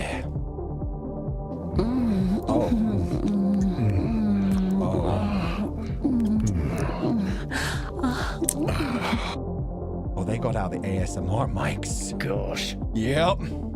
I'm gonna miss you, Sugar Blood. Yeah, you're going to the Puritan country. You won't be able to do that as much anymore. We will see each other again before long. And when we do, I will give your body pleasures that you cannot conceive of. God damn! First, I will lick your... No. No. I admire the fucking confidence, though. I will give your body pleasures they have never dreamed of. Holy fuck. And he said it like so seriously. There wasn't a hint of like, I'm trying to flirt with you. It was just like, this is what I'm gonna do when I see you next time. There's the American I know so well. God damn. Very well. I bid you both an exciting journey. Now get out of here. Tears are unpleasant to our kind. Aww. Wait, Bert, are you gonna show that you give a fuck? Oh, hey, Bert. You wanted to say something. What is it, big old puppy boy? I think he wants to see us off. Go on, my friend. Speak your mind. Come on, you can do it. Use your big boy words. That's more sniffing. Come on, you got this. Have fun, mate. Ah! He said the thing. Have fun, mate. Okay, we'll see you next time. Oh, Bert, you always know what to say. I forgot that was just catchphrase. God fucking. Aw, poor Bert. He doesn't like being laughed at, but he laughed at me enough. In the past months, I've learned more about myself than I did in the last 2 centuries. I love the backgrounds in this game. The red lights in this is so good. It's the same for the therapist room. It's so beautiful. Statue of Liberty. We in America. I got reasons to hope that I can put my skills to use back home, and that I can help anyone who's ready to be helped. For the first time in my life, I got real friends who can't die. And together, we can be better vampires than we ever were alone. I don't know why the music's so quiet here. It sounds nice.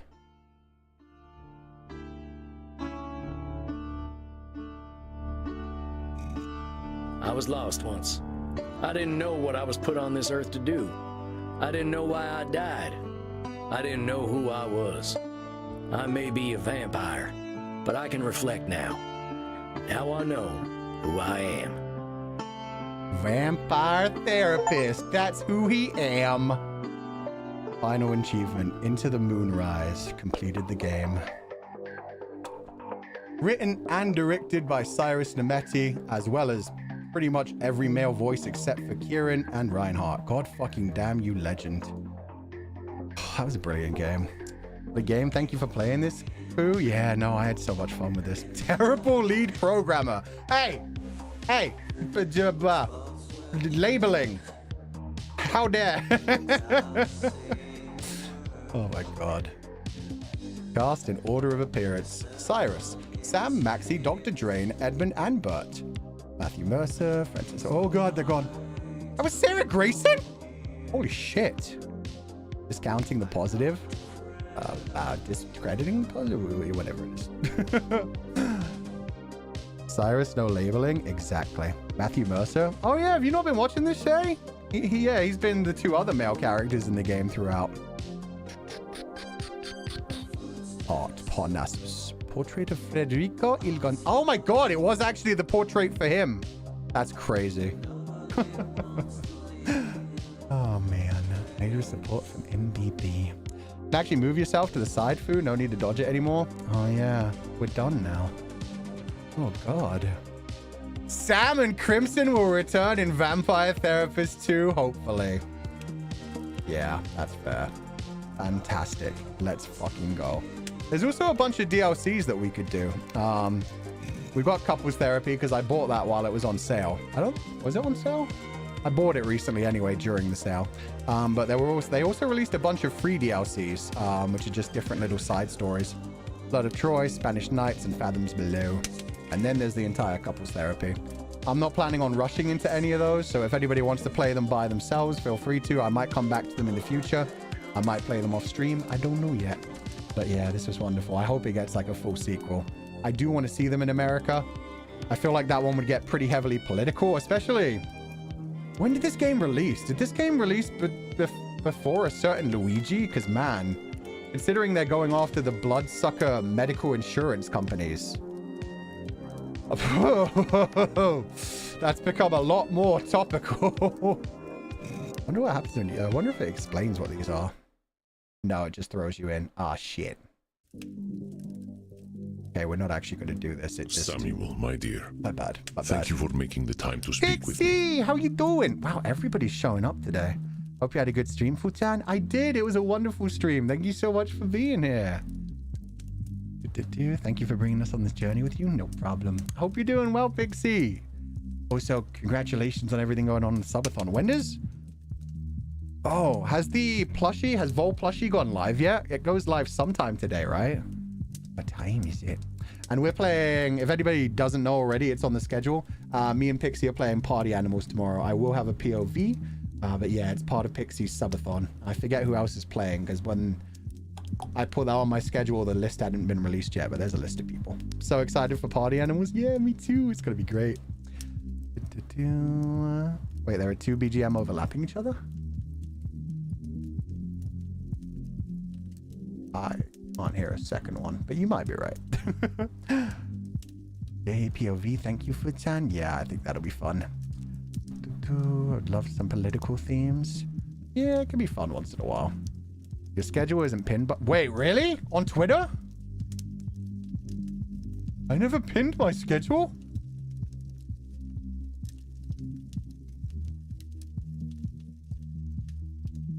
No, I did. Wait, you scared the shit out of me. I was like, wait, that was dumb of me. Oh, God. Party Animals is going to be so fun. Yeah, well, Party Animals was always fun to me.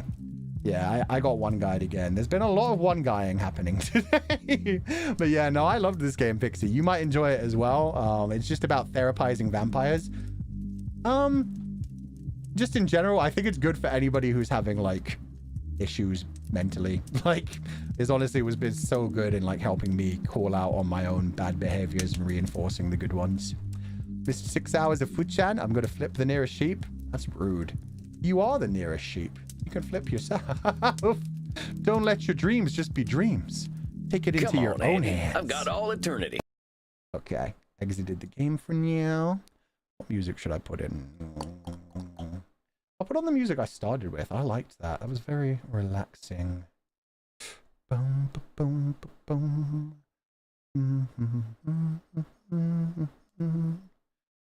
I think that was Deepening Bonds. Yeah, that's the one.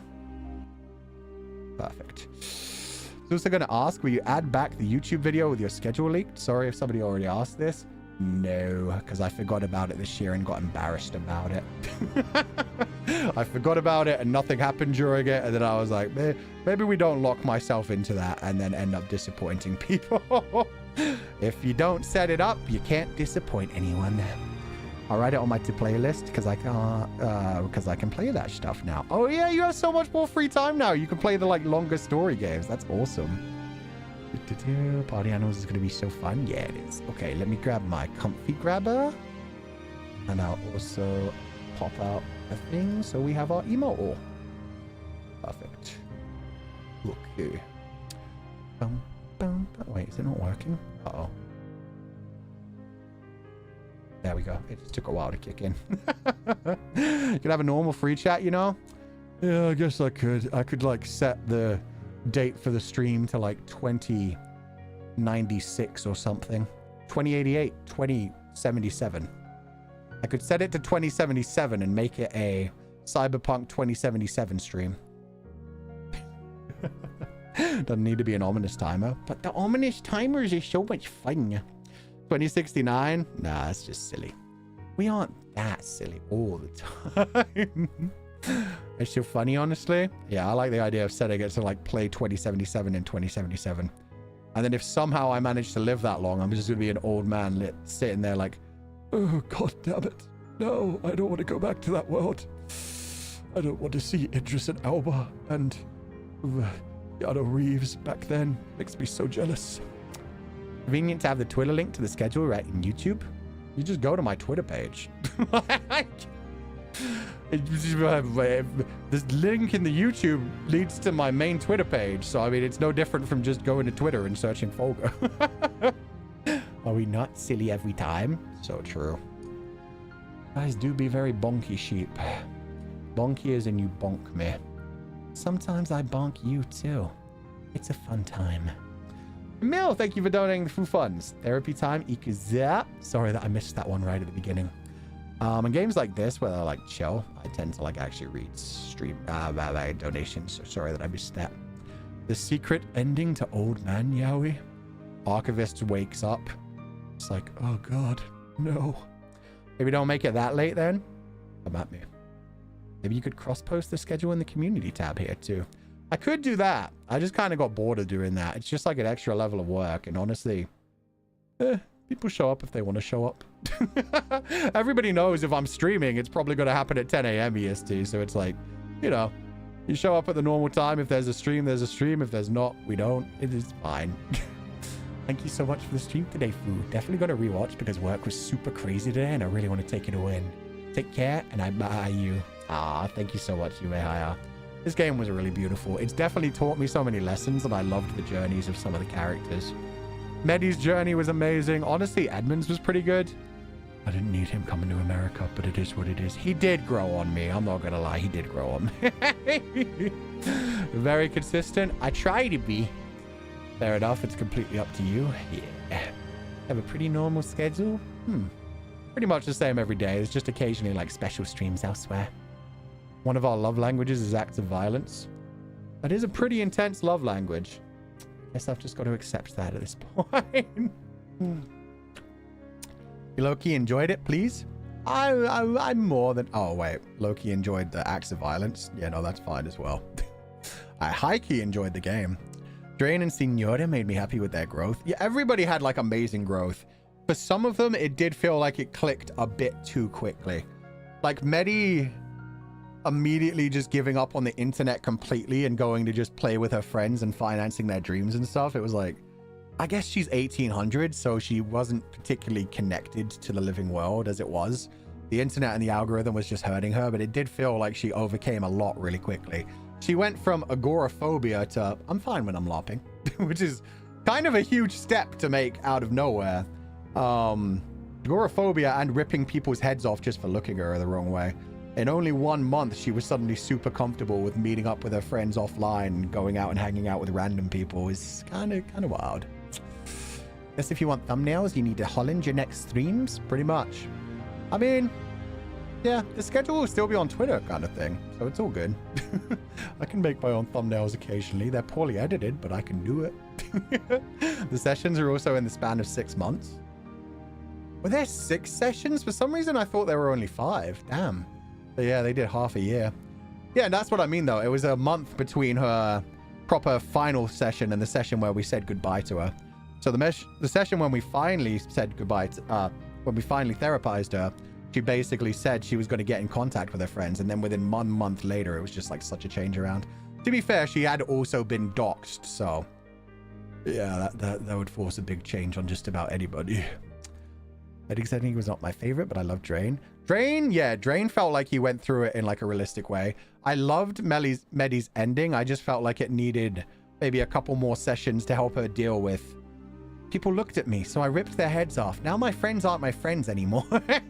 Shit like that, where it's just like, they don't seem to get it, those silly little mouselings. The humans looked at me in a dirty way, so I had to end them before they hurt my friends.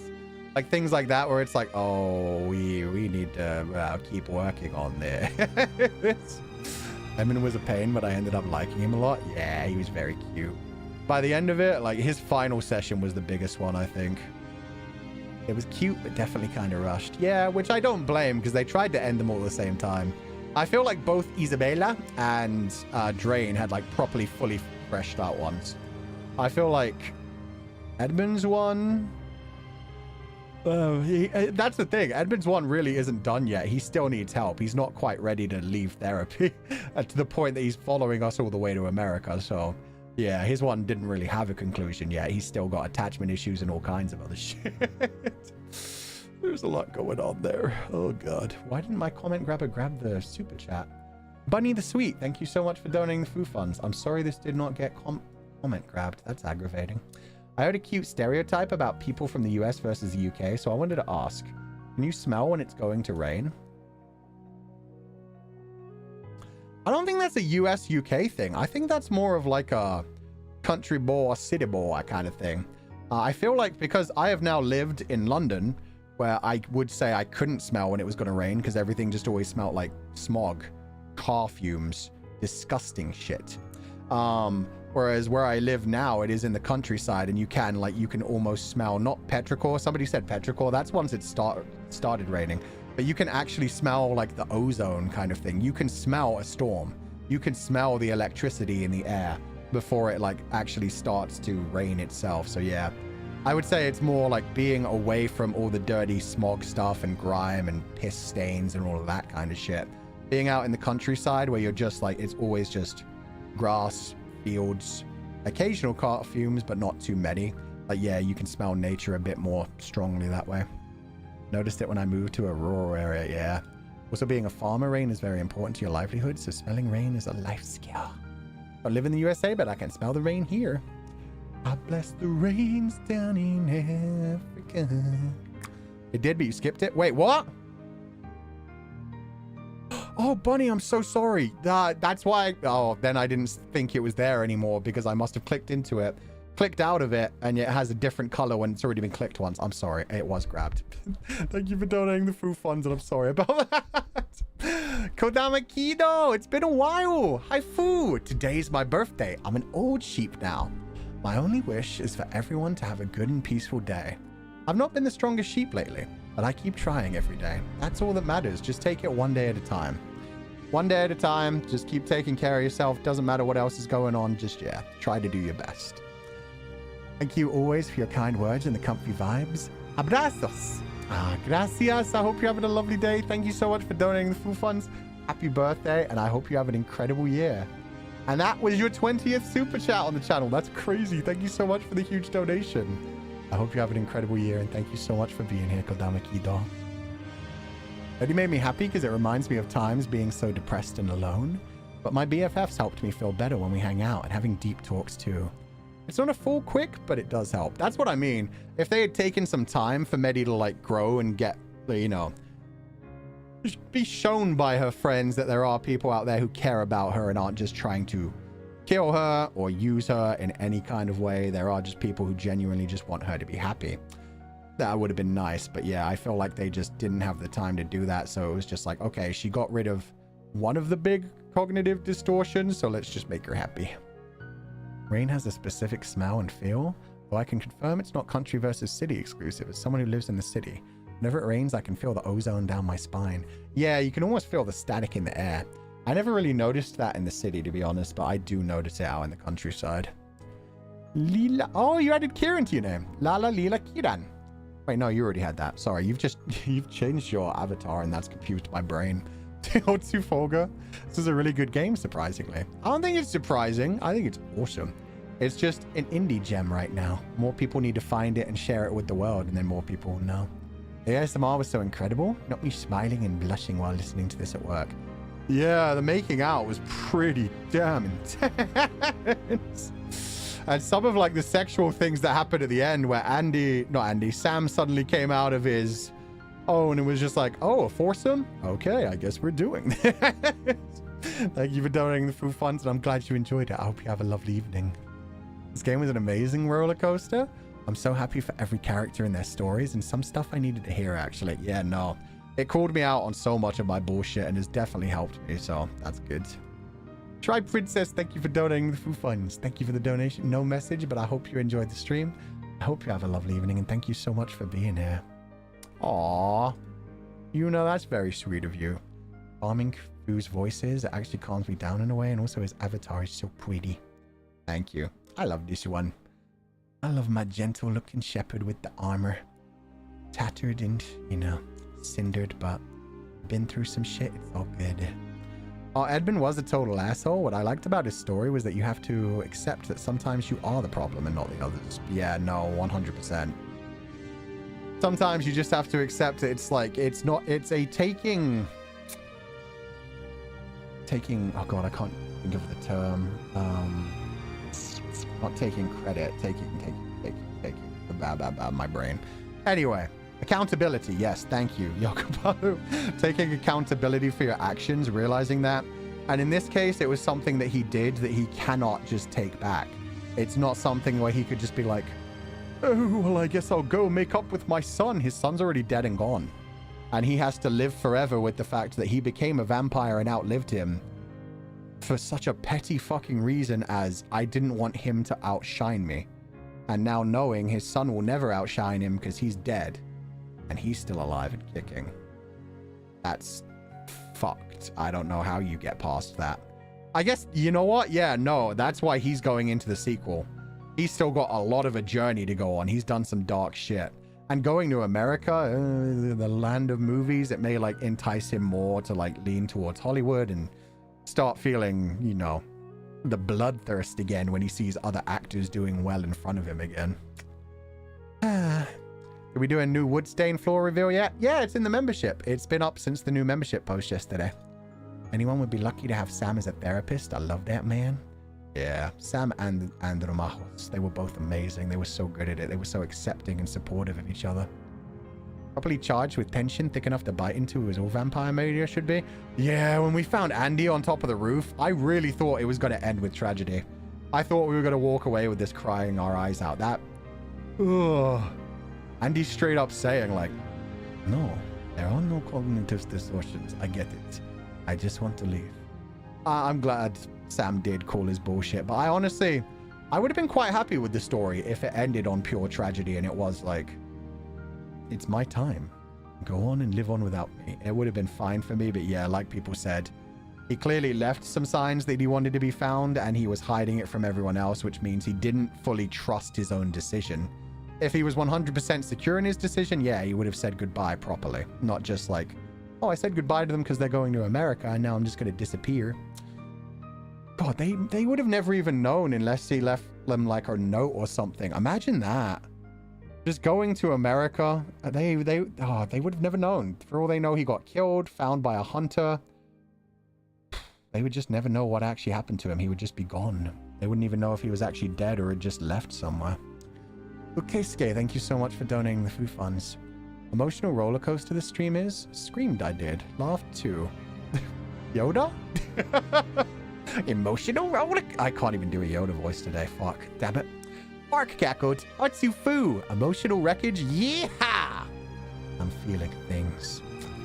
Yeah. At least it's sometimes good to feel things. Sometimes it's painful. It's a scary moment to come back to. Yeah, I bet.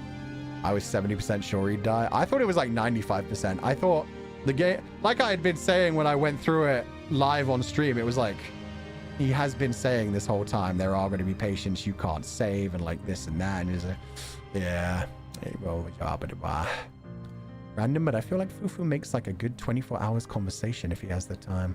I love talkative people. Like, yes, please talk to me IRL. IRL? I'm not like that at all. IRL, I hide in a corner. I got a bit of a touch of the Medi in me when it comes to that, where I'm like, online? Yeah, cringe but free. Offline? I'll just vibe by myself. I'm good. Noeen, thank you so much for donating the food funds. Oh, they said I love you. My bad. I read that wrong. My bad. Noeen, thank you so much for donating the food funds. No message, but thank you so much for being here. I hope you're having a lovely day. And thank you for donating the food funds. Yeah, I read it wrong. That's my bad. Maybe I was just running away from love. God damn it. I thought I got rid of that cognitive distortion. Anyone watch The Good Place? The ending is kind of similar, but with more resolve. Yeah, I liked The Good Place ending. The Good Place ending was great. It was very conclusive, but also hopeful. Left wondering would be brutal. Yeah, exactly. And they blame themselves a little bit. Oof. You don't usually say the L word here. Yeah. The only person I know who actively says I-A-L-Y is just Aya. Aya's always very forthcoming with that. She hits me with the illy all the time, and I'm always like, yeah, you too. Serena, I never knew about vampire therapists. This game has a super concept and story. Can't go wrong with vampires and mental health. Thank you for showing us. No problem. I was so happy to be able to play this. It was wonderful. I'm looking forward to the sequel someday. Yeah, one thing that I loved about this story is that every character had like interesting shit going on. Like, we still don't fully know what was going on with the woman with the eyes all over her. Is she just chuny? Is she on the spectrum? Is she a goddess? Is she something else? Is she a prophet? No fucking clue. Is she immortal? They left that hanging. I hope they bring that back in the sequel, but maybe it comes back in one of the DLCs instead. I don't know. Kieran, we kind of got a decent amount about, and Reinhardt and Maxie were just doing their thing. But yeah, when it came to that woman, it seemed like there's a lot more going on it, so I don't know. Which I'm popping out his eyeball like Medi figuratively. Yeah. I mean, I do have eyes. eyes. So yeah, I could just pop them out. Andy was going to go. That's how I wanted him to go. Yeah. I think the whole idea of like having a living funeral is beautiful to me. So yeah. It would have been nice if Andy did, like, if he did truly want to go, having that whole like last night conversation, getting drunk, having a party, and then just saying proper farewell to each other. Even Medi hit us with the farewell. Damn. That was kind of rough. Medi hitting us with the, no, it's not goodbye, my little mouse. It's farewell. But then she took it like fantasy style, so I'm not sure if she meant it as in the like, Jane janakte sayonara desu, or if it was just more of like a, no, I want to say this in fantasy speak. Oh my god. Reckon she's an oracle like the ones from Delphi in ancient Greece? That's what I was thinking. She had that kind of vibe to her. But I also kind of want to think she's fully immortal as well. Her eyes were apparently plastic, according to Andy. Yeah, but maybe she's immortal and she just likes the idea. Be very cool if you ever did an RP with you as a vampire therapist and the sheepies on the couch. We kind of did therapy sessions in the past, actually. They went weird. People asked me about, like, the dark, shadowy figures under their beds that keep telling them to do things, and there were some interesting things the sheep pile were going through. I mean, your eyes are very beautiful, but I would recommend you keeping them in your sockets. but they get all dry in there. I need to pop them out and like moisten them a little bit every now and then. Boom, ba-da-boom, ba-da-boom. Hello, Fuchan, just a person who woke up and can't get back to sleep anymore. Also just finished another chapter of my BL novel. Now the pain and happiness is just half and half in my heart. Completely fair. I hope you have a good day after this. Immortal, but also likes cosplay. I mean, that's Medi now. Medi likes her cosplay. She called us fellow sheep. It was very cute. Also, speaking of sheep, what do you call a pack of sheep standing in a circle? A shepherd's pie. Oh, I don't understand math enough to appreciate that one. That one angers me. The only pie I like is a cutie pie. And a banana cream pie. Apple pie, peach pie, blueberry pie, strawberry. I haven't ever... Do they make strawberry pie? Lemon meringue pie. Those ones. All of those ones. You know what? I like a lot of pies, but not mathematical pie. It's not in that way, Mafu. Banana cream pie. Pie like 3.14159? Yeah, exactly. That type of pie. 3.14 at... Fight me. How dare you? 10 out of 10 comment. How dare my own membership bot, my censorship bots do this to me. Have to dig into your channel or stalk sheep Twitter to find them. Of the creativity and expression in your space. Thank you. We also did one as a combination with Zanny over on Xander Netherbrand from FSP's channel. Oh, you know Zanny. I was just... we were at the freaking convention together. But yeah, we did one on Zanny's channel where it was both of us doing both sides of the fellowship, so both of our communities. That one was cute. It ended up just turning into us just like having fun and chatting to each other. We were just like partying. We only got through like 5 actual questions in the 2 hours that we streamed. Yeah. Oh. Sorry, I'm reading my Streamlabs right now. Yeah, that's a not read out loud one. Thank you for donating the food funds. I hope you're having a lovely day. Thank you so much for that sweet message. I hope you're doing wonderfully too. That's so adorable. Oh, I'm so glad to hear it. Yeah, don't worry, we're doing great. Try Princess, thank you so much for donating the food funds. Oh, please don't read. Okay, thank you. Wow, 2 in a row. The first one didn't say that though. But thank you for donating the food funds, Try Princess. I will read that in my head then. Aww. Thank you so much. That's very sweet. Oh. I will, don't worry. Thank you so much for donating the food funds. I hope you're having a lovely day, and thank you for always supporting the channel. I hope you always have a lovely time, and thank you for being so sweet to all of the confidants in this community. Please rest well and take it easy. Yukari, thank you for donating the food funds. No message, but... Oh, wait, no. 2 in a row. The second one has a message. Was the first one a mistake? Sorry if it was. Love this game. Now, whenever I try to be humble about my achievements, I hear Andy's voice in my head. Yeah, exactly. You're allowed to boast about your achievements. Just don't make it like your whole personality. If you make it your whole thing to be constantly like, you know, aura farming, essentially, then you're kind of a douchebag. Meanwhile, when you've done something amazing, showcase it to the world. Tell people how hard you worked on it. Tell people how proud you are of it. Enjoy that. Don't just move on from that and be like, okay, that's done. It's okay, I guess. Anyway, on to the next thing. Back to the grind. Enjoy it. Revel in it. Have fun with it. I'm glad to hear that, Yukari. Thank you for donating the food funds. Rest well and have a lovely evening. I know the game was based on real psychological practice, but I'm really happy that it actually has some valid psychological basis. Psychologist sheep approved. Ah, hell yeah. Thank ya. Yeah, I've heard a lot of other people that actually study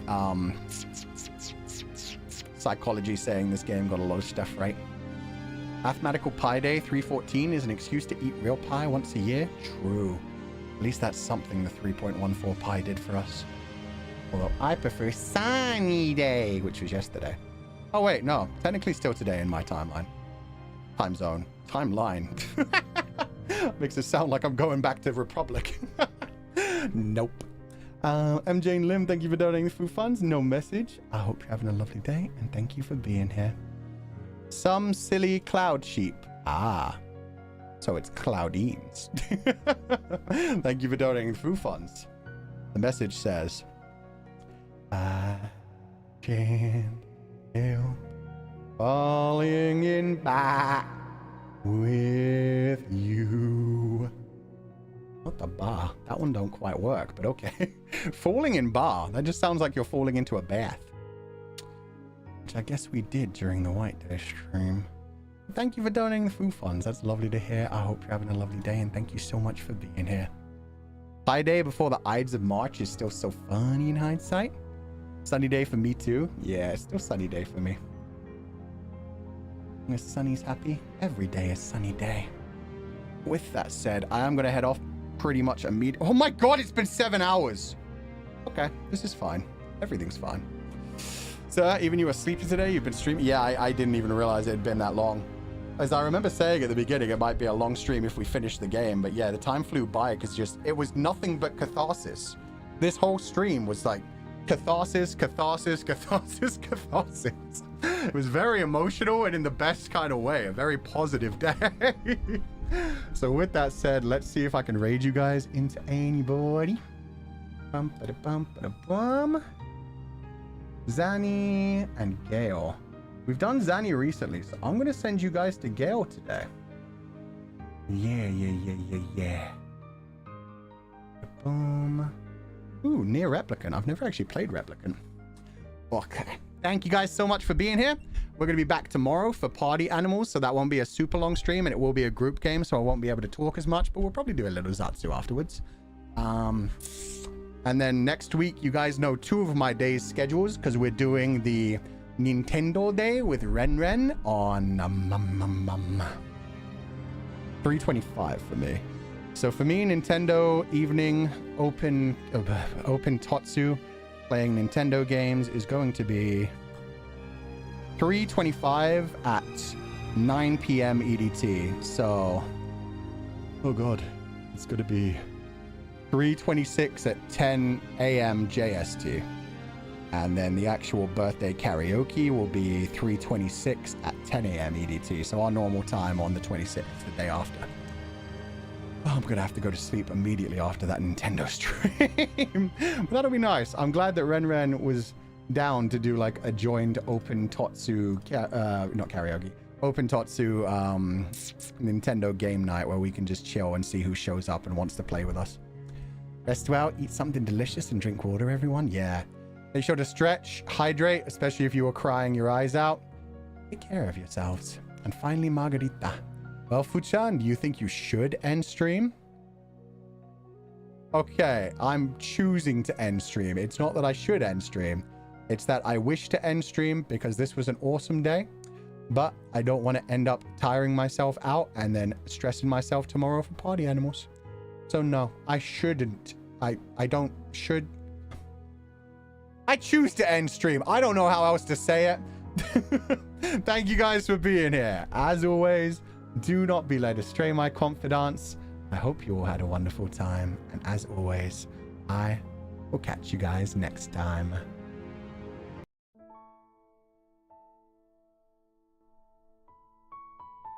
And this one should be pretty short today because I don't believe there were too many. But I'm going to read through the membership on the way out, including if it ever moves. Damn you, YouTube. Why are you like this? There we go. Lala, thank you for starting the stream with 10 gifted memberships. That was so sweet of you. I hope you're having a lovely day. Thank you so much for being here. Please rest well, take it easy, and thank you so much for swinging by. Ayato P, welcome back to the membership. You, Robin, Ria, Feifei, Boonrika, Miguel, Miss Payne, I know Lily. Aw, loves Lily? Adorable. Lily of love. Nerf not. Kushami, thank you so much for the gifted membership. Chioshu. Oh shit, the name updated? Oh, we've got an... Oh no. Sorry. To tell you what exactly I've just seen in my notifications. You know how we one time after Moo raided us had the person whose name was something about like, it was something about Moo-Moo's pee. I don't remember exactly, but it was very openly a water sports comment in the name. So this name that somebody swung by and dropped a gifted membership on. Their account name is Please Pee on Me, Finana Ryugu, and Alira Pandora, who must have been in heaven during that off collab. They must have been having a lovely time hearing Fish, Awiwi, and Melekoko all just talking about sausages and stuff. Good for them. Good for them. They're living their passion. Kushami, thank you so much for another gifted membership. I hope you're having a lovely day, and thank you so much for being here. What? I know, right? We think there's some of our names are unhinged where it's just like footstool or stuff like that. Meanwhile, it's still low tier and honestly good.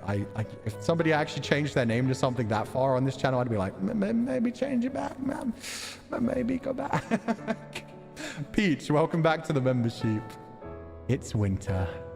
Appalef, thank you so much for the 5 gifted membership. That's so sweet of you. I hope you enjoyed the stream. I hope you have a lovely evening. And Bishy Lover, thank you so much for the 5 gifted membership. Thank you so much. Kiwi, thank you so much for the gifted. And Jay. Behind Zero, welcome back to the membership. And Masato Zeri and Yuchi. Rain Annoy Channel, thank you so much for donating the 5 gifted membership as well. And I hope things go well with everything in the future. Sorry to hear that's the comment about therapy in the other super chat. But I hope things go well. I hope you feel better, and thank you so much for being here. Kushami, what did Kushami do? No, it's fine. You don't have to be pervy all the time, Kushami. Sometimes you can be sweet. Sometimes you can be calm. Sometimes you can be gentle. Guess what? People don't have to be sexual all the time. Sometimes we just want to relax and chill in a nice comfy sheep pile. Sometimes we want a big old sheep pile hug rather than a sheep pile something else. Whatever the hell we were on the freaking White Day stream. Oh, and Kirobane, welcome to the membership as well. Thank you so much for being here and have a lovely evening. Oh, I'm glad to hear that, Kushami.